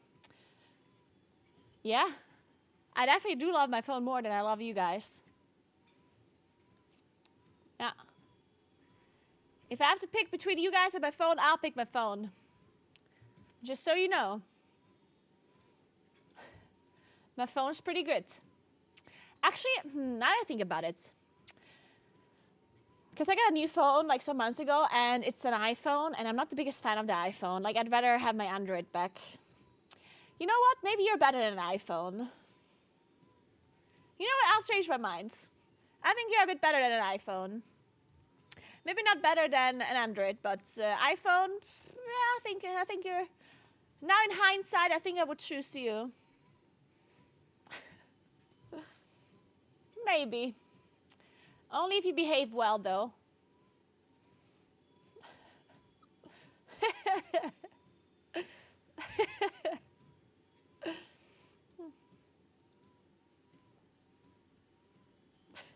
How you doing, Pi, by the way? Everything good? Man, I feel like I can't do 12s. Maybe I should just do 11s. And we didn't forget to reactivate the walking thing. It's just that earlier when I stopped walking, we forgot to pause it. So it's currently displaying fake news. And we have to make sure it's not fake news anymore for a little while. Readjusting the data to make sure it's accurate again. I'm not sure what I'm more offended by. Kara originally saying she loves her phone more than us, or that she loves Android more than iPhone. Hey, I can't see it. Thank you so much for 10 months. What's up? How are you doing?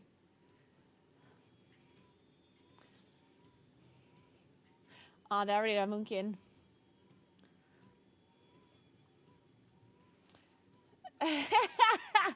I love how... Wait! I'm actually so happy that so many people are noticing that the walk counter is not working. So that means people actually pay attention to it. People actually look at the walk count. That's so cool. It's the third person that told me that it's paused. I appreciate that. That is really cool. People actually do give a shit about the walking count. Not bad, not bad.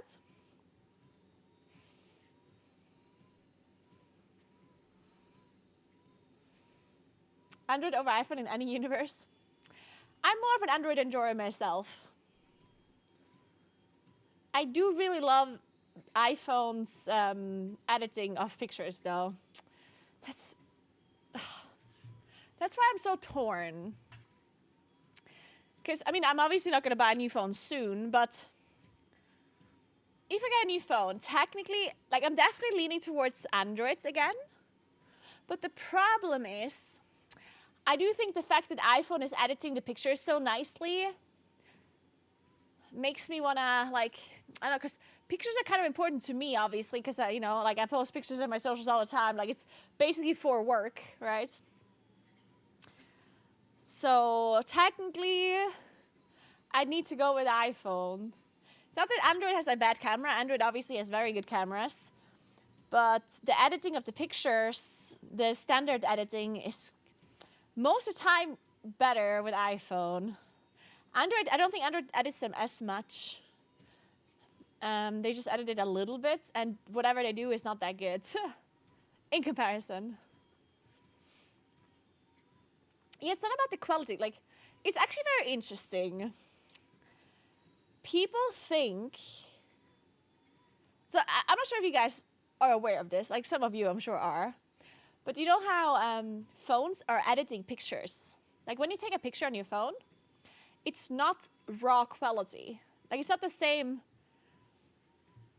Like, it is literally editing the picture as you take it. It's like, it's adjusting the colors, the saturation. It's adjusting the blur effect, which is like called like the F ratio. Oh my god, I literally forgot what it's called. Then it's adjusting the shutter speed, like all of that stuff. It's doing automatically, right?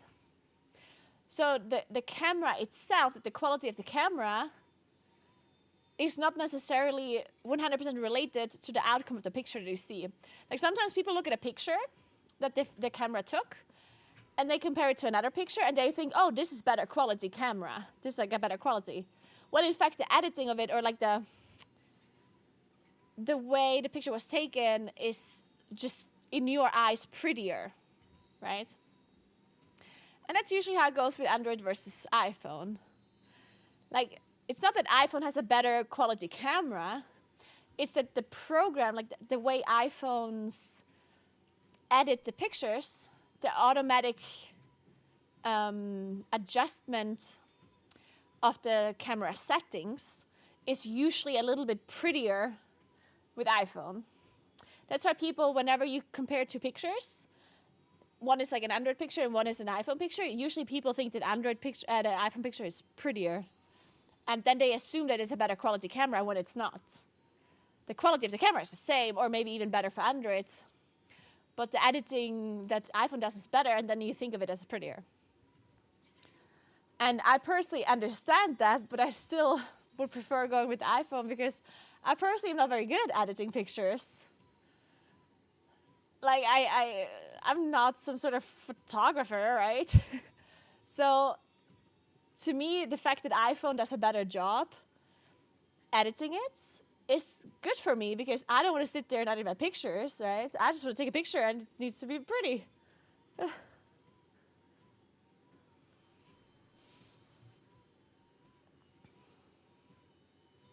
So is iPhone cheating? Yeah, I mean, Android does it too. Android is also editing the pictures, right? It's not just the iPhone. On iPhone Pro models, you can take raw format. Yeah, I mean, I guess you can just change the settings for it to be raw, yeah. Sanusi. Yeah, exactly, Voyage, yeah. So I'm not saying that's a bad thing, that it's editing it. In fact, I even say it's a good thing. I personally like it when it automatically just edits stuff.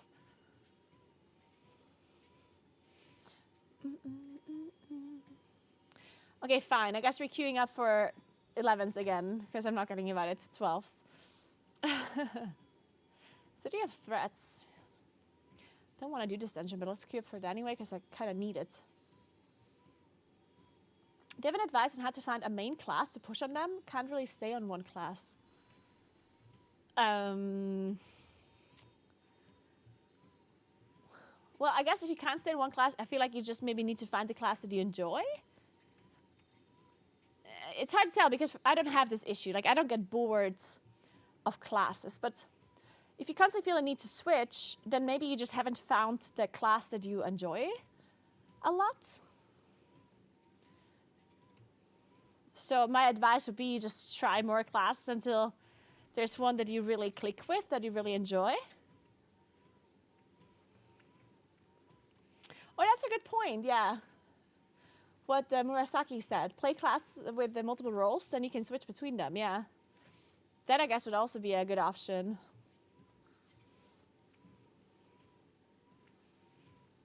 Or the trial classes, yeah, like Jens says, yeah. Then you can just hit the dummy a little bit and try the different abilities and see if you enjoy it, maybe. At least you will understand, like, the basics of it.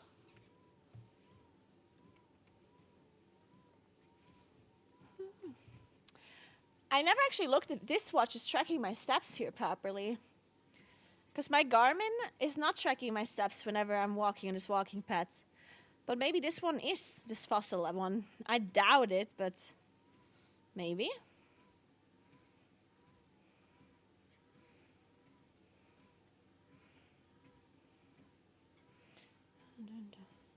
Where do I see my steps?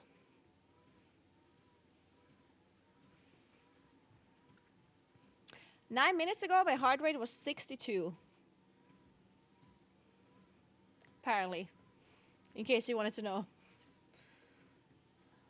It is straight now. Let's see it.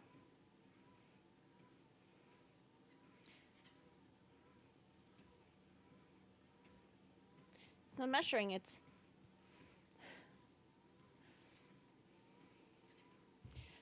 You remember.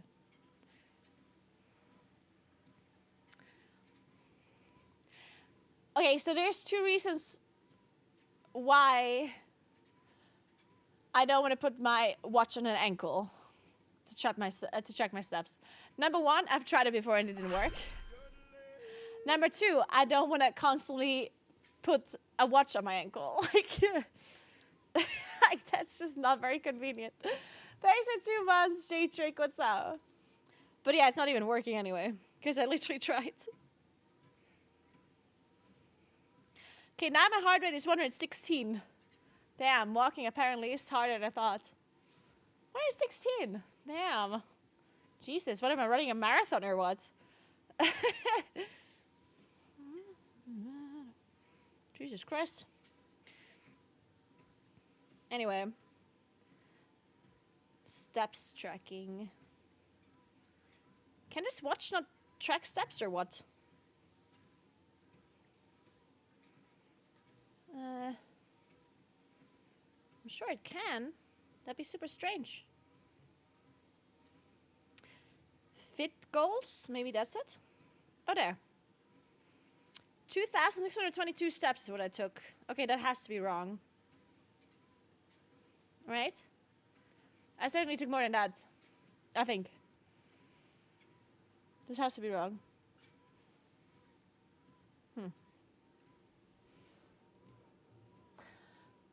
Alright, let's see.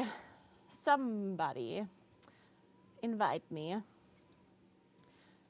Let's try Necrotic Wake again. I need to time that key. So I need Siege, Necrotic Wake, and City of Threats.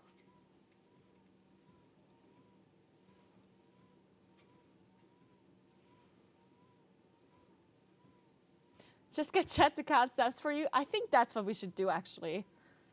I think that's a very good idea. So how many steps am I at right now, guys? Who kept count? Hey, Axer, good morning. What's up?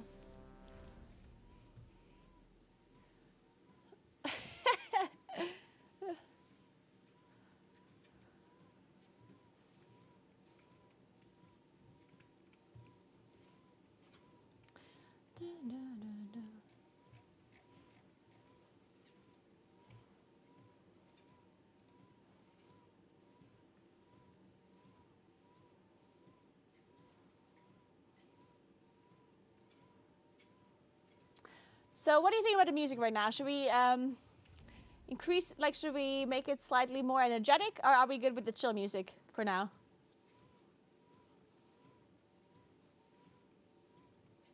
We did have an offer to just add the average step length to the custom code and make it count steps. Maybe that, should we do that? I do think a lot of people can do a lot more with the step count rather than the distance. Yeah, so maybe we can ask her if she could add that. If you can message her across. But maybe not like a separate row, because it's already like a big thing. Like maybe we put it like next to something. Maybe next to distance. Yeah, we can add it to the total distance and to the distance, right? So it says like 9 kilometers and then the step count. Or, I don't know.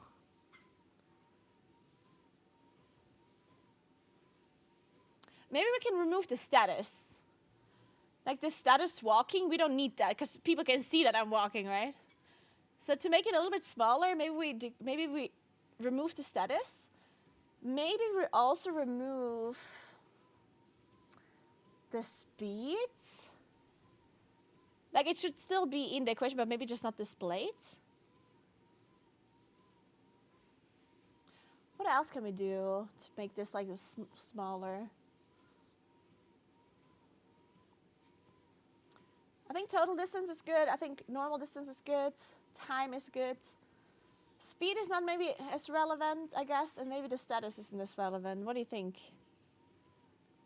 Why do people care about steps? Surely distance is a better measurement. I mean,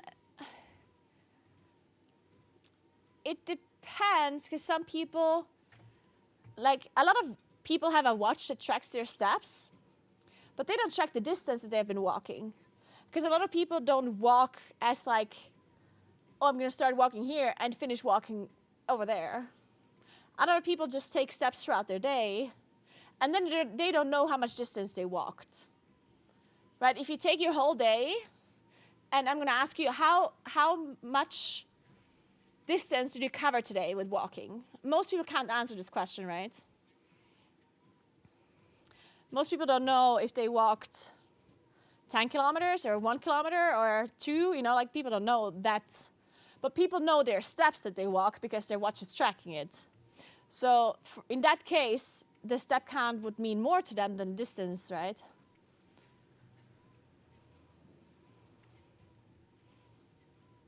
Because then they can compare it to what they do. Wait, where is this necrotic wake? Oh yeah, thank you.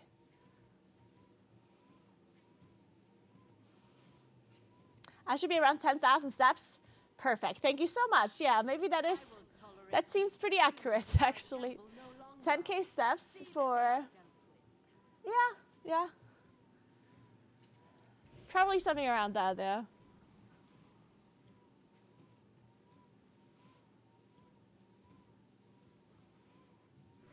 Thank you so much for 5 months, Axter. Just run, then you reach your goal faster. This is very true. Based and true. So you guys said we're going to stick to the chill music, right?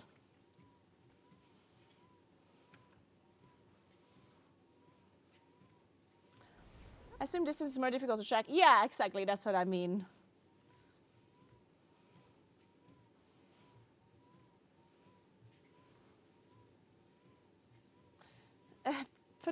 Put doom music because you're going into necrotic hell. Yeah, I should pour myself a glass of wine while doing this.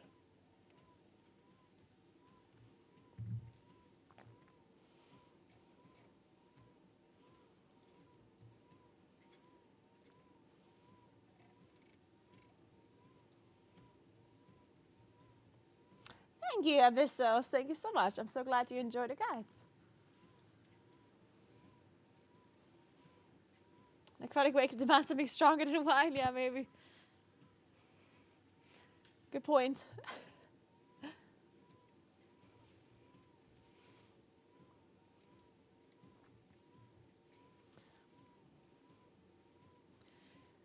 Man, I need more crests. Not crests, actually. I need more battle stones. Well, and crests. I need more of everything. Do you want to walk 5,688 kilometers in a year? How much would that be? Wait.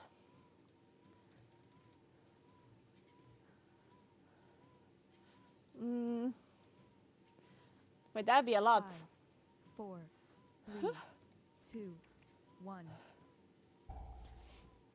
That would be like And now you learn the truth. 20k kilometers a day or something.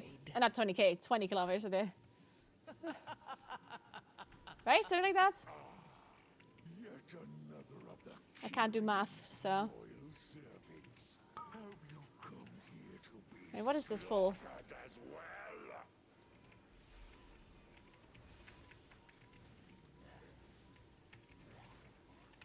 This temple merely the first to fall. Soon, all of Bastion will burn.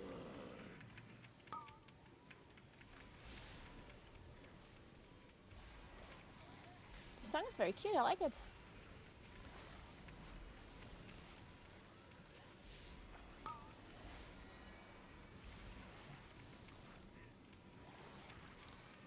$70 kilometers a day? Okay. Yeah, I don't want to walk that much, no.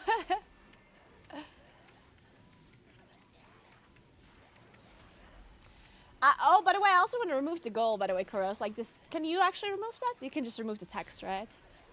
Like this whole goal thing, like... I don't think we should have a goal if the goal is pointless. Like, if the goal has a reason behind it, it makes sense, but we shouldn't have, like, random goals that make no sense. That don't have any meaning, you know what I mean? Poisoned frenzy. So let's just remove the goal too.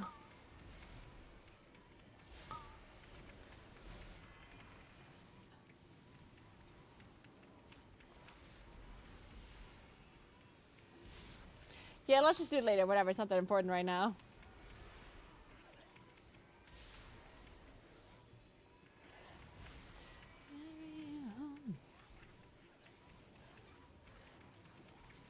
I walk around 20 kilometers a day because of my dog and work. Really, Voodoo? Damn, that's sick.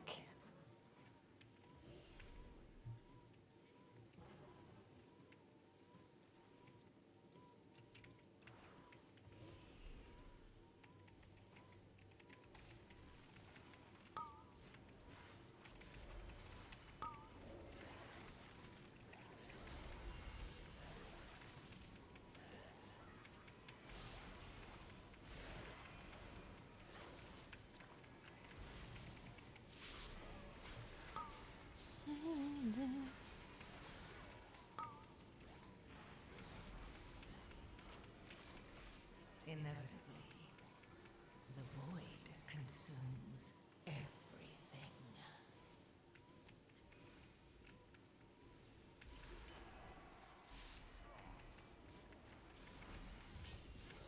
Oh, wow.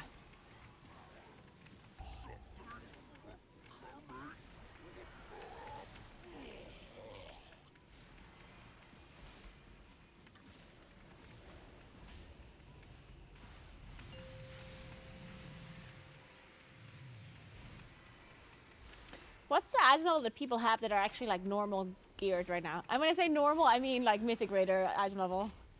Like people that do high keys, basically.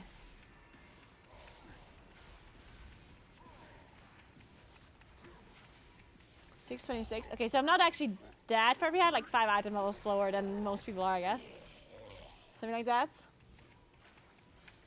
Okay, so it's not like the end of the world. I mean, it's bad, but it's not that bad. Yeah, I'm only 620.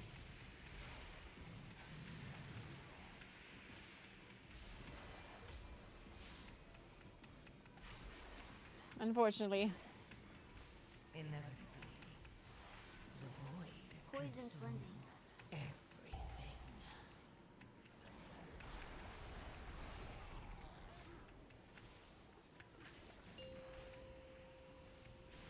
What?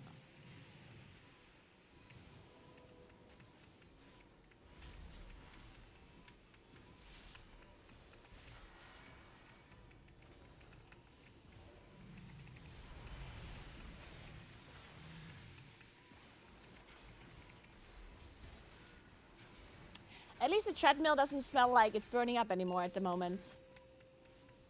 Improvements. Maybe the oiling actually did help. Maybe I just have to oil it a lot more. Awa! We don't have a rest and I'm gonna die. Ugh.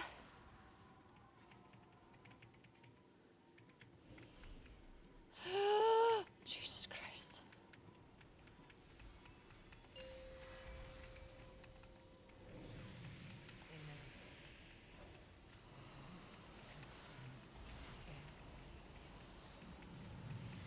Poison frenzy. Kill the boss before it's gonna... There.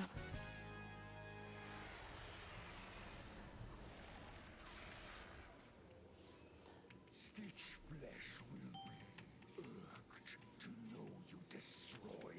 song's also cute, man. I'm vibing with this playlist today. I am sure he would Very chill, but very nice. take your limbs as with payment.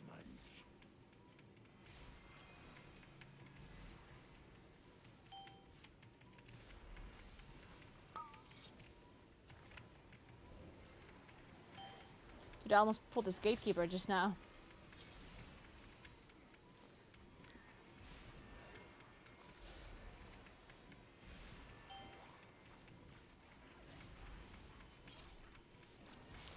Exactly, Vertigon. Yeah, I'm powering my computer.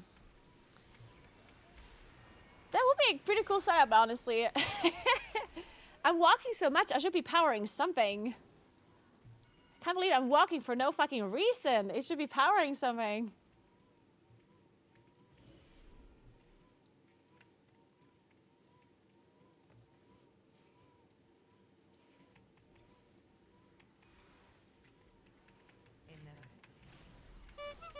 Poisoned lenses.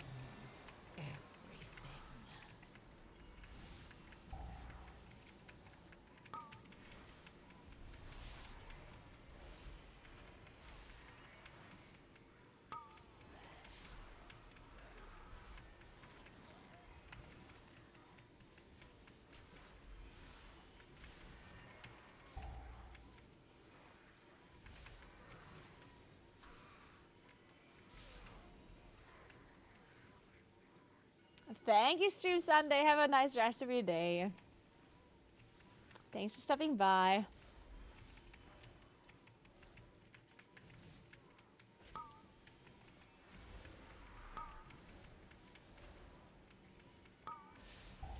So, Throne and Liberty. Should I play that tomorrow? What do you think, guys? Should I give it a try? Have you guys been playing it?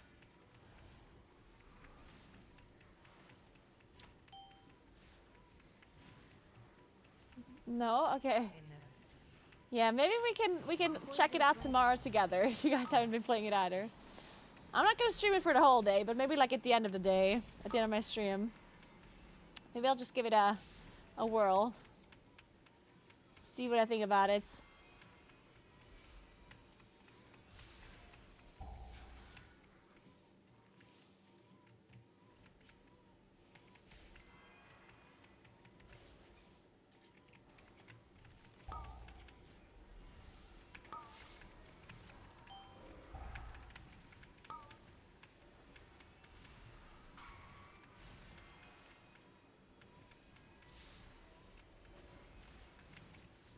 No, Convoke is bad on AoE. It's only good on single target. Well, it's only good on fewer targets, or if you have a priority target.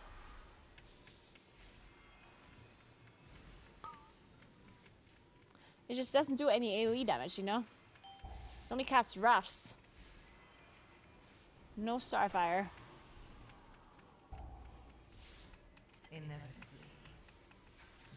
And look how much damage my Starfire does. My Starfire does 40% of my damage. And now you have to imagine that Convoke doesn't cast Starfire. It's very bad, unfortunately, on AoE. Well, it's not very bad, but it's like your Starfire would just do a lot more damage instead of casting random Roughs. Thanatos will be avenged. I'm so eager to share your underling's fate. Like, look how much damage my Starfire does right now. Like, imagine I would be Convoking here. Like, the Convoke that I would do a decent amount of damage to Necromancer. But I would lose out on all of my Starfire damage. Like, look, I would lose out on all of this Starfire damage right here.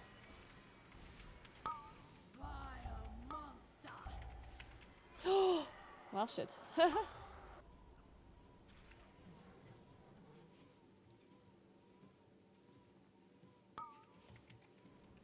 Nah, Starfire is not cheat damage. Well, yeah, it is padding damage, but there's, like, this pack wasn't just a single target pack. We also pulled the Marauders, yeah?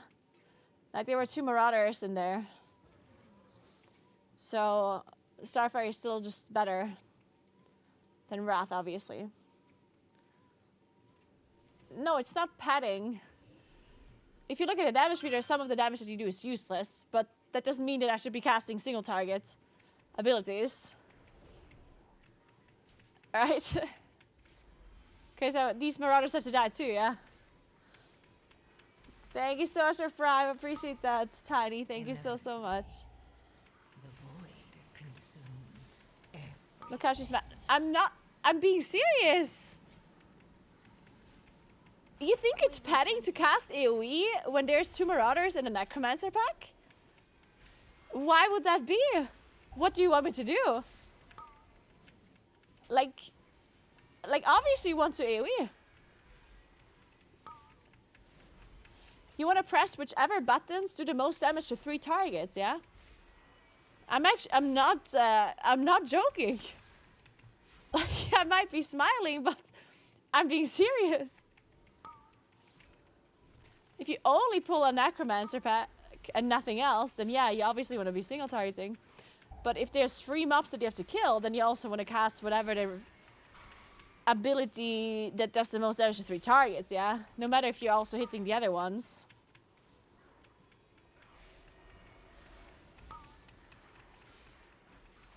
Inevitably, the void consumes everything.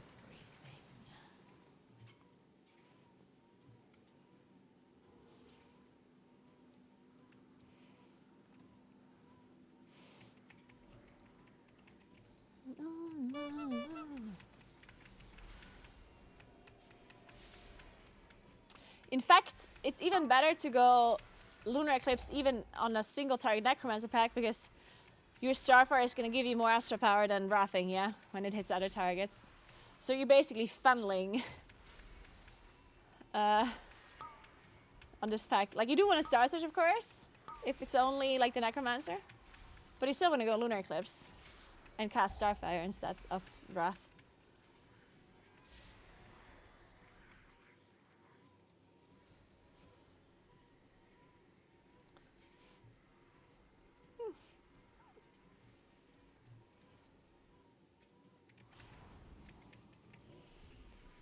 Alright. Pull all. I have cooldowns. Everything. That's all we're pulling? Nothing else? Okay.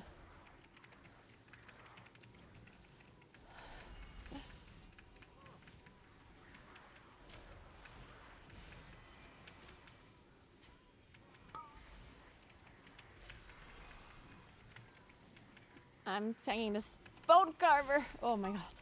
Ah!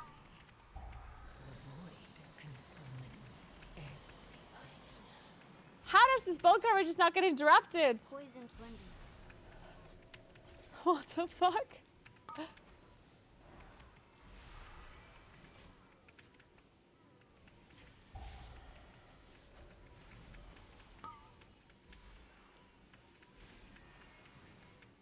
My Moonkin friend was Starfilling and miscolored clone face. Okay, well that's just.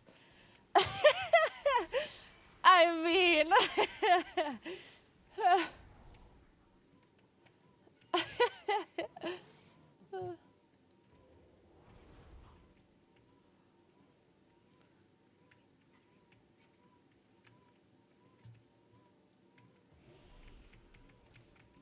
Okay, let's not pretend that other classes aren't petting in other situations either, yeah? That's not a Moonkin thing in particular. There certainly are people that are, that like, it's what is the word that I'm looking for? In class independent. There's petters no matter what spec. Inevitably, the void Poison consumes cleansing.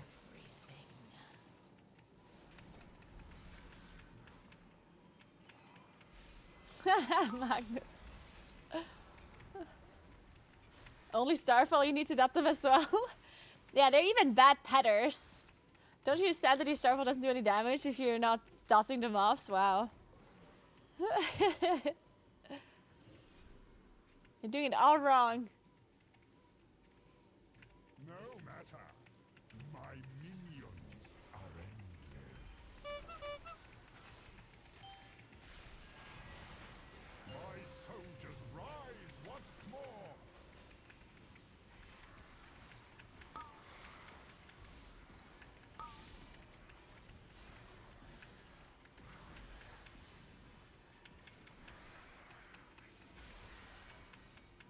Foolish paragon.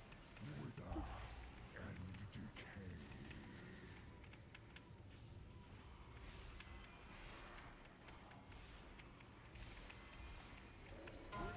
Inevitably, the Poison void cleansing. consumes everything.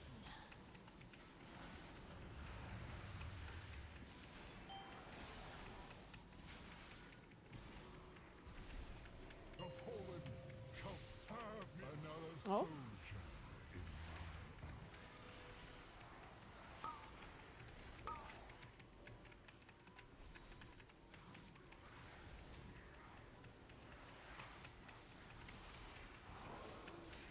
in Bone Pang will reduce you to dust.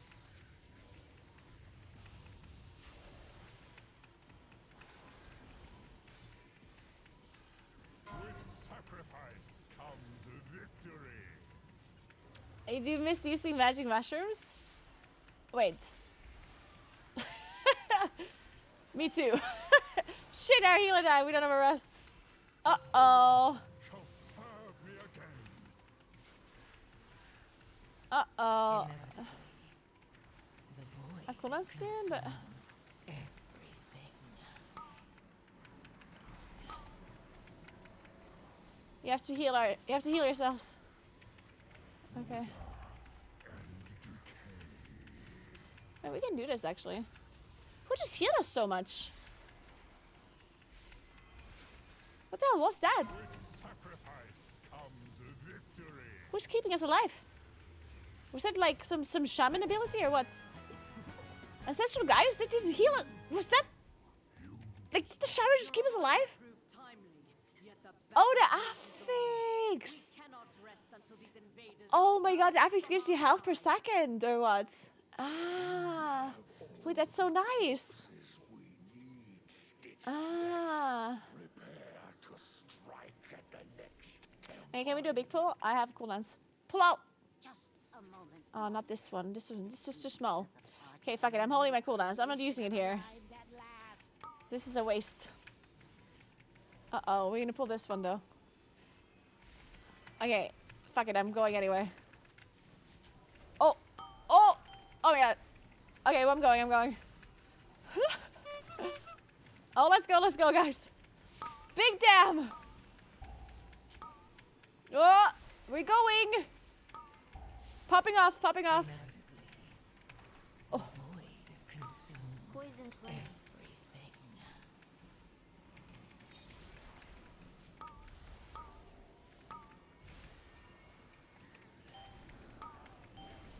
Of course not. Oh, nice grip. What a gamer. Oh.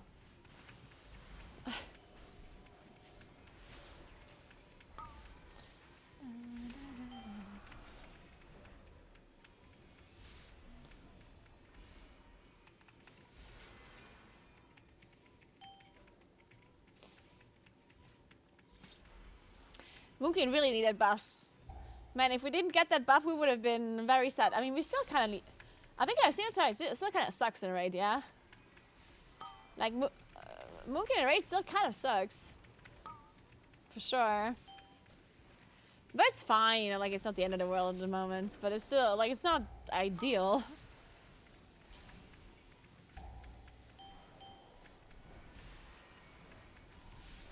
Ease all that matters. True.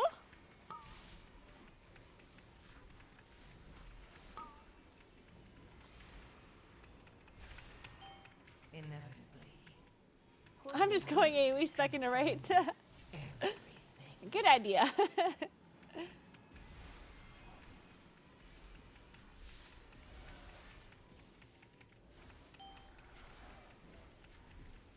my assistant. These raw materials are in need of processing. Oh no, it's just max health increase. It doesn't actually give you healing. Wait.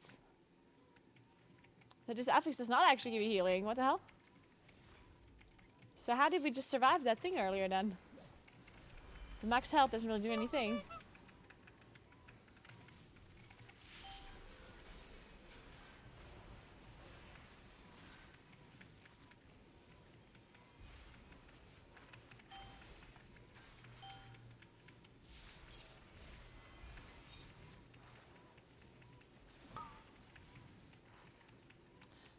Yeah, I think it was actually the shaman's ancestral guidance that healed that much. Yeah. Which is broken as fuck. I wish my nature's vigil would heal that much. Gorgride, try not to damage those limbs whilst you tear them off.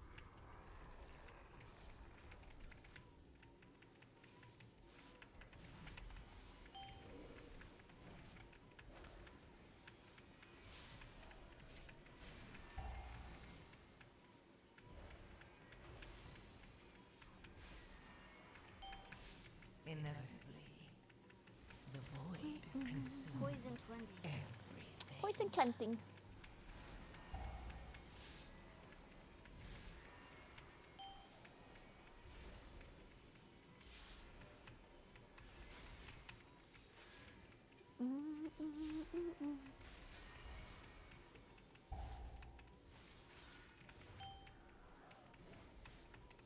The main problem with Nature's Vigil is that you can't even pick it up.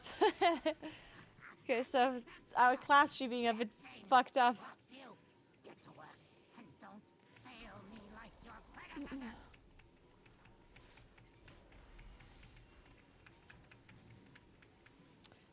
I guess I save my cooldowns. Fine. I will not save my trees though.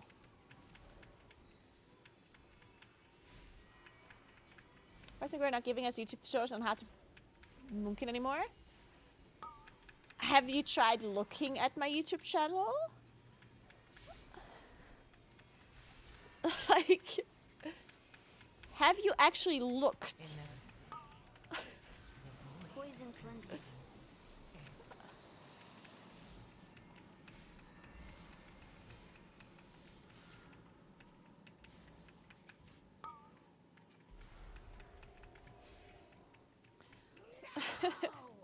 Now I have to rebuild those two from scratch. I can't wait to put your corpse to use. I'll have you in stitches. I'm walking to Mordoria. I must preserve your parts for later.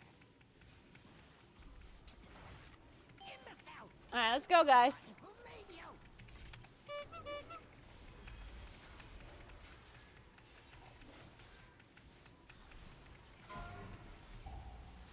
Oh,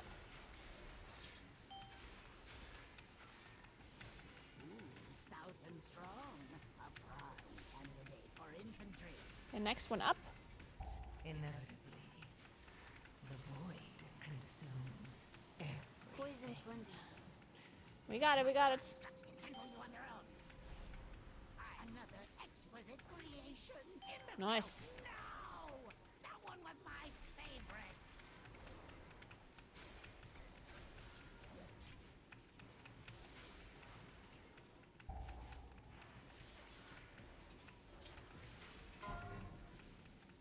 Oh shit. Impressive ears. Oh, those are so hard to find. My greatest was yet to come. So how is League of Legends Worlds going at the moment? Any of you actually keeping track with Worlds? How is everything as per usual? And by as per usual, I mean the Western teams disappointing us, while the Asian teams are winning everything? Or wait, we might still be in this one situation where the Western teams give us a slight hope right before the disappointment. Are we in that stage currently? G2 is 2-1. Oh, so we're in that stage, okay. Poison cleansing. So G2 has not yet disappointed us, but will very soon. Okay. None can escape the storm.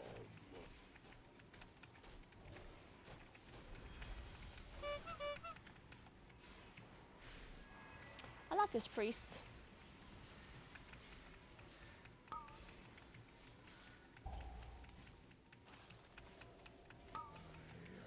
Had enough of you. Ooh, G2 versus T1 tomorrow. The storm. Oh. I hope Medic is casting that one. Then I might even watch.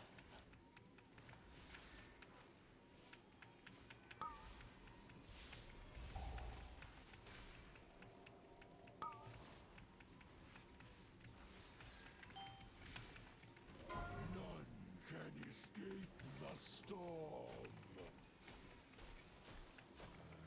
Oh, goodbye. Had enough of you. I could have should have melted.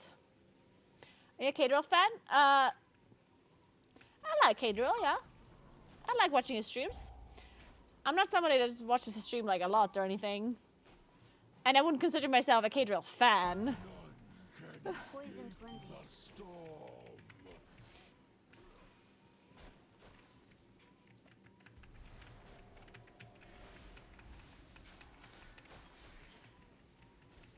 But I do think he's entertaining. What about you guys? Oh wow. I mean, hurts. None can escape the storm. Do you think parmesan is a main ingredient in risotto? No. Pain suck. There's many different types of risotto. And I think the only main ingredients in risotto is rice. There's only one main ingredient and it's rice. None can escape. Rejoice.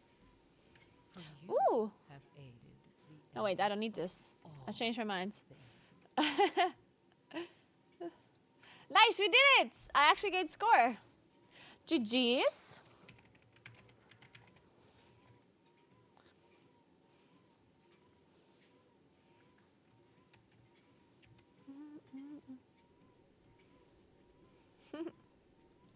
Not bad, not bad.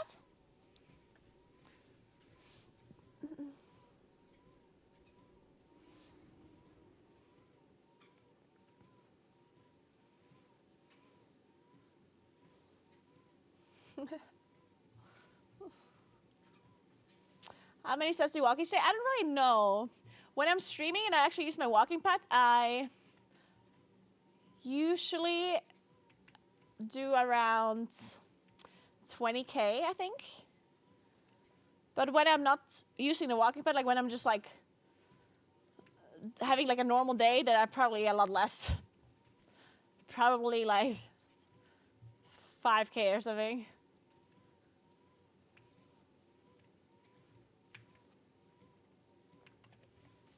So, what else do we need? Siege and City of Threats. God, I really don't want to do Siege. Ugh. Man.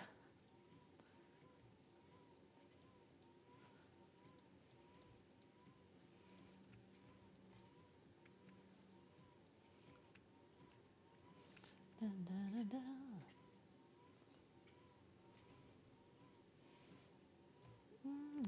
Forget me. We're still. Okay, 1 second, guys, before we find a new key.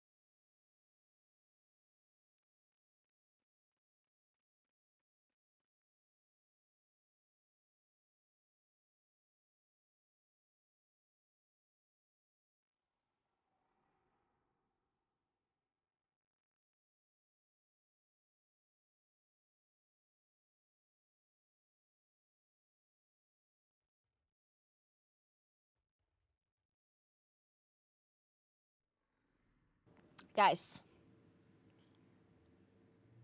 I just realized that I need a plan, like a meal prep plan for Monday. So I need to make something with like what is the pumpkin called? The butternut squash. I need to make something with the butternut squash. And I saw there's just like this one pasta. And these are like high protein somehow, right? So I saw this pasta that someone made on Instagram. It was pasta with pumpkin sauce with feta. It's like roasted butternut squash with feta cheese. And then there was just like chicken in it as well. I feel like that's probably delicious. The only problem with it is, does it reheat well is the question, I guess. Maybe? Or, I could make... What if I do that same thing, but I make a lasagna out of it? Because I wanted to make butternut squash lasagna. What if I just do the same thing, but I layer the feta cheese? Yeah, because I could use the butternut squash, and instead of feta cheese, I just put bechamel sauce. That's probably good, right? So bechamel and butternut squash, and then just like layer this like a lasagna. Nah, why not? It's probably good. The feta will give it a little bit more taste though, because bechamel doesn't taste like much.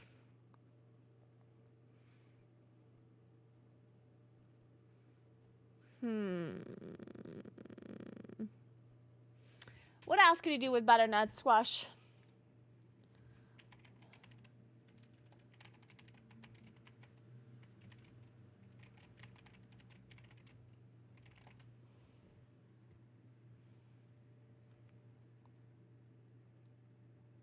What is this? Butternut squash cottage cheese pasta. Sounds good.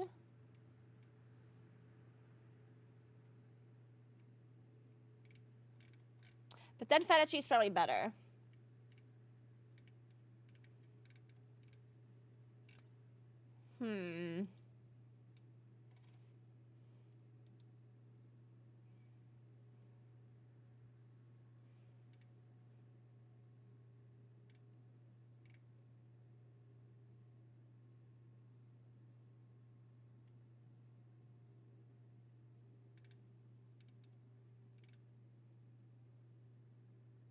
Maybe I just make the pasta. Make this high protein, high fiber butternut squash pasta for dinner tonight, and your tummy will thank you tomorrow. This is day 1 of my More Perfect Pasta series, where I show you how to make more nutritious versions of your favorite pasta. Let's start by roasting our butternut squash, garlic, and shallot in the oven for about 45 minutes until it's nice and tender. Now, the key to making this a well-balanced meal is to use a high protein, high fiber pasta like this one from Okay, we're not doing that though. No, we use normal pasta. If we want to add protein, we're just going to put chicken in it. Together your cooked pasta with the sauce, and then you have this creamy, cheesy butternut squash pasta. Or feta cheese, sorry. Gross. Irresistible. And I'm posting another pasta recipe tomorrow.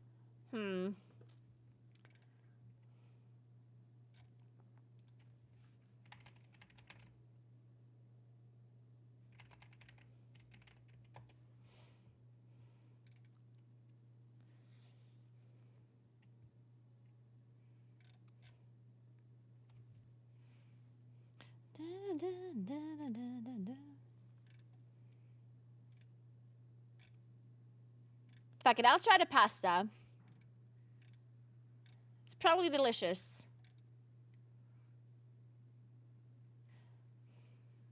I was also considering trying this here. Taste maybe a little. So Alex sent me this recipe, and he said this is like really good. Sorry that I'm showing you food right now. I swear after this video I'm going to play M+ again. Has truly changed my life. Breakfast used to be a chore to make, now it's actually rewarding. Not only is this breakfast easy to meal prep, but its high protein content and cheesy, savory goodness make it a no-brainer for my morning routine. I do think like I maybe try this one.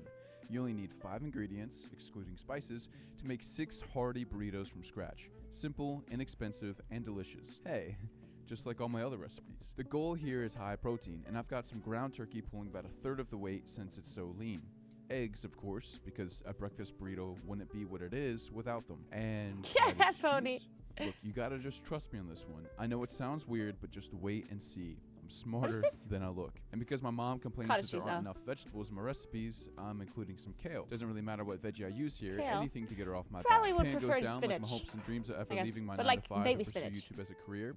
Crank up the heat to medium high. should maybe Once the make it pan is narrow. heated, I add the I meant to do that.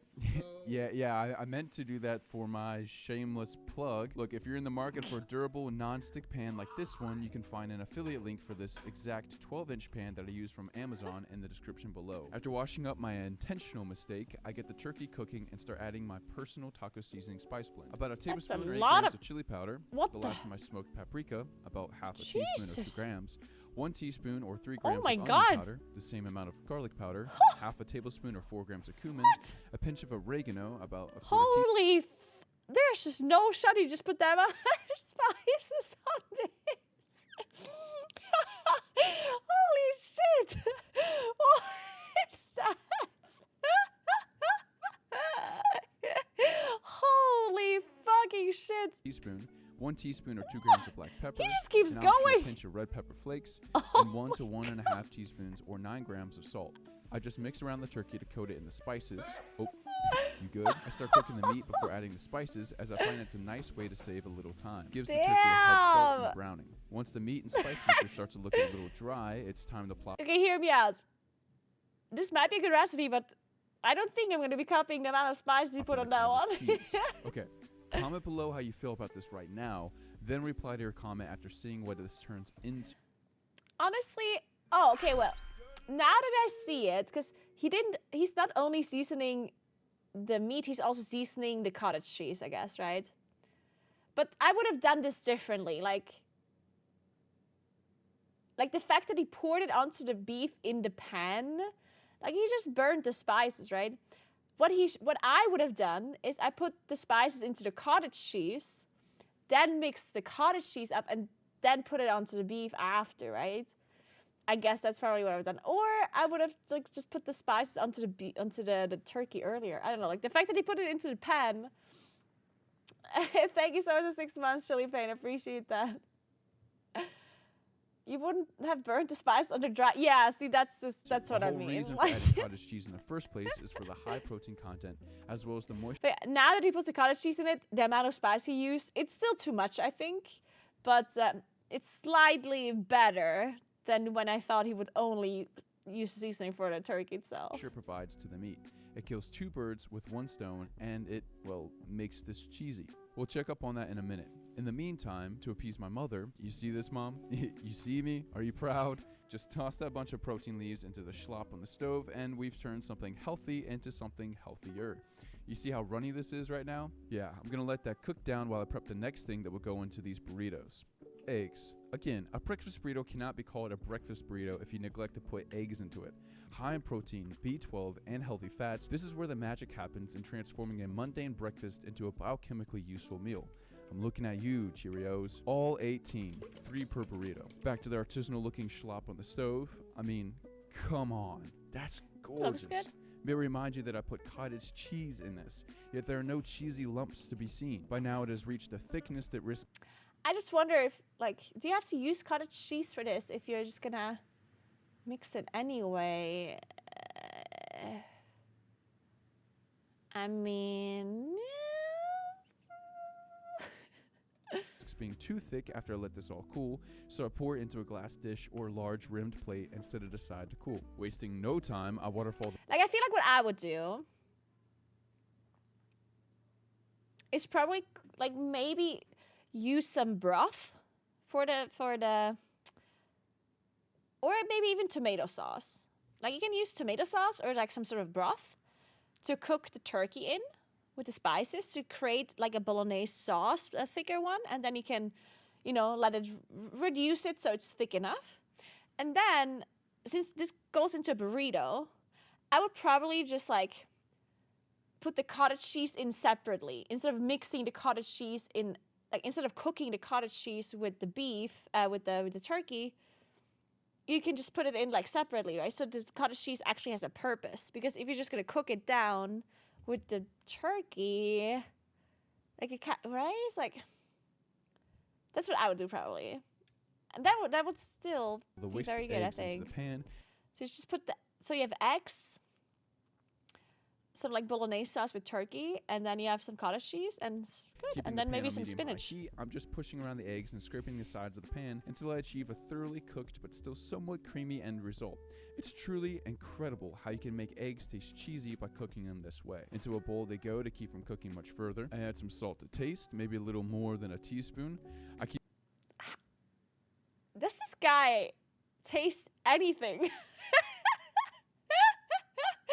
Like, I mean, I feel like I am salting things a lot, but like that's like next level. Stirring the eggs as they cool in order to break them up a bit and to keep them Like, from drying out. I what? let both the eggs and the turkey cool before I assemble the burritos. By the way, this is the meat now. Okay, so that's the filling, but where are the tortillas? In case you're new to this channel, well, first, hi, and second, I make almost Oh, he makes the everything tortillas from scratch, himself. including the tortillas for this recipe. Watch that video after this one, and you'll see Yeah, why that's I too much insist work. on making my own for these freezer burritos. I like to wrap my burritos in parchment paper before storing them in the freezer, as it helps to keep them held together while they freeze. Aluminum foil or wax paper would work well too. Those of you who are familiar with my other freezer burrito recipes may be used to seeing me use a scale at this point. But in keeping See, here's where I would do it differently too. Like, if I'm gonna meal prep a burrito, why put the stuff into the tortilla already? Like, I guess it's unless you actually need to like take it with you. Yeah, it's certainly a lot quicker to have like a burrito ready to go. But this, like, you need to warm this up. You're not gonna eat this cold, right? I feel like assembling it is not like that much work, right? Now, obviously, if you need to take this with you to work or whatnot, then you're not gonna be able to assemble it like at work or whatever, right? Like then I understand. But I think if I would do this, I would probably just like not put it into tortilla first. it simple, I'm just eyeballing it this time. I think. And I tuck and wrap, making sure to put them pinkies to work. Wrap in the paper and Because set then the aside for tortilla another. would just- I find that the process of wrapping your own burritos right? is Like, actually pretty it's relaxing. frozen, it gets like all Maybe soggy. this whole YouTube thing doesn't work out, I'll pick up a job at Chipotle. Unless... Right? I'm kidding. I believe in this channel far too much to ever give up on it. My aim is to bring you the tastiest, healthiest, and most convenient recipes that I can create to help anyone improve their diet. And that means far more to me than any paycheck ever will. Once all the burritos are wrapped, I line them up in a baking dish and set them in the freezer overnight. Wait, actually, good point. Okay. You could make that same burrito with tuna instead of ground beef, and it would be a lot faster, probably. But would it be that good with tuna? I mean, I like tuna, but...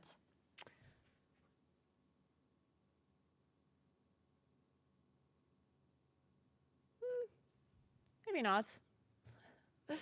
Before putting them in freezer-safe Ziploc bags. Healthier? I mean, I wouldn't necessarily call it healthier. Why would tuna be healthier than turkey? For a quick and nutritious breakfast throughout the week, courtesy of my microwave. No, I don't have any footage of me eating these because I ate them all before I could record that. You're just going to have to try them for yourself. Less fat? That's not true. Pretty sure tuna has more fat than turkey. A few weeks ago, I tried making a freezer burrito recipe that I found on YouTube. But it doesn't matter. Like, both tuna and turkey is healthy. I don't think to say one or the other is healthier is just nitpicking at that point. Like, it's both a good source of protein and it's healthy enough. I don't think you have to go around and be like, oh, this healthy thing is slightly healthy. It's like saying, oh, bell peppers are healthier than tomatoes, Like, yeah. It's just the same thing, really. The recipe was great. In fact, I ended up developing my own based on the video. My version is coming soon. The one I watched is linked. Interesting. I do want to follow this guy, though. Meal prep ideas. We need more meal prep ideas, guys. Maybe I do make some breakfast burritos. Maybe not that exact version of it, but maybe a similar version.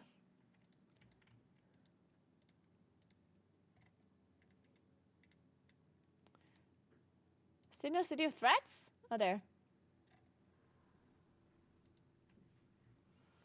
Beer is the best meal prep, easy to cook. I do agree. I do have my daily beer in the shower. My daily shower beer. I think my shower beer is certainly a little bit more delicious whenever I shower in the evening. When I shower in the morning, the shower beer is always a little bit awkward, but still good.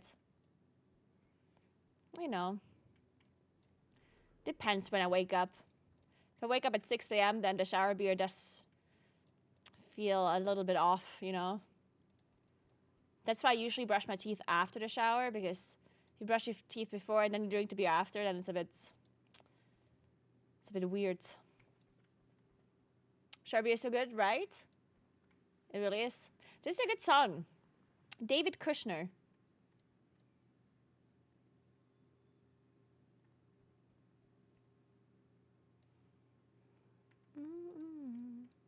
So, beer tastes so much better in the shower. Agreed. Just put the toothpaste into the beer. Wait a second. If I do that, then I don't have to brush my teeth anymore at all. Wait, this is so efficient. Okay, I have a very serious question right now.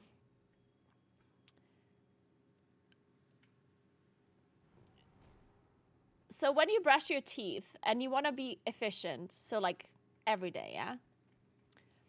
Do you brush your teeth while on the toilet? Or do you brush your teeth in the shower? Or do you generally do other tasks while brushing your teeth? No either? What are you doing then? Like, when you brush your teeth, what do you do? Like, look in the mirror, do nothing? Nothing? What are you, psychopaths? Take a shit? Yeah, see it. Good. Janisk? Well, the toilet, yes. There you go. Taking a shit disgusting? Why would that be disgusting?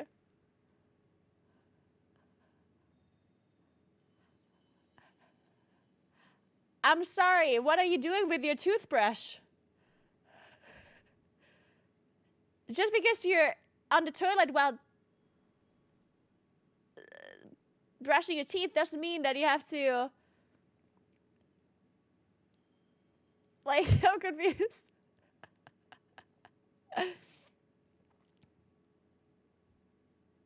Well, you should, there are shit particles flying around, but not in your face or in your mouth. Yes, they are. No, they're not. You guys are clowns.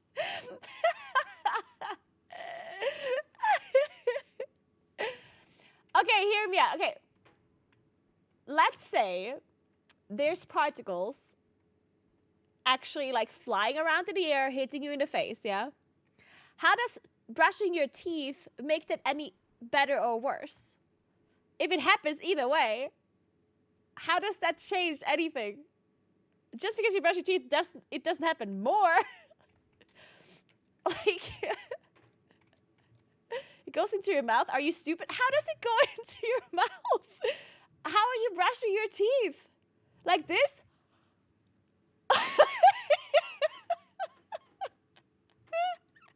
What is wrong with you guys? This bitch is an idiot. Oh my god, I can't believe I'm having this discussion and people are actually getting angry about it. Imagine getting so angry at somebody brushing their teeth while on the toilet. They're calling you a bitch. Oh man. The poo particle denier. And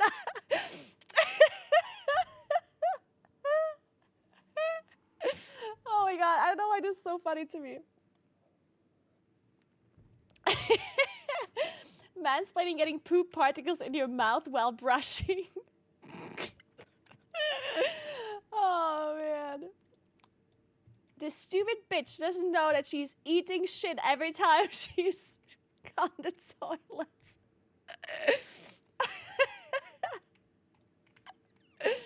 Oh, man. Oh.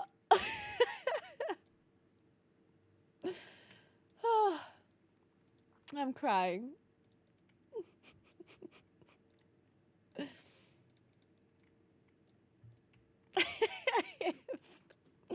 New definition of for taking a talking shit. Yeah.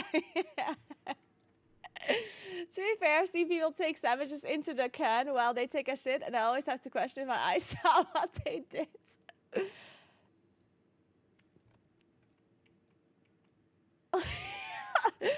Okay, eating sandwiches while in the toilet.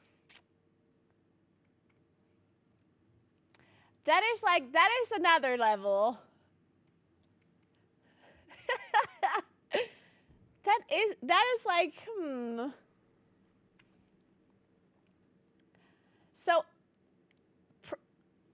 here's the thing, like, I personally wouldn't necessarily be like super disgusted. Like, I probably would do it. I just don't understand, like, if I want to eat something, then I want to actually enjoy eating it.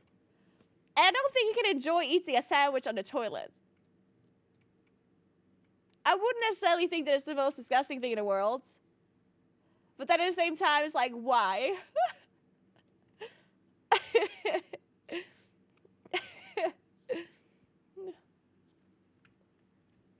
You aren't hungry enough. Well, brushing your teeth there, that's just efficiency.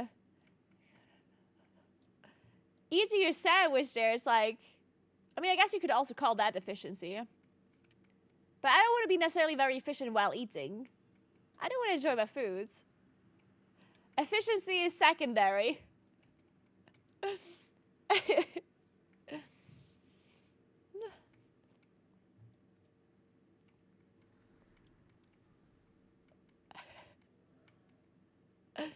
The issue comes when you have to wipe and they're still holding the sandwich. Good point. I just wipe it with the sandwich. I mean, you have shit in your mouth anyway.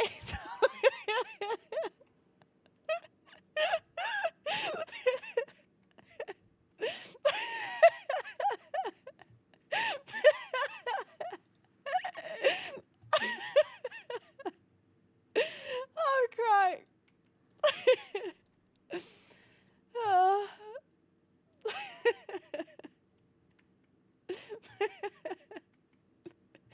No, you don't want to know, Floxy. You don't want to know.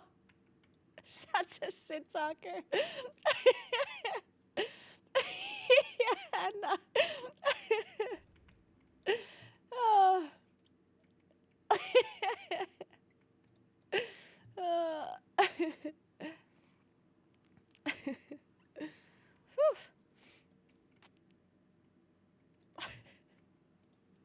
I can't even. You know the funniest thing is, like, that person that got so angry about it, they probably, like, they're the ones that don't clean their hands afterwards, yeah? Like, 100%.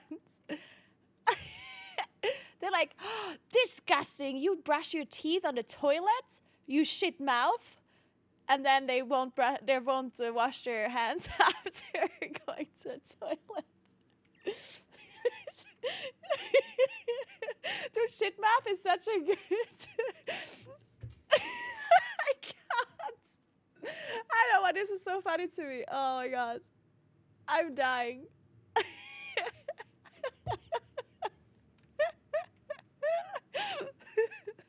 Okay, sorry. I'm now calm. Sorry, I'm good again. Oh. Oh. Love you in my eyes. Whew.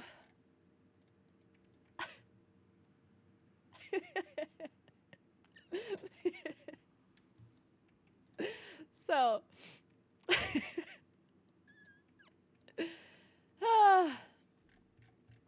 God, life is tough. As I should mouth. I should open a club, a self-help group.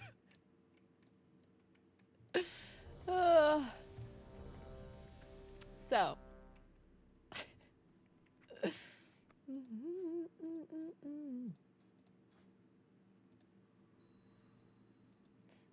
Stones.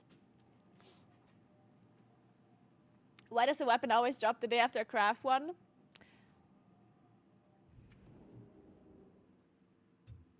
I do think Blizzard is probably watching. Like, they literally watch what you're crafting, yeah? Wait, I need to continue walking. I'm actually... Sometimes I forget to walk, and then I get cold. And then I realize, wait, there was something. There was a reason why I walked.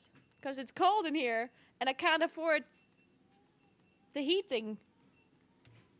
Da, da, da, da.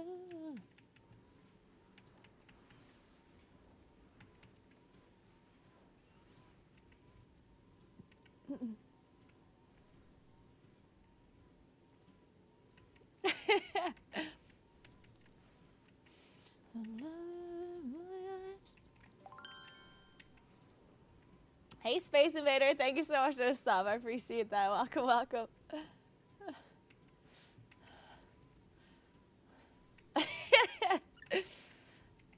You know what you have to do, Murasaki. You know what you have to do.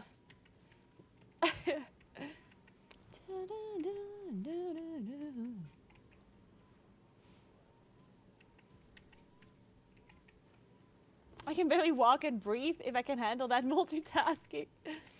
Oh.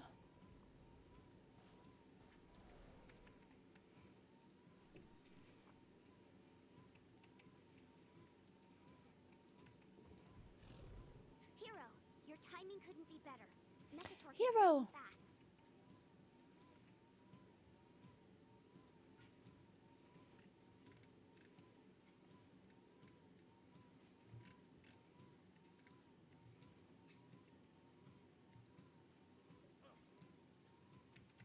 Okay, let's try to get this Siege of Paralysis done without wiping a million times to trash and without pulling the boss and without all of that. Let's see if we can do it. I'm channeling my inner good player that I'm sure is somewhere very deep down, hidden behind all of the bad players. Somewhere there's a good player inside me.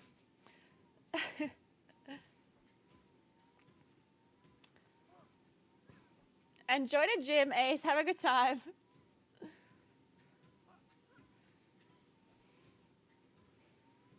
Remove star from action bar. That's a no from me. Heroes, we'll secure the docks while you push further into the district. With any luck, we'll drive this scum from the city before high tide. Is Blizzard aware? Who knows at this point? You would think that they're aware, considering that this boss has been bugged since beta and people have reported it a million times already. Does that mean they care? No.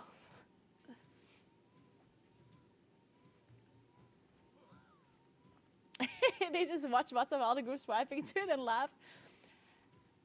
I probably told you this. Okay, so I totally believe this to be true. Like, there's some things that companies do and people do in general just to laugh at them. Like, I swear this is true. So I would not necessarily think that you're incorrect on this one. There's one theory I have, and I swear by this theory, yeah? You know how on skiing areas, there's like cottages, like kind of like places where you can go to, like on top of the slopes to like eat and to party and whatever, and like bars and then restaurants and whatnot. And the amount of cottages that are on skiing slopes that have the bathroom in the basement is almost all of them. Like almost every single skiing hut has their bathroom in the basement. And people don't usually like worry about it. It's like, isn't that a little bit awkward though? Because whenever you look at cottages or like huts that are not on skiing slopes, like in the summer when you go hiking to certain cottages that are only open in the summer, they don't have that. I swear. Like if you go in the summer, they don't have their bathrooms in like a different floor. It's the same floor. So why do the skiing cottages have their bathroom in the basement all the time? Simple. When you're in a skiing cottage in the winter, then you're wearing skiing boots. And you know how difficult it is to go downstairs with skiing boots on your feet? Very fucking difficult. You know why they make you go down the stairs? Because there is a hidden camera somewhere, and all of the skiing hut owners are sharing the footage with each other, and they're laughing at us. There's just 100%, I'm telling you.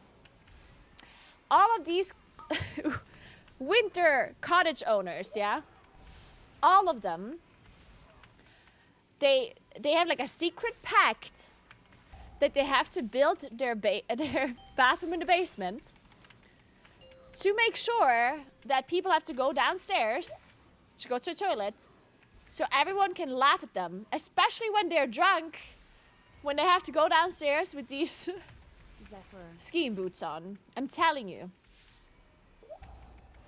100%. 60 seconds ago, I thought you're onto something. Hey, I am onto something. I'm telling you, this is true. Do you ski drunk?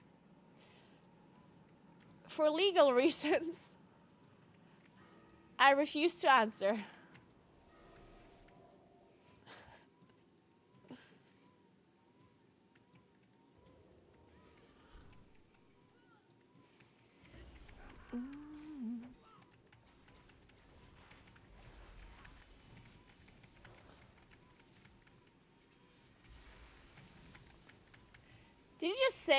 Did you just call the mountains in Chile the Alps?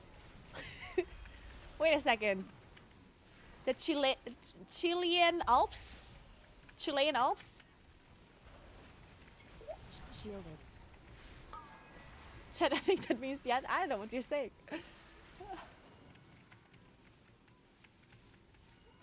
Wait, they're not actually called the Alps in Chile, right? Wait, did I just make fun of that and that's actually what they're called? They're not actually called that way, right? Oh, really, Murasaki? Okay, that is actually hilarious. Okay, wait, that is really funny.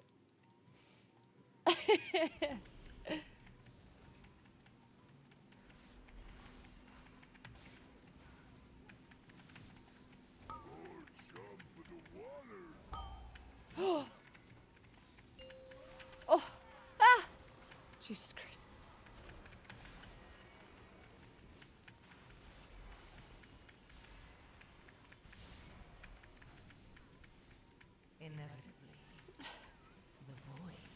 No, but seriously, like, okay. I don't actually believe it's a conspiracy, right? But I swear it's true. It's true that these kind of like restaurants and cottages that are on top of mountains, I swear, like the ones that are on skiing slopes, the ones that people access in the winter, they have their bathroom in the basement almost all the time, and the summer ones do not. And I actually really wonder why that is. Because it's true. It is so strange. I actually wonder why that is.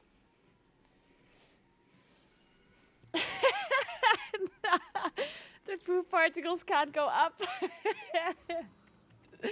Oh, man.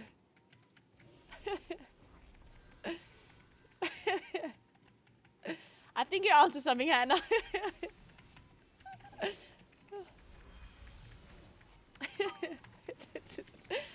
The poop particle conspiracy. Wait, how did they pull this behind me? Where did those guys come from all of a sudden? More mastery.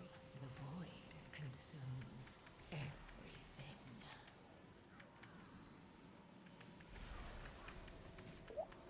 Got some. Man, I swear this trash is so dumb. Why is Siege of Morales the worst dungeon ever? God. Who thought it was a good idea to bring this dungeon back?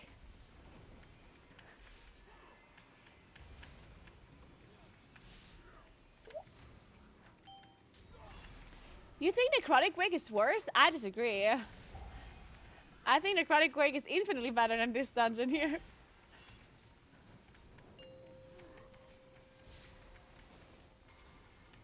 At least in Necrotic Wake, you don't have like random damage that you cannot avoid that just like kills you out of nowhere for no reason. Like,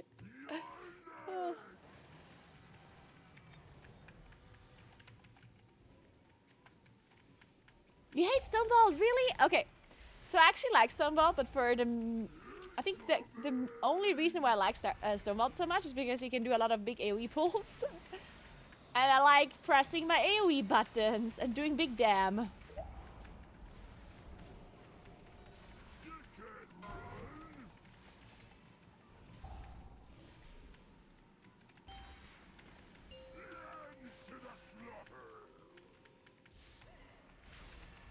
Shielded. Oh, fuck! Jesus Christ. And that was just... See? This is what I mean. That's so messed up.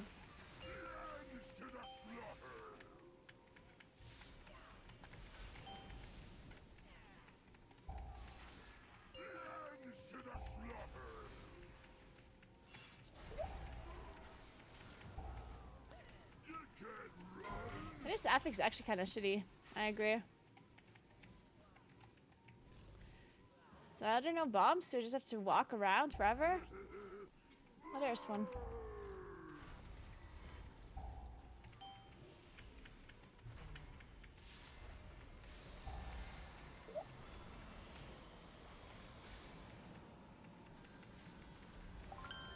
What? Jesus. Hey, Canton Flask, thank you so much for the Prime. I appreciate that. Welcome, welcome. Thank you so much.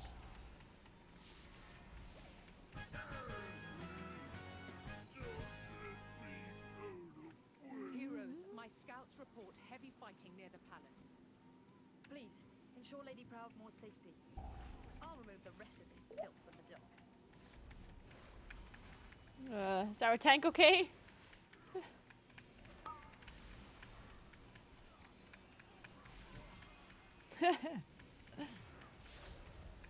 Shielded.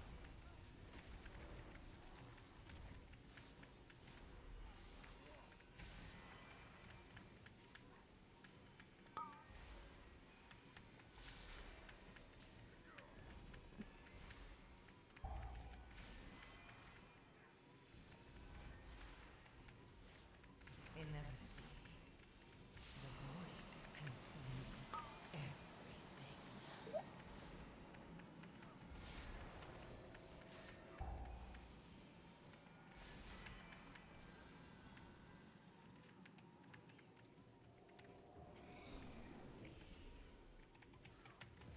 All right.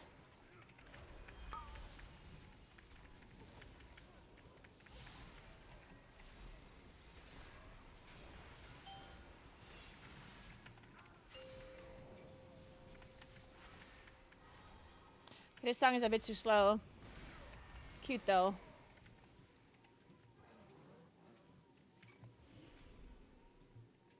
Hey Stricken, I got at 11:30 because of raid despair. Oh shit. Man, that's a late dinner. I did sometimes have dinner that late too, I remember. Sometimes I would eat dinner after raid, and then I also had dinner like midnight or something.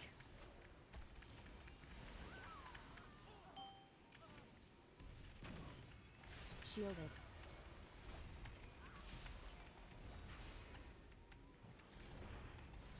The midnight pizza, yeah.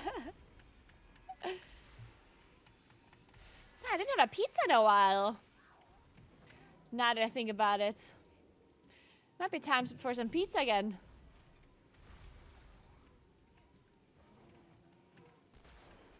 Inevitably, the void consumes everything.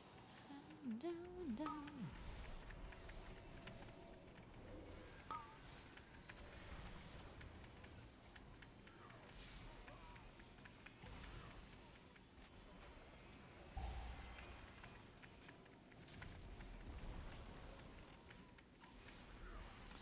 Nice, Ricken. That sounds good.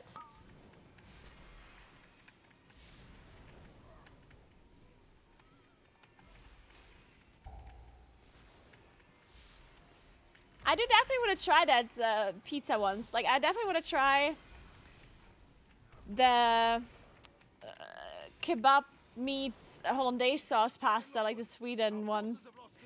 I'm not sure the curry banana one. That one I don't necessarily understand because, like, a pizza is already like high on like carbs. It's already very like, what is it called? Filling. And banana just makes it more filling. Like, because I do understand if you put sweet stuff on it, you know? I'm personally all in favor of adding sweet stuff to savory things. I do think it adds a lot of value. But banana, it's like... It's like I don't know. Like the consistency of banana is already like a little bit meh on like a pizza or something. And then on top of that, it just adds... I don't know. Like, I don't know. I mean, I would still try it because for the experience, right? But I'm still questioning it. I mean, when I was in the UK, I ate a pizza that had barbecue sauce on it with chicken. And that one, I mean, it wouldn't be necessarily considered a pizza anymore, I guess. It was basically barbecue sauce with chicken and bread in the shape of a pizza. And cheese.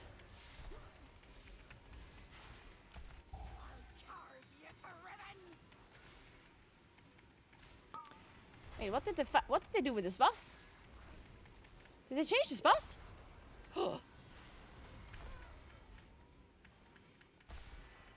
Inevitably, Huh, I guess they did. the void consumes everything.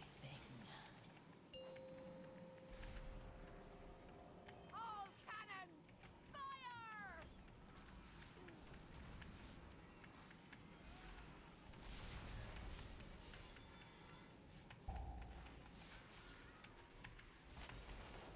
Shielded.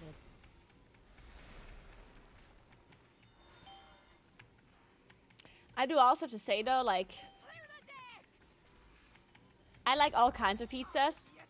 I know people that are super weird about pizza, like, More masters.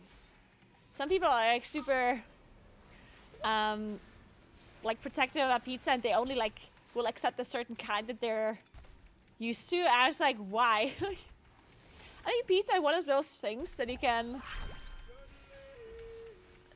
do so many things with pizza, and people like why would it be disgusting or like strange to add, like, think about pasta, for example.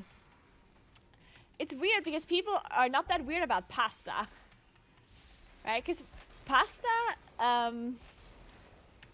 you can put all kinds of sauce on it and all kinds of stuff, and people don't necessarily mind. But as soon as you take pizza and you do some other stuff with it, and people are like losing their shit, even though the definition of pizza is literally just like the dough itself. Like, the only thing that you need to have on a pizza for it to like be considered a pizza is like the pizza dough, right? The things they put on top, like, do whatever the hell you want. Hey Marshall, thank you so much for 9 months. What's up? How you doing? Shit on pizza enjoyers.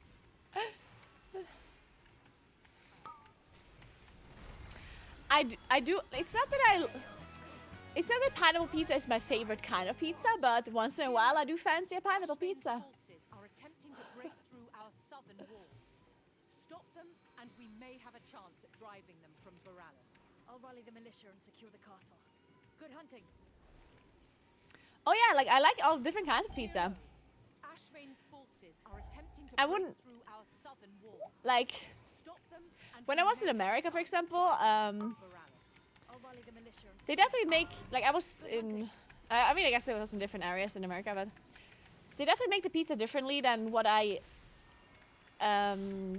used to here where I live. Doesn't mean it's bad, like it's very difficult to make pizza like actually bad. You know what I mean? Like even a quote unquote bad pizza is still good. Like what could not be good about dough, tomato sauce, cheese, and like toppings? Like, come on. It's like saying having like a bad sandwich. Like, yeah, you can of course make a sandwich bad, but it's kind of difficult to make it like a bad sandwich unless you like don't like some of the ingredients on it. Like you would have to, like you need to you need to try really hard, in my opinion, to make a pizza actually so bad that it's not good anymore, you know? Like not enjoyable anymore.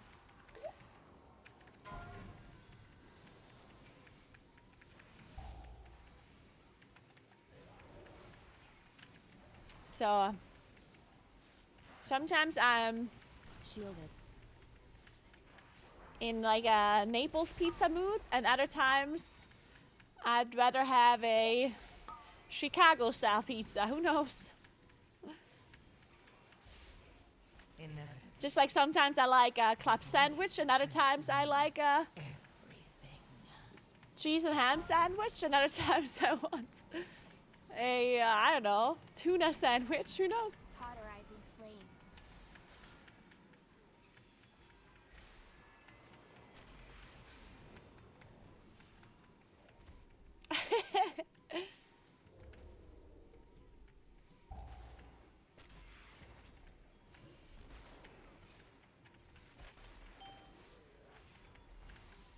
More mastery.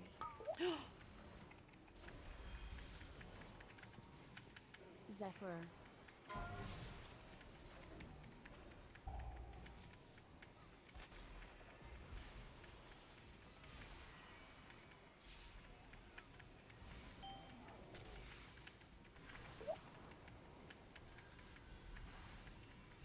Shielded.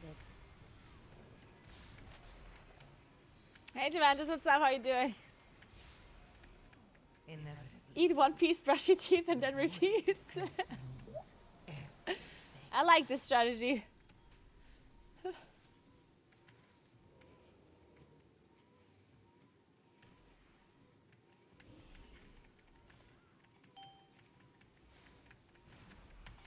Heroes, we need your aid. That sea giant is demolishing everything in its path.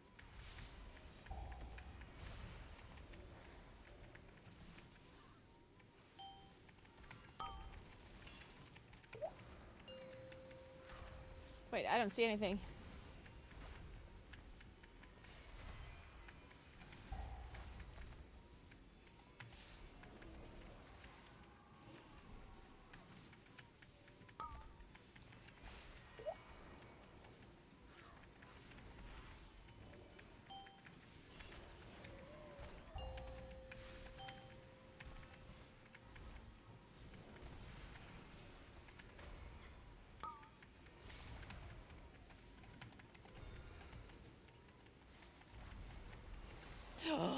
They're all. Oh god. Inevitably, the void consumes everything.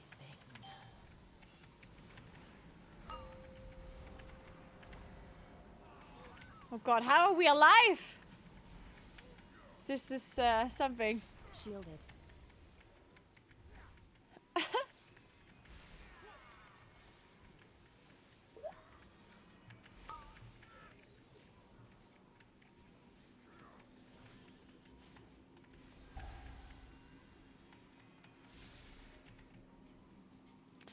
Oh well, that was easy for us.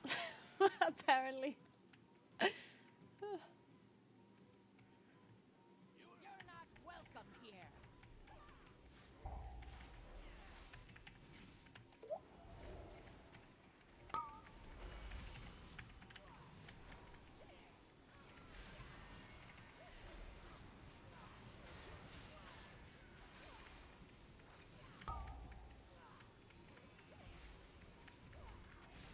Hey Jaffo, what's up? How you doing?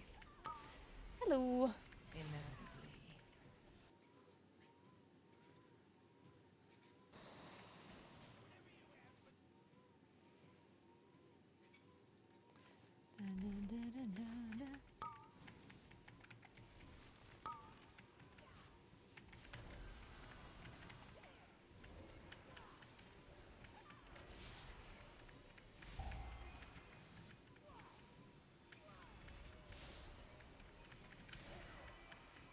Okay, I think it smells a little bit like burning up again. Maybe I just have to oil this walking pad every 2 hours. Maybe that's the trick. What's the time? It's 3 p.m. Okay. I have to leave at around like 4:15 or something. Basically, I just want to be at the gym before all of the people are at the gym that go there after work. That's my only goal for today.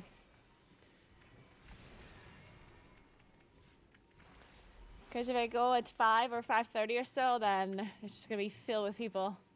And I hate people. As you can probably tell. Hey, Imagine, what's up? How are you doing?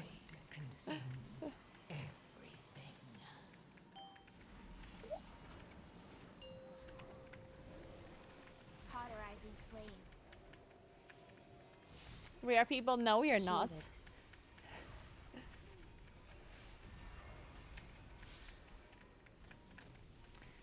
The robots are trying to convince me again that they're people. Typical AI.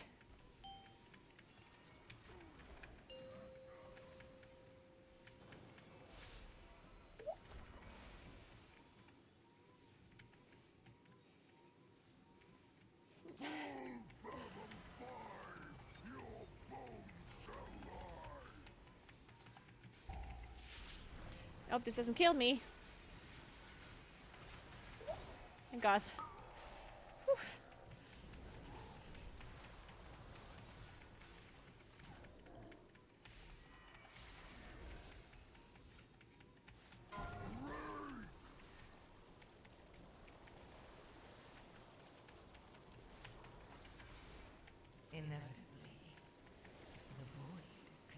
Oh.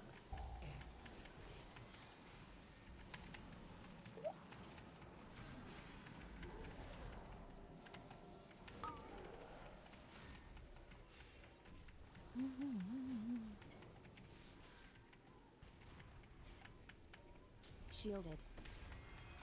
Big shield.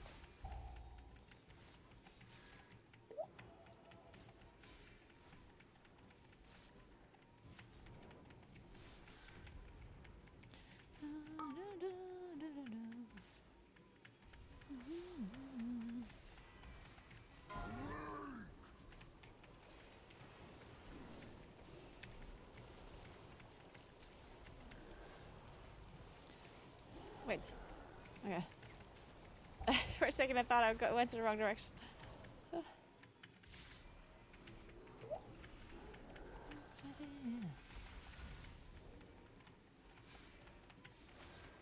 Most mages don't take decurs. I mean, but you should if you know that this is what the affix is, right? like, you can change your talents, yeah? You can actually change them. So if there's an affix that requires a dispel, you should probably pick up the dispel.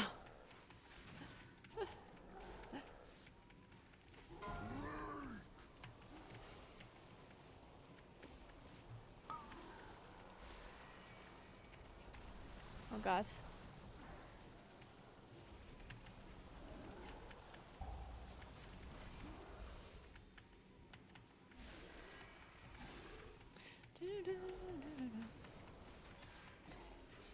Yeah.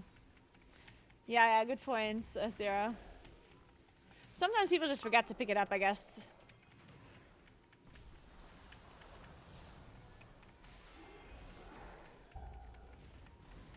Zephyr.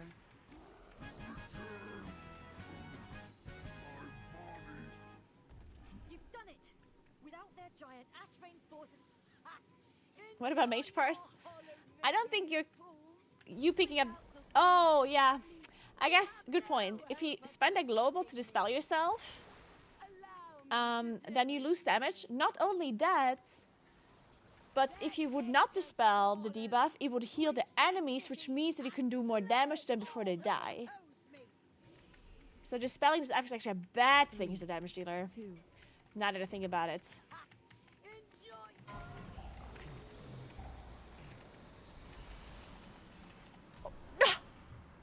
Oh, this affix sucks! I just pressed my cooldown! 5, 4, Man! 2, 1. Okay, that was literally the worst timing of this affix though, yeah?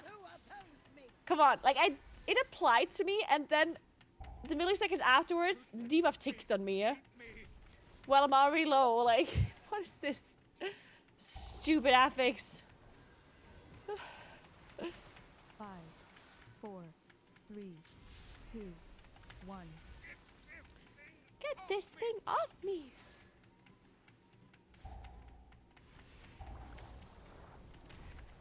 Am I safe here? Apparently so. 5, 4, 3, 2, 1. Let this beast eat me.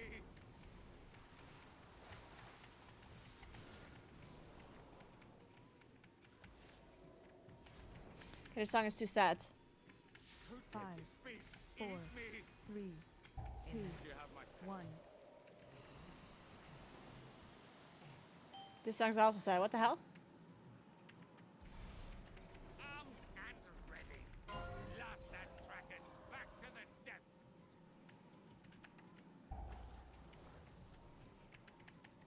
5, 4, 3, 2, 1. Let this beast eat me.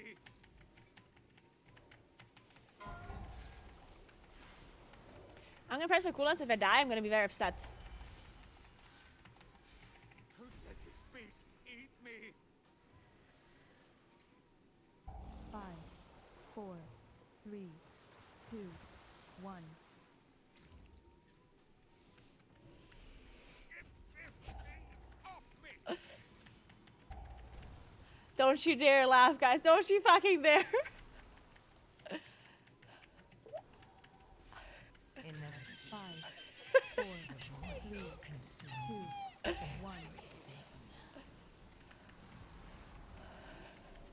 Shielded. Oh. Shielded. This is not okay, guys.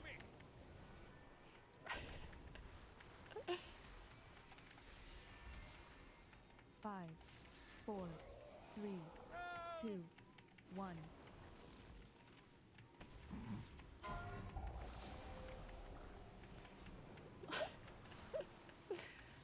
Can't believe I just died. Twice during my cooldowns. Twice. 5, 4, 3, 2, 1.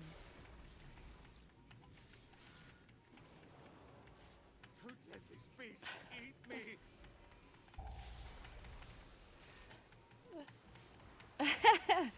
This boss is actually really annoying.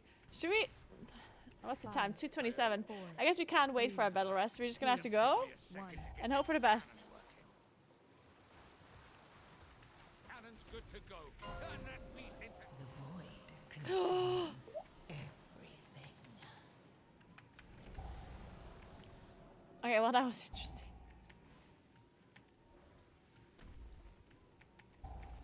5, 4, 3. I'm dead, by the way.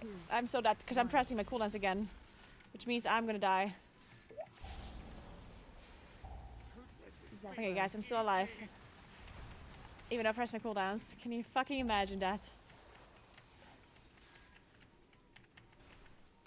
5, 4, 3, 2, 1. Shielded. Oh, I'm dead. Oh. Woo!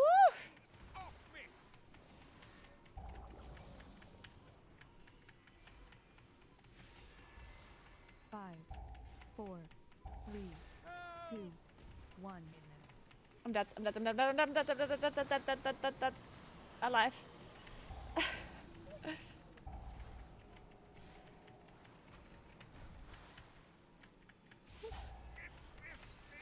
Off me! 5, 4, 3, 2, 1.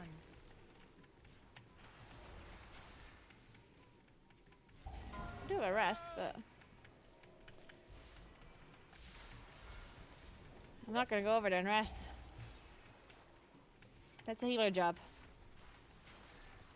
5, 4, 3, 2, 1. I owe you. I can't believe it. Just give me a second to get this cannon working. Armed and It's happening, guys. I have time to siege Morales.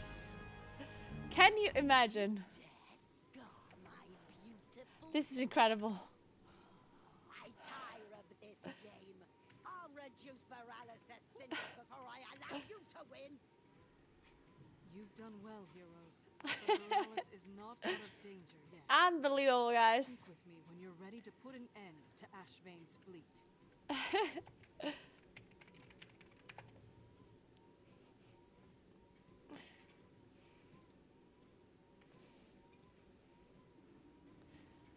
How did you tell with 8 deaths? Well, it was only 11.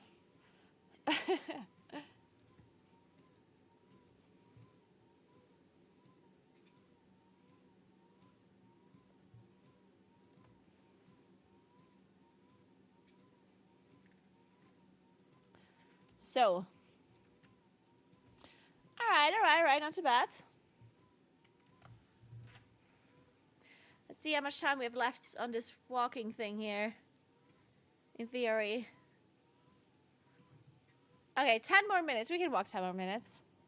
Sure.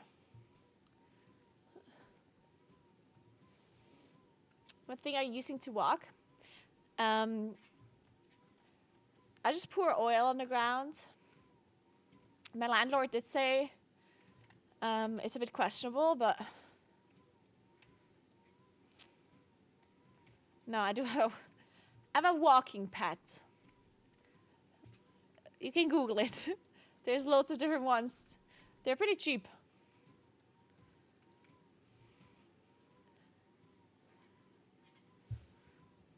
You have the craft filter on? Yeah, why not?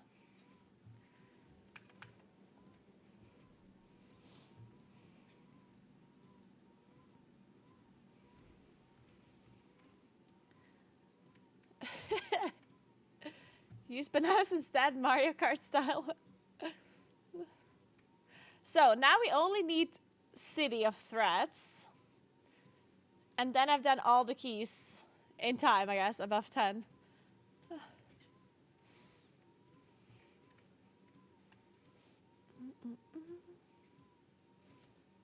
Need what?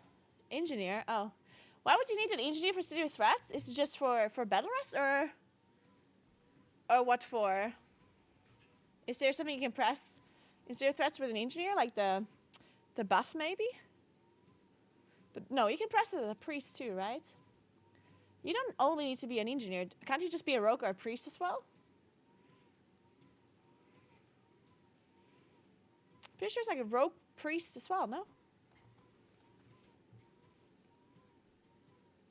Yeah, rogue priest and engineer, and they already have a priest in the group. Need engineer? No, I'm pretty sure that's wrong. Nah, I'm pretty certain priest and rogue can also press it. Pretty sure, yeah. Unless they changed it. It's possible.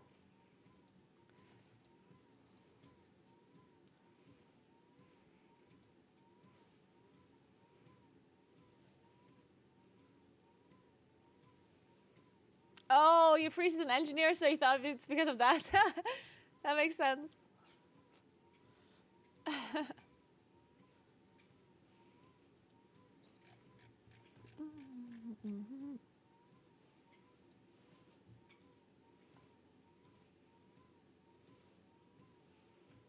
Oh my god, no feel the chemicals.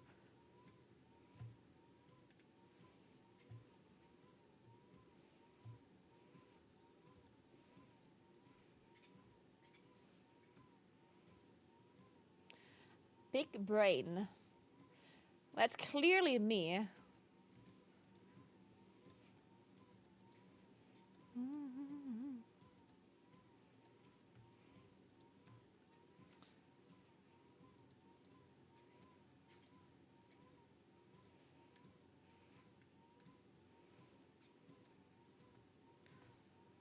Tell me if Andrew's built in yet.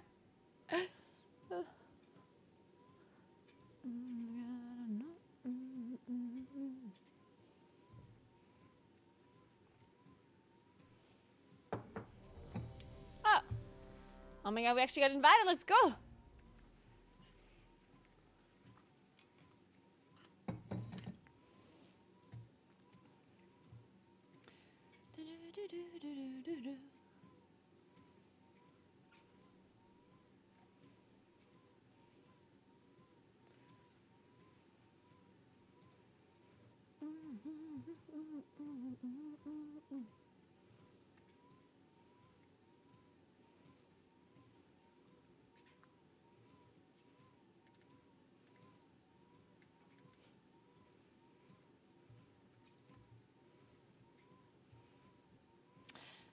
I'm about to change my laptop for a PC, and I want to know if with a 3060 GPU it's more than enough to play WoW, or it's better a 4060. I'm gonna pretend as if I had a single clue about this, but still just think about it very intensely, okay?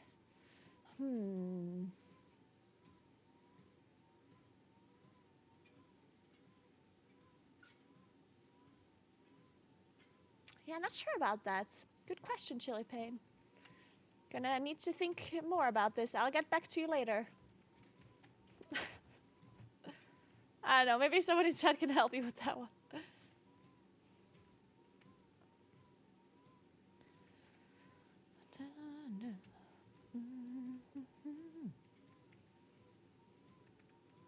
Alright, City of Threats. How do I get there? Oh, I guess it's here, right? Yeah.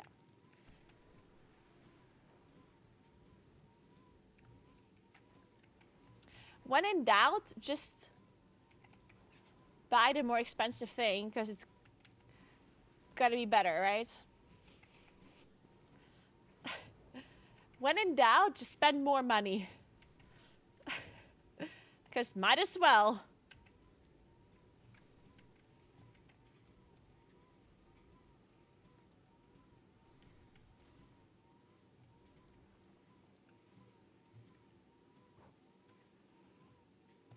Thanks for key, Alice. It was fun. Close enough, though. Close enough.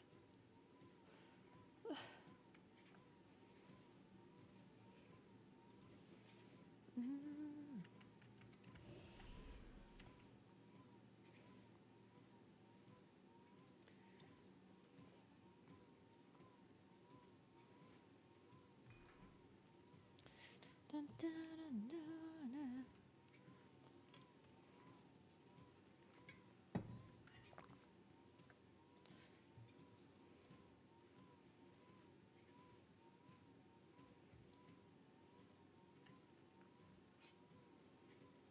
The return of investment on high-end GPUs lousy? Oh.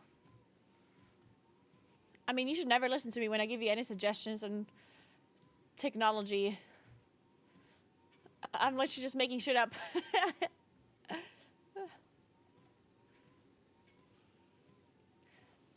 Wait, okay, I knew that Riot Games had less viewers than K-Drill, but I didn't know it's such a big difference. K-Drill has 130k viewers, and the main channel only has 80k. That is actually kind of crazy. It's like 50k more viewers. Damn. I didn't know it's that big of a difference. Huh. Not bad, not bad.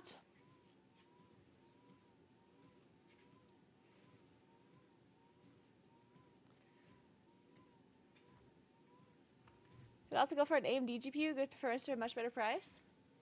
Maybe. Again, I do not know. But But if AMD or Intel is watching right now, I will recommend your GPU if you pay me to do it. My business email is business@naguura.com. Message me.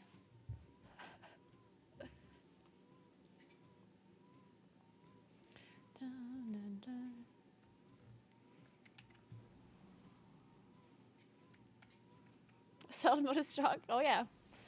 Okay,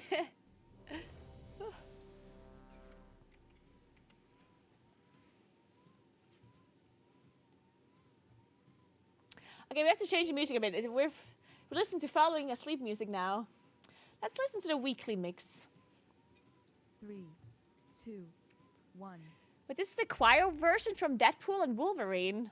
And now you Interesting. learn the true lesson of the void. What the hell? You've Interesting. arrived. Our friend awaits you in the High Hollows. I like it.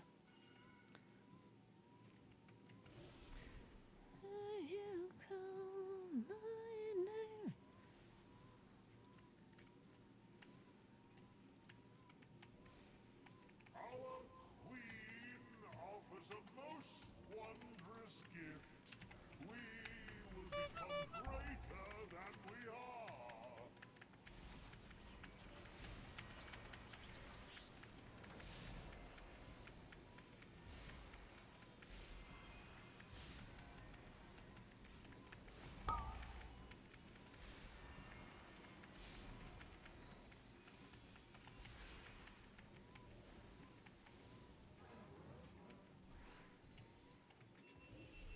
Oh, that's it for the treadmill, guys.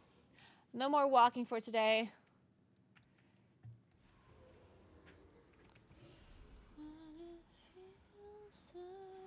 Invaders, fear not, citizens.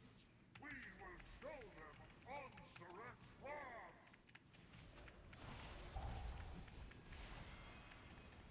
We don't have an interrupt. Oh. Guess we don't have a lot of interrupts in general, considering we have a priest.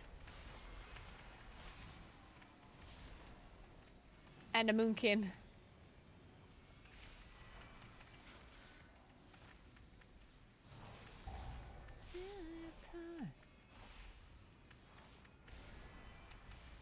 Inevitably, the void consumes everything. Do you not know who Poison I am? cleansing. Whose voice you challenge?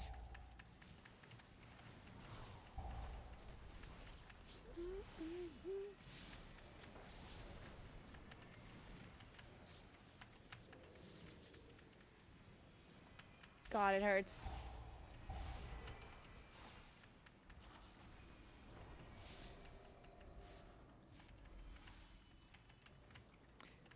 Man, another sad song. It's a cute song though. I don't want to skip it.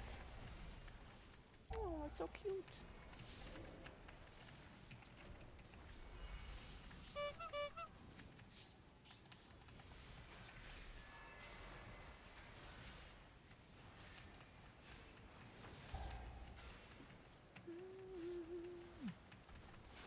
And we can't listen to these depressing songs when we only have when it's also getting like autumn and winter.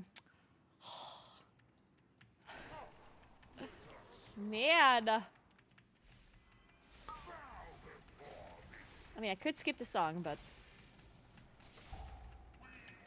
all I want now is a hot chocolate and a blanket.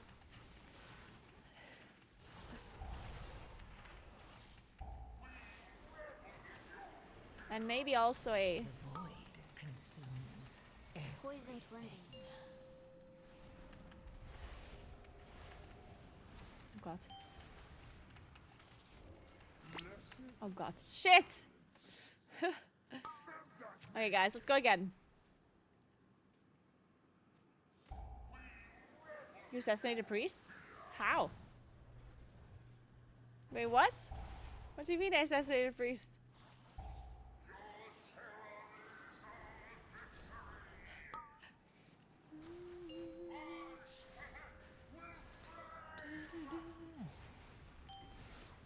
This boss is so bad. Yeah, I'm not the biggest fan of this boss either. Eulogy myself.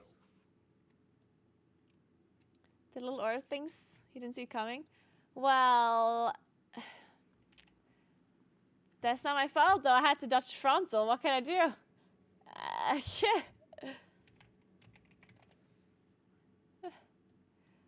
I, have to get out of the frontal. Otherwise I die.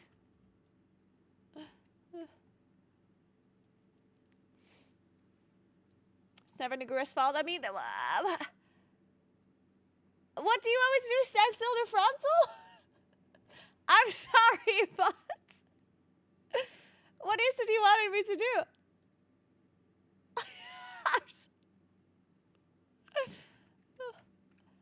I'm serious. What? What do you want me to do? Die to frontal. You know what? Next time I will die to frontal. I'm sorry about that.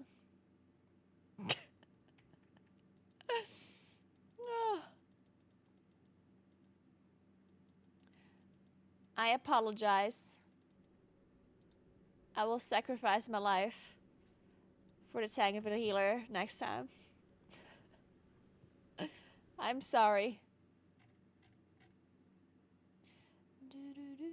Alright. So, well, that was an attempt, I guess. Ooh, nice. We have a little bit of a better, when I say better, I mean just high energy song. Now that we're out of the dungeon. Alright.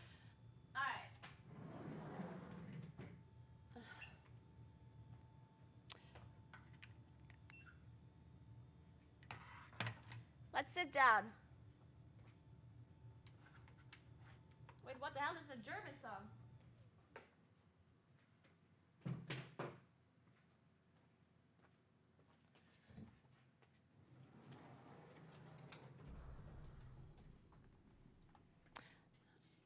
Does every key look like that?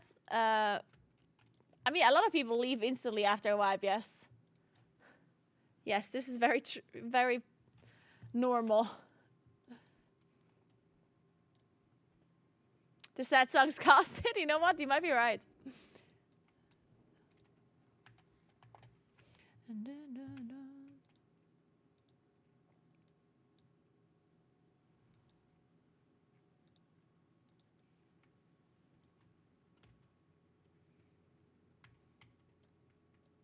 To be fair, I do think that some keys on like even higher level can still be done after a wipe. People still leave.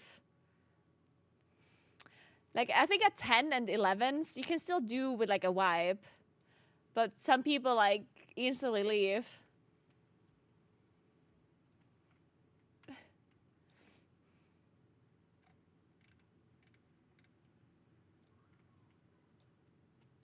I would like the song a lot more without the German part of it. I think.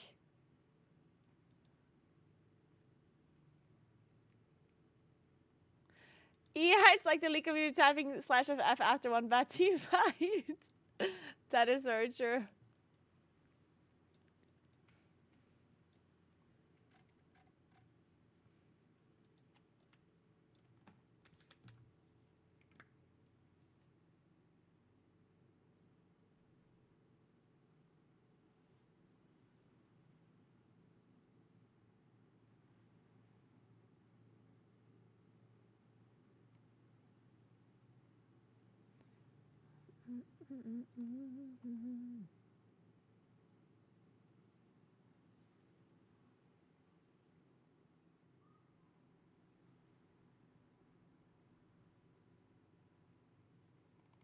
So,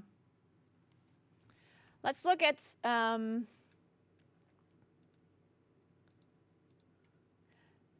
this recipe. So it was butter, nuts, feta, pasta with chicken. Pasta bake. Chicken. That would be delicious. Oh my god, I should do that. Butternut squash feta pasta. Spicy butternut pasta with chicken. I see. Baked feta and butternut squash with sage. Huh.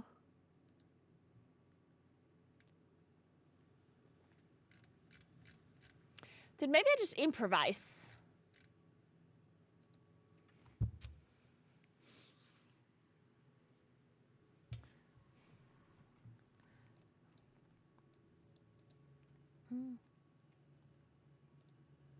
Do you think I can improvise a recipe and it still tastes good? What do you think?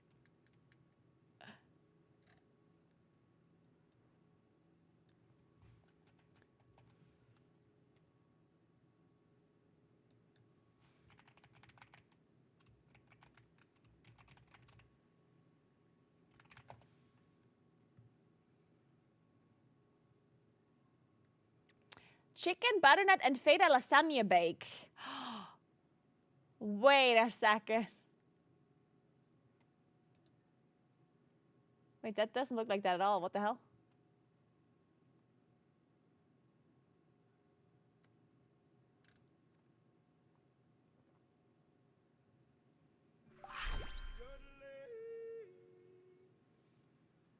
Hey, Vigil. Thank you so much for 3 months. Appreciate that. Thank you, thank you, thank you. Pasta with salmon, spinach, and garlic butter sauce. Mmm, that sounds delicious.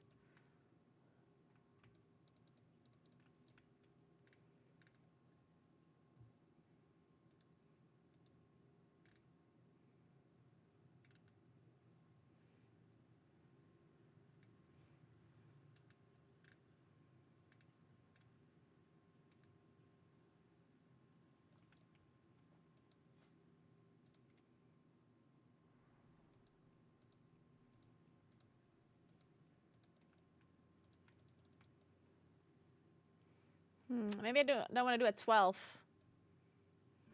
Hey, Kind Slayer. Thank you so much for 1 year. That is awesome. Thank you so much. Welcome back. Thank you, thank you. Guys, it's almost Friday. Is tomorrow going to be a big Friday for you, a small Friday, or just a normal Friday? Or no Friday at all, I guess is the other option.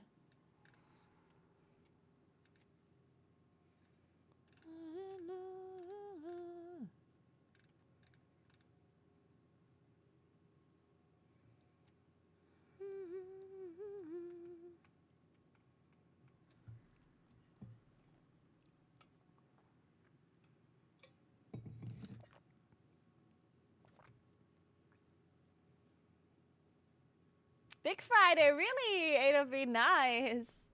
Exciting, exciting.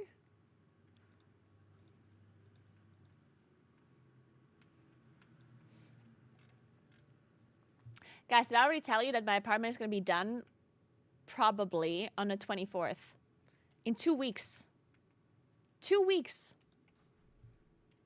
I probably won't be able to move in for a while, though.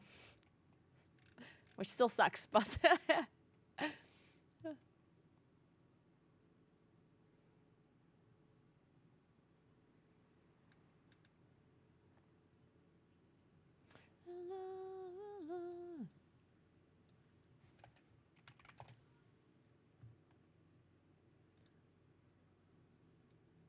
Oh, butternut, spinach, and feta. Ooh.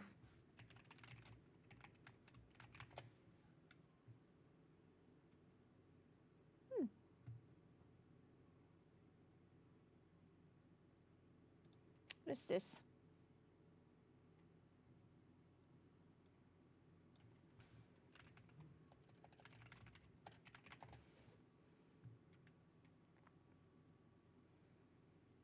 You know what I could do? Instead of making like a butternut lasagna thing, I could just do a pasta bake instead. So it's kind of like lasagna, but not really.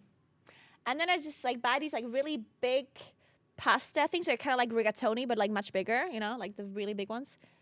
Kind of like cannelloni, but not really. And then I feel like this is a good plan. Hear me out. If there's any like chefs in the chat right now. So what if I take butternut, like a butternut pumpkin, I roast it in the oven. So like I cut it in half. I roast it in the oven with some onions, some garlic,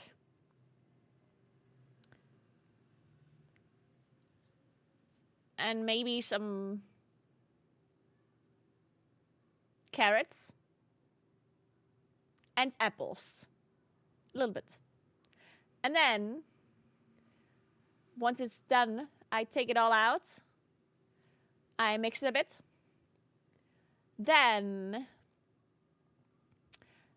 in the meantime, I cook some pasta. A little bit, not all the way through. Then I put the pasta and the mixture into like a lasagna dish. Then I put feta cheese in it with the pasta and this mixture and some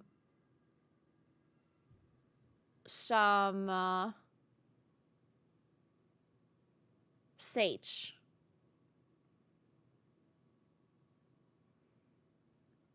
And then that's it.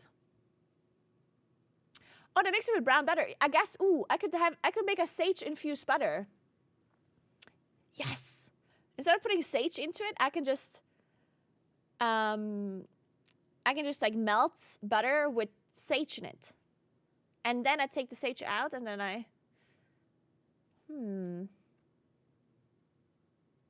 how do I add the chicken to this? Need a little bit of spice to balance out all of that sweet. I think it's too sweet. The feta cheese. I think, isn't that good enough? Does it actually need to be more? Maybe. Maybe.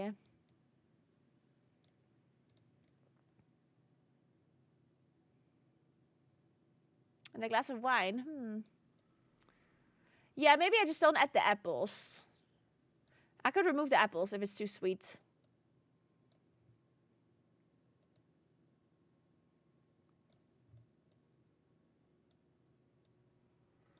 Or maybe I just use apples instead of carrots. Instead of both. Or I don't add any of it. Like maybe I don't need apples or carrots. Maybe just like garlic and onion is fine. And then some sage butter. And then I just like sprinkle chicken on it. Yeah, I feel like this is a good idea. I like it. Yeah, we'll improvise this on Monday. The only problem is like next week, it's a bit annoying because I have some sponsor thing that I do and it's really late. Like on Monday, I have a rehearsal for a sponsor thing at like 11 p.m. to 11:30, which really sucks. Maybe I do like some meal prep before, like maybe I just do the meal prep Monday stream.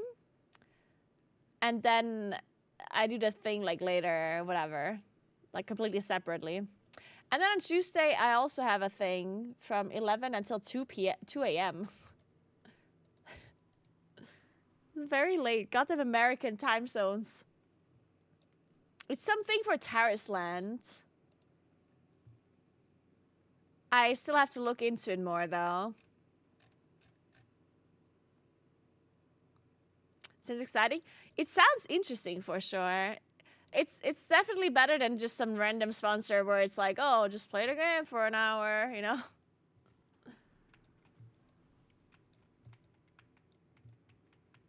Pug Life, how's your brain not fried? It is a little bit fried. I'm not going to be able to play that much longer.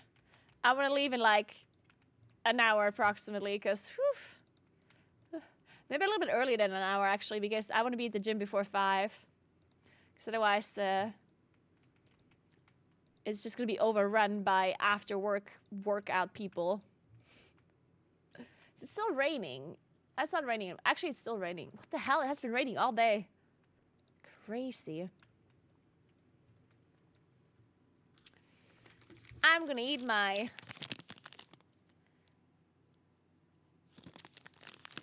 protein bar in the meantime while I wait for a puck group to invite me.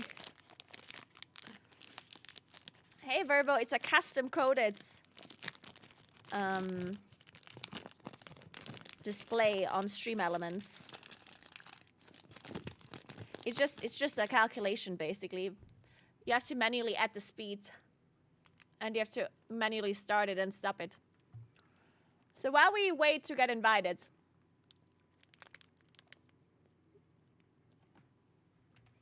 let's watch a YouTube video.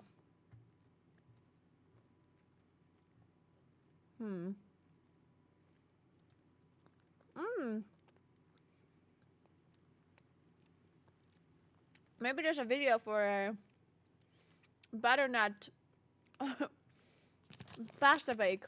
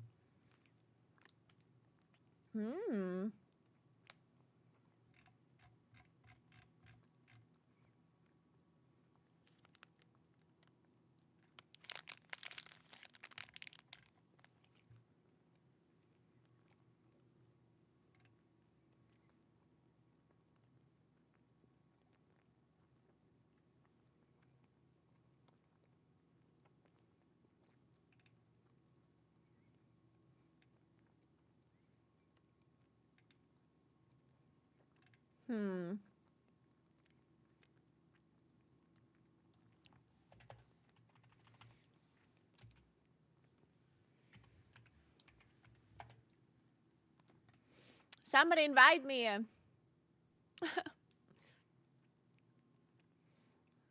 Butternut squash stuffed pasta bake.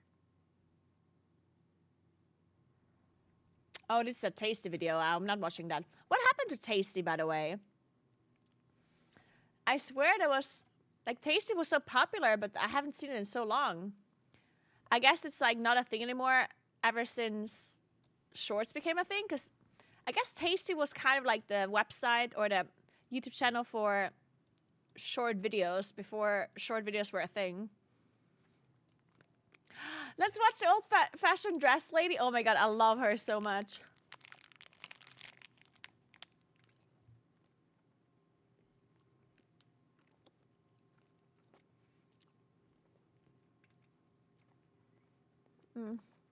That one looks good.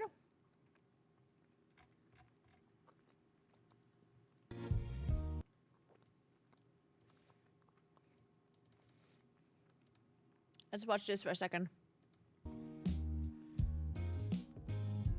So if you have a different There's no feta cheese in vegetable here, peeler but... than I do, and I'm sure you do, this is kind of old, kind of dinged up. It's had a lot of use. I probably need to get another one. With your sharp vegetable peeler, you can peel the skin right off of the butternut squash. There's other ways to do this. You can put this in the microwave for, like, you can put plastic over it. You can kind of steam it. That will help you. Sometimes it just takes a second to get started, but once you do, this is actually giving me some resistance here, but if you have a sharper peeler, you'll be fine. Yeah, definitely not the same as peeling an eggplant. You see, it's kind of weird enough. You want a sharp knife for this. Just 4 cups. This video one time, even if I knew the video, I wouldn't tell you guys, because I would never embarrass somebody or anything like that. What's he doing? Is he just cooking it afterwards? I was going to... What is this, mozzarella? And Savior block. Side Parmesan of cheese. fresh mozzarella is best used for these baking recipes. That doesn't look like fresh mozzarella to me. 2-pound block, so I'm just gonna take some of it off. I always use like block mozzarella for these recipes. I don't think that the fresh mozzarella is best used for these baking recipes. It doesn't bake as well, doesn't melt as well.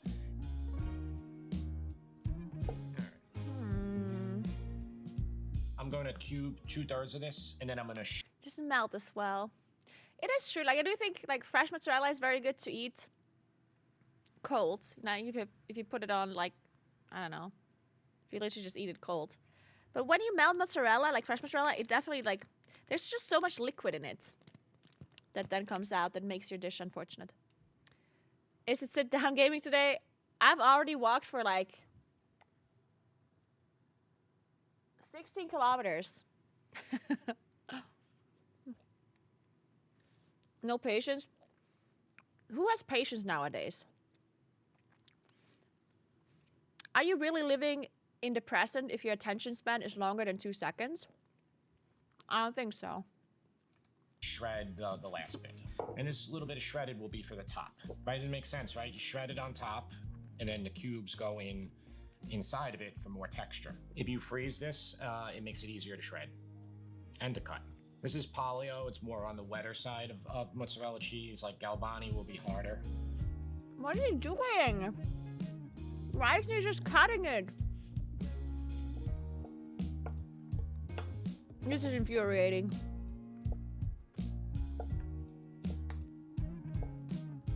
Cubes are about that size. The block of Parmigiano Reggiano. Parmesan's better in this than Pecorino. I think Pecorino would overpower it. Gonna grate up a half a cup and then save your Thank you block. so much You'll for put more 87 on, months. at the S11 end. Plus. Appreciate that. Thank you so much. Welcome back. Thank you, thank I'm you, sorry, thank it's you. not a half a cup, it's 3/4 cup of Parmesan cheese you want. It'll break off, make sure you have that.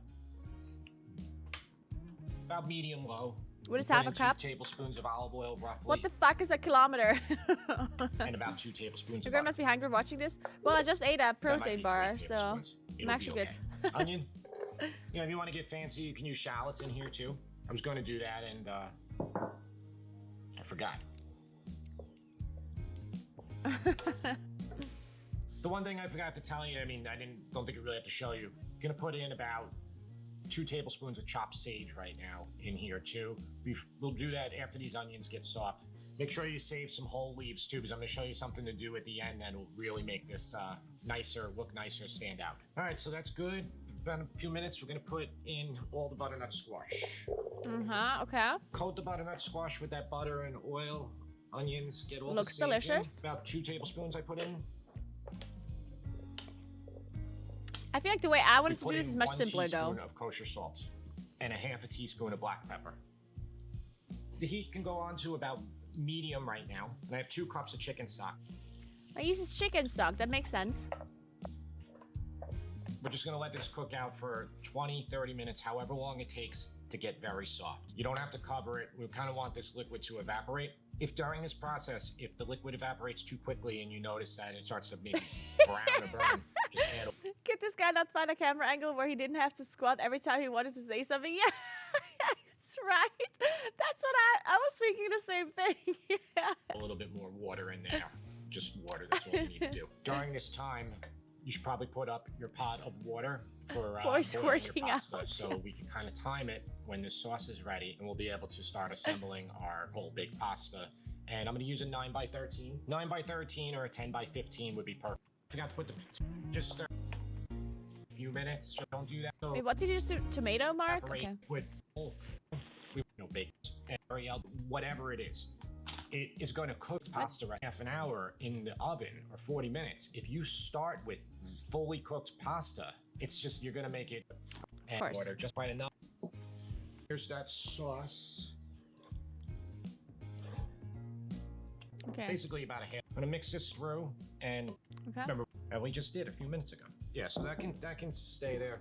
Just going to take a drop of oil, olive oil, clean paper towel, wipe it. We're gonna put on about 1/4 to a half an inch of sauce from same thing you do on any baked ziti or whatever sauce. Mixed it in with the mozzarella cheese. I think this would be better with feta cheese, honestly. That's a lot of Parmesan, too. I mean, I'm sure it's delicious. Like, how could it possibly not be good? Like, it's pasta with butternut squash, butter, and cheese. Like, there's no way this is not good. Fill your paper. Well, one last, the whole one. Hey, what did you do just now? And you Just wrap it covering it. around. One last thing, and that's why I wanted. They're excellent for 20 seconds. Just be careful with your oil. Got all the sage. Sage tastes really ziti with Thanksgiving this season. Okay. Okay, I'm not gonna do what he did. I'm gonna do the opposite. So, Can I do one more key? I mean, I guess technically I cannot do one more key, but then at the same time, I probably can because, let's be honest here, we're probably depleting it on first boss, and then everyone's gonna leave anyway.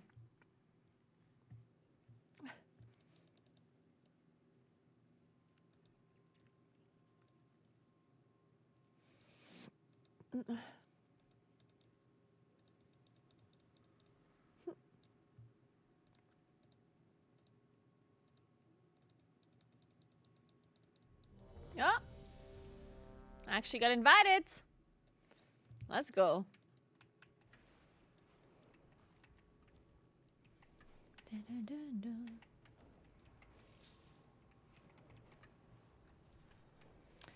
Does anyone know what Zekvir's dropped? They nerfed Zekvir for some reason. I don't really know why. Sometimes Blizzard does weird things. That's one of those weird things.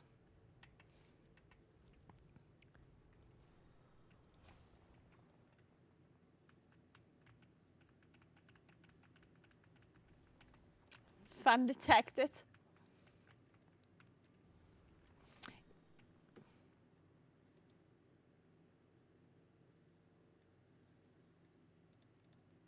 Okay, let me take a look at the program that Ace put together.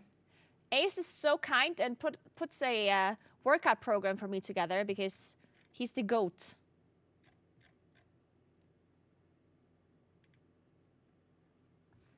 Let's take a look.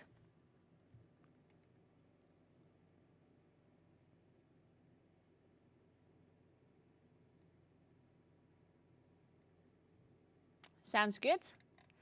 I feel like it's a bit long though, maybe, this workout. But maybe it's fine, we'll see. I'm gonna do this one today. Lat pull down, face pulls, cable curls. I've never done cable curls before. Tricep push down, sounds good. Lateral dumbbell raise, dumbbell shoulder press. Perfect.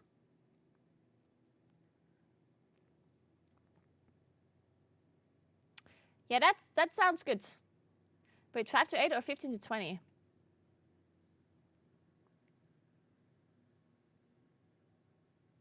So not in between. Okay, I can do this. I'm gonna work out my upper body today, guys. I'm gonna be buff as fuck. I'm gonna have huge shoulders afterwards.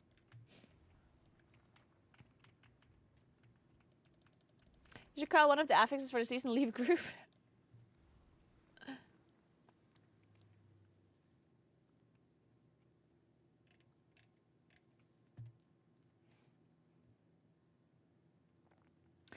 The blinding widescreen. Oh, I like to flashbang my viewers. If I have to flashbang myself, then you're gonna get flashbang too. Out of solidarity. Swole Gora? Yeah, this is the swole angle now.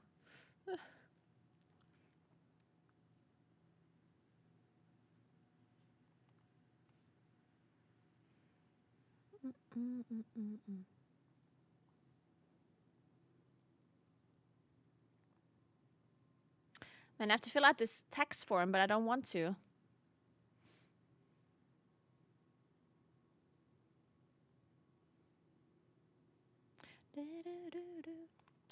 So, what did I say I'm gonna do tomorrow? Oh, tomorrow I wanted to go to the gym at 7 a.m. Oof. That's just so early. Can I do a lag workout tomorrow at 7 a.m.? Jesus Christ. We'll see how that works. Ah, you've arrived. Our friend awaits you in the High Hollows. Is 7 a.m. a real time? Honestly, it might be fake. The content. Burpee day? That's not actually a thing, right? People don't actually do burpees. It's like their only workout, right? That's so messed up. Like, burpees are literally like, it doesn't make any sense to me. Because burpees is basically cardio, right? There's so many other forms of cardio that are infinitely better than burpees. Like, why would anyone choose to do burpees on purpose? Hey, Danny, thank you so much for 30 months. Appreciate that. Thank you so much. 5, 4. There's just no 3, shot. 2, 1. And now you learn. I don't know what that is, Chosen Bam. Lesson of the void. Thank you, Danny. Ah, you've arrived. Burpees are great when you want to convince yourself to give up on your dreams. I didn't want this buff anyway.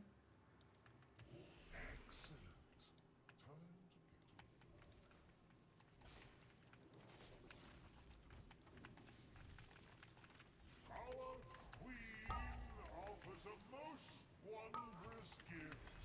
We will become greater than we are.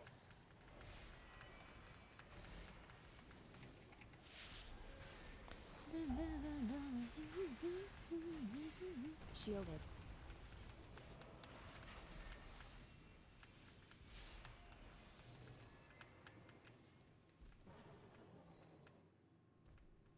No, I don't know where that is. Is that in Austria?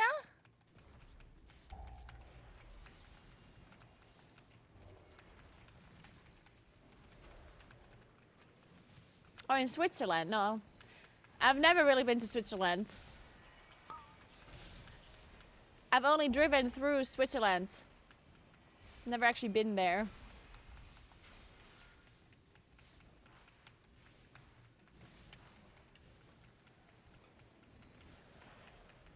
Inevitably, the void. Guys, I have a raging coffee addiction. And I can't stop it. Poisoned frenzy. Hi!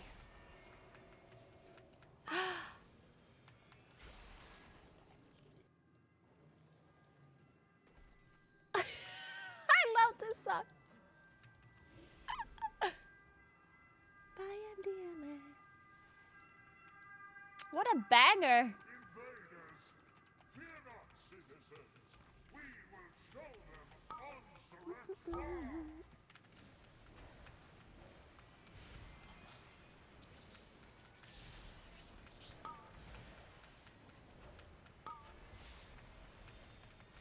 Yeah, that's the thing, like, I don't know. I wanted to do this thing. Like, I wanted to change my coffee consumption to basically just to not drink coffee when I feel like I slept enough. Like, if I sleep a lot of, like, if I wake up in the morning and I feel I like actually like I slept enough, then I wanted to like stop drinking coffee then, because I want my coffee to actually work when I need it and not like randomly, right? Void consumes everything. But then, I don't know.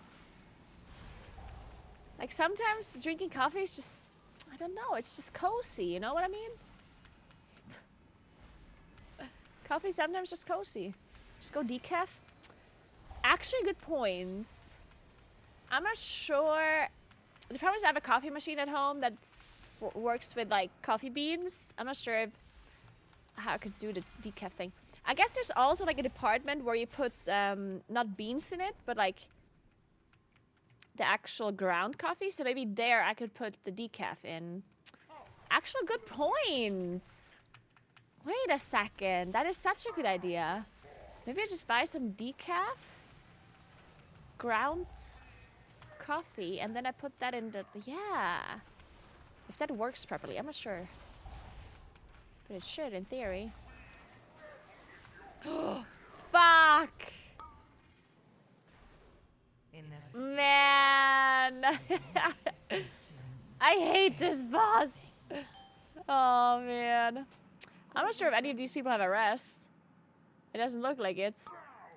Well, I guess I have to foreman it. I go with decaf when I just feel like coffee but don't actually need it. Yeah, that's actually such a good point. Let's see. Like I have this like, is it Philips, I think? It's like a full automated coffee machine. Usually like you put the ground beans in there and then it grinds it and then like makes the coffee all automatically by just pressing the buttons, right? But I do think there's like one department where you can put ground coffee in. I've never used it. But technically I think that should work for the decaf. Yeah, the only defenses are Bark skin and bear form. Well, and the regrowth 8% DR. I guess. They really could do the circle a bit better. Which circle? I mean, they could just make. I don't know how they. Like, I think this boss.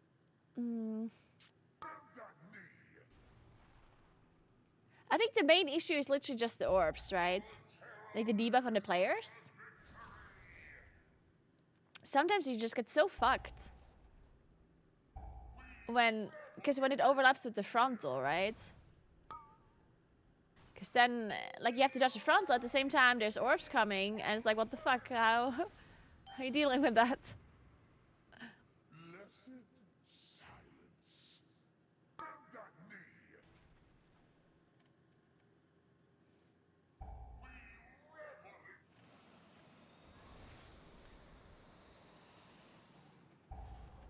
Poisoned cleansing. I'm convinced humans need coffee to survive.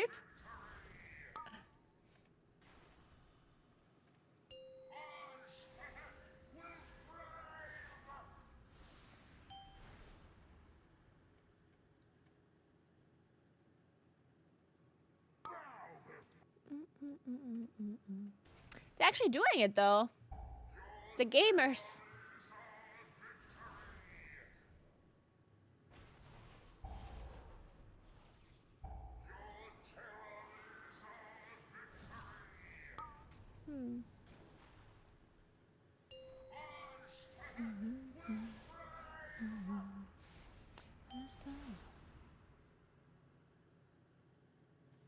What the hell is this stuff? What the fuck?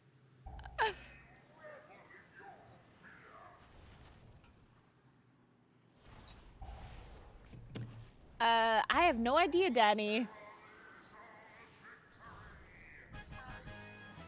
I have no idea. Buffoon. Not even worthy of the fifth strand. Ansurek has eyes everywhere. Alright, nice. You'll need to blind them to meet the vizier. Good job, team. Good job. Many deals for a friend of Grummel's. He'll like you. I don't know what to do from this point onwards. I've never gotten this far in this dungeon before.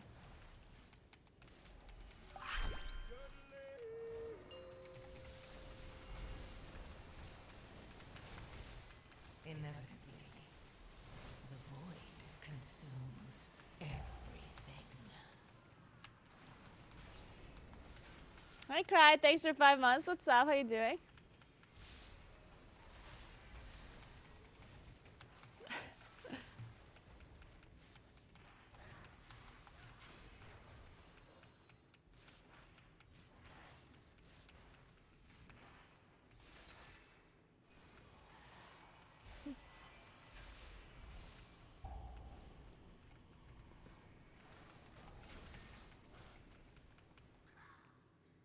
By the weave. Baby, don't hurt me. No more. Don't hurt me.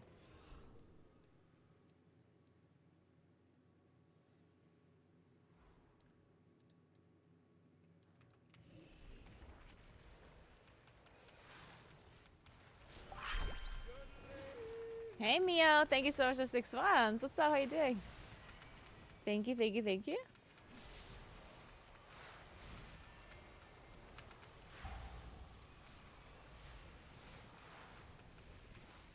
Shielded.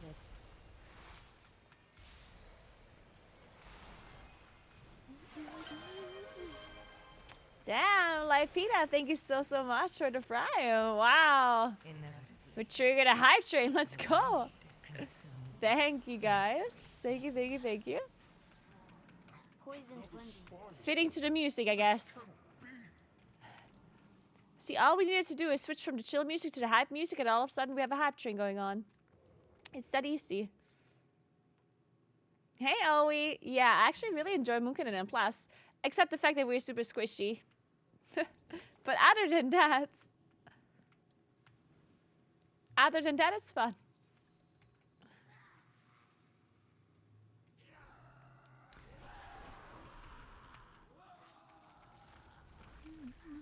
gosh.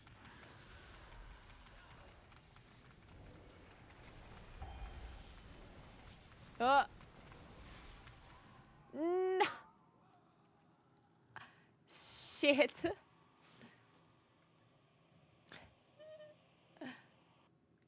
Well, that was a big... Wait, you spawn here? At the actual entrance?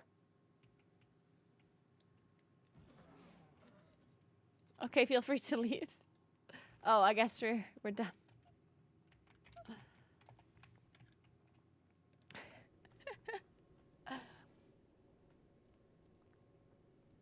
We're so hyped. Naguura has never gotten to this point of the dungeon. Let's time it. Well, about that. Naguura, you have vibration? I'm trying to understand what you mean. You need to elaborate on that question. What kind of vibration are we talking about?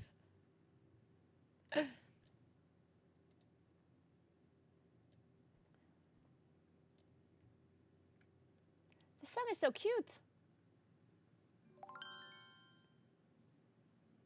Lauren Spencer Smith. I love her.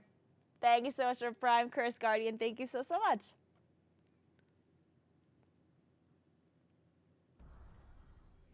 Oh, that's why I know this song. Yeah, okay.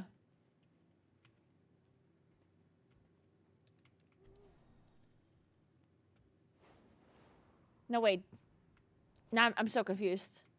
Is it the lyrics as well, or is it just the melody?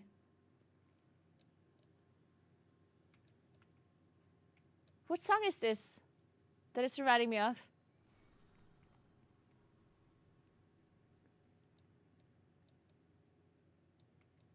My brain is confused.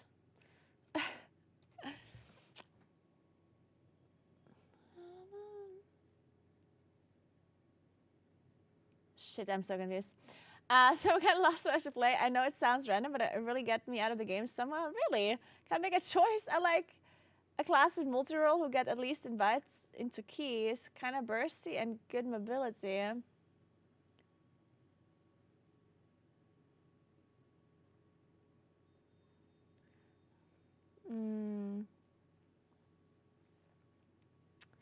A multi-role class who gets invited to keys. Well, I mean, I guess if you play a multi-role class, the problem is that maybe one of the roles gets invited and the other one does not, right? But I mean, Shaman? You should try Shaman. Rest Shaman is really good. And I think the other Shaman specs also get invited. Right? I mean, Elemental and Enhancement are also fine. Maybe you just go with that. Right? I think that's probably a good idea. Yeah, Shaman's probably good.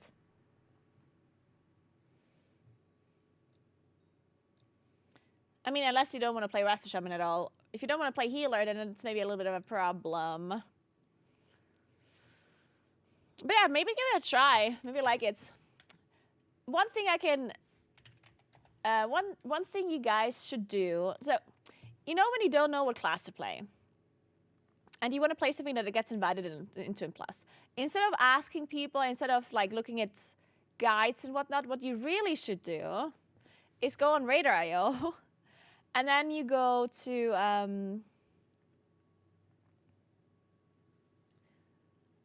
all run leaderboards.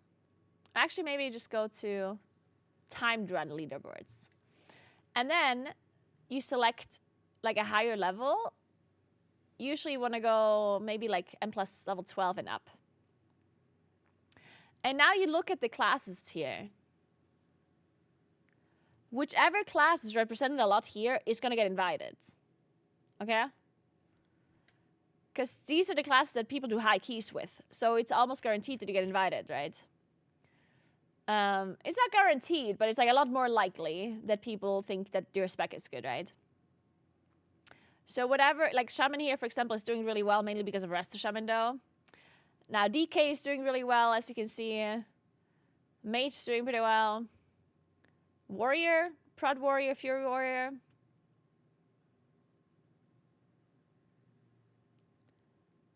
I mean, Druid is okay. It's Balance and Guardian that gets invited, I guess.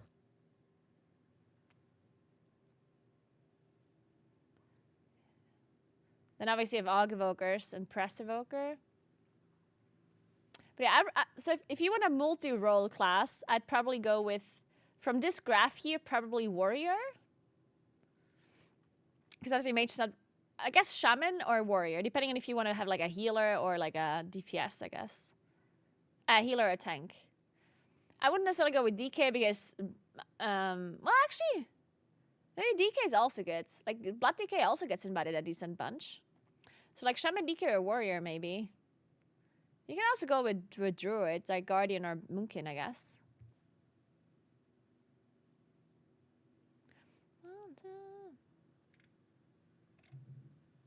Well, hunters are not having a good time. Poor hunters.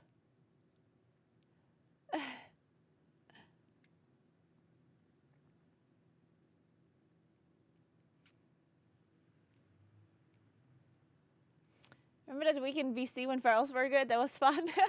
Hey, Ferals were actually really good in Dragonflight at the start. Do you remember?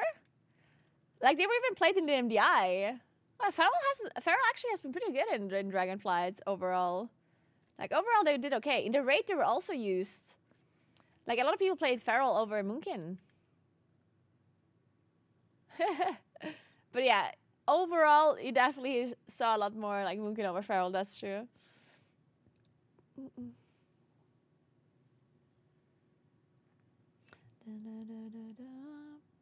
All right, let me take a look at this Throne and Liberty game. Maybe we check it out tomorrow. Let's see, Annie's playing it.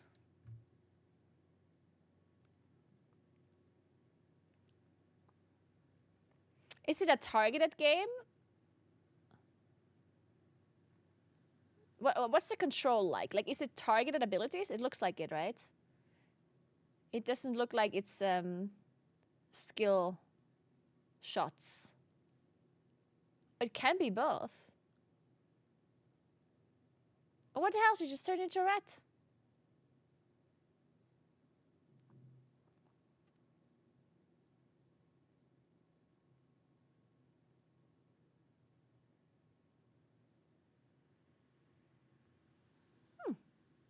It looks kind of cool.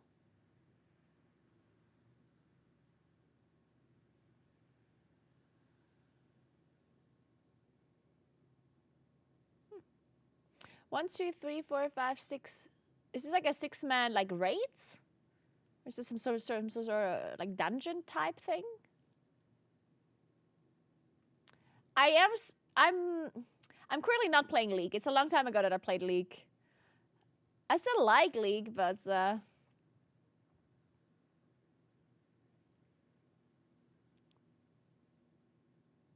what the hell is going on in her chat? People are talking about politics?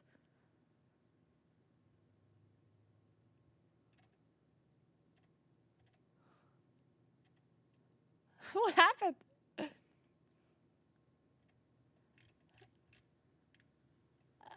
They don't need to target women. They already got them. Who would vote for a party that wants to strip women's rights anyway?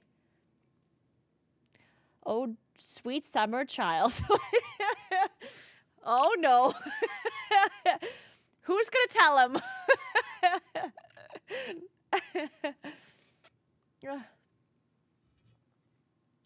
She has straight chat in her chat, apparently so. Sorry, I'm gonna stop stealing Annie's content now. If you like other Korean MMOs, you'd like this, like Video or Ion. I like Lost Ark. I haven't played Video or Ion, so I don't know. But it's not... I don't know, like for me it affects... I don't know, like... I personally just think all I care about is like the actual gameplay and how fun that is. I like Lost Ark because I thought it was like challenging enough, and I don't know. I thought the gameplay was interesting. It was that very different for sure, but whatever. I'll just try it tomorrow. We can play it a little bit tomorrow. So maybe I play some in Plus tomorrow until I get really bored. So probably after an hour. And then we're gonna check out Throne of Liberty. So if you guys haven't played the game before and you're interested in it, then we can check it out together tomorrow. But oh, Anonymous, thank you so much for $100 towards the ski touring set. Oh my god. Thank you so much. Whoever you are. If you're the same person that keeps donating towards that set, then thank you so much. Man, we're actually getting so close. Also, you've been donating so much. That's crazy. Thank you so much. How close are we now? 36%. Oh my god, we totally have this soon. Soon TM, guys. Soon TM. 754 euros raised already. Thank you so much. You're the absolute best. I appreciate that. Thank you. Man, I'm really excited for the ski touring IRL streams.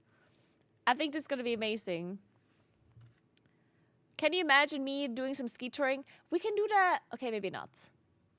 I was thinking about doing like a sunset kind of thing, sunrise ski touring thing, but I don't want to walk up a mountain on my skis when it's dark. Like, that's not happening. We could do a sunset thing, though. Sunset is going to work, actually. Because I can ski down a mountain when it's dark. I just don't want to walk up a mountain when it's dark, I think.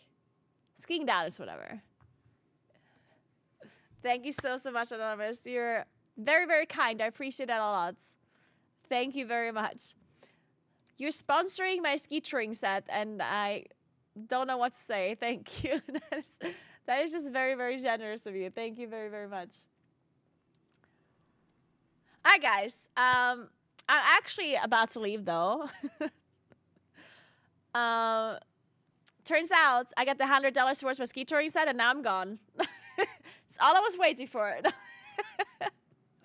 No, I didn't want to leave anyway because I have to get to the gym before the work people are swarming it.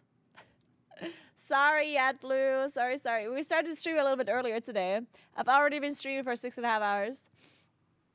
But yeah, I'm going to go to the gym now. And tomorrow, I'm going to stream a little bit later than today. Tomorrow's not going to be a super early stream. Because tomorrow I have an appointment in the morning. And then I'm probably going to start streaming at around 11 or so. 11 a.m. Yeah, 11 or noon. Something like that. And yeah, tomorrow we're going to play some WoW first. And then later on, once we get bored of our M+ runs, we're going to check out Throne of Liberty, see if we like that game. And yeah, that's it for today. Thank you so much for hanging out. You guys are the best as always. I really appreciate you hanging out and having discussions about literally everything. Like, I don't know what the fuck we talked about today, but about brushing your teeth on the toilet, about therapy, about cooking, you know, all kinds of stuff. So yeah, thank you so much for watching, guys. I'll see you guys tomorrow. Remember to follow my stream if you haven't yet. Have a nice rest of your day. And I'll see you guys tomorrow. Let me find somebody to host before I leave you.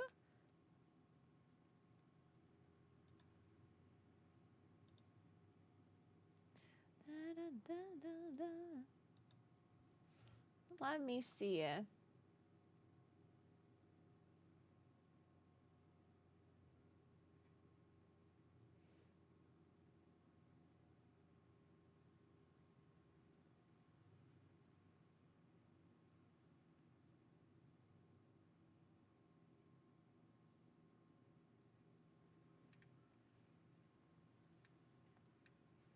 Let's try to find an IRL streamer to host.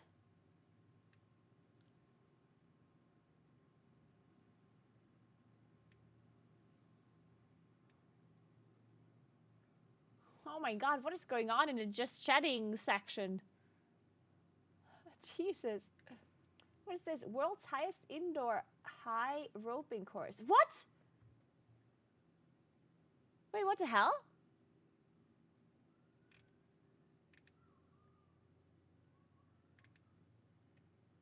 That's so cute. I'm hosting this person. I don't know what they're doing, but that sounds very interesting.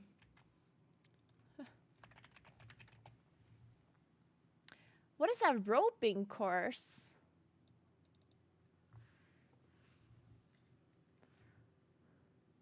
Are connected to something where you have to hold on to the thing itself. Like one of the tracks is a boxing bag that you have to hold on to, and if you slip or your fingers let go for some reason, you're gonna fall down and get caught, of course, by both of these.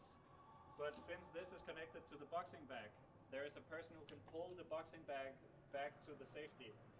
If this is not connected, Interesting. I want to do this, whatever it is. It sounds like fun. the other side of the track, which means I have Is this when you walk along the face of the cliff on ropes? I think so.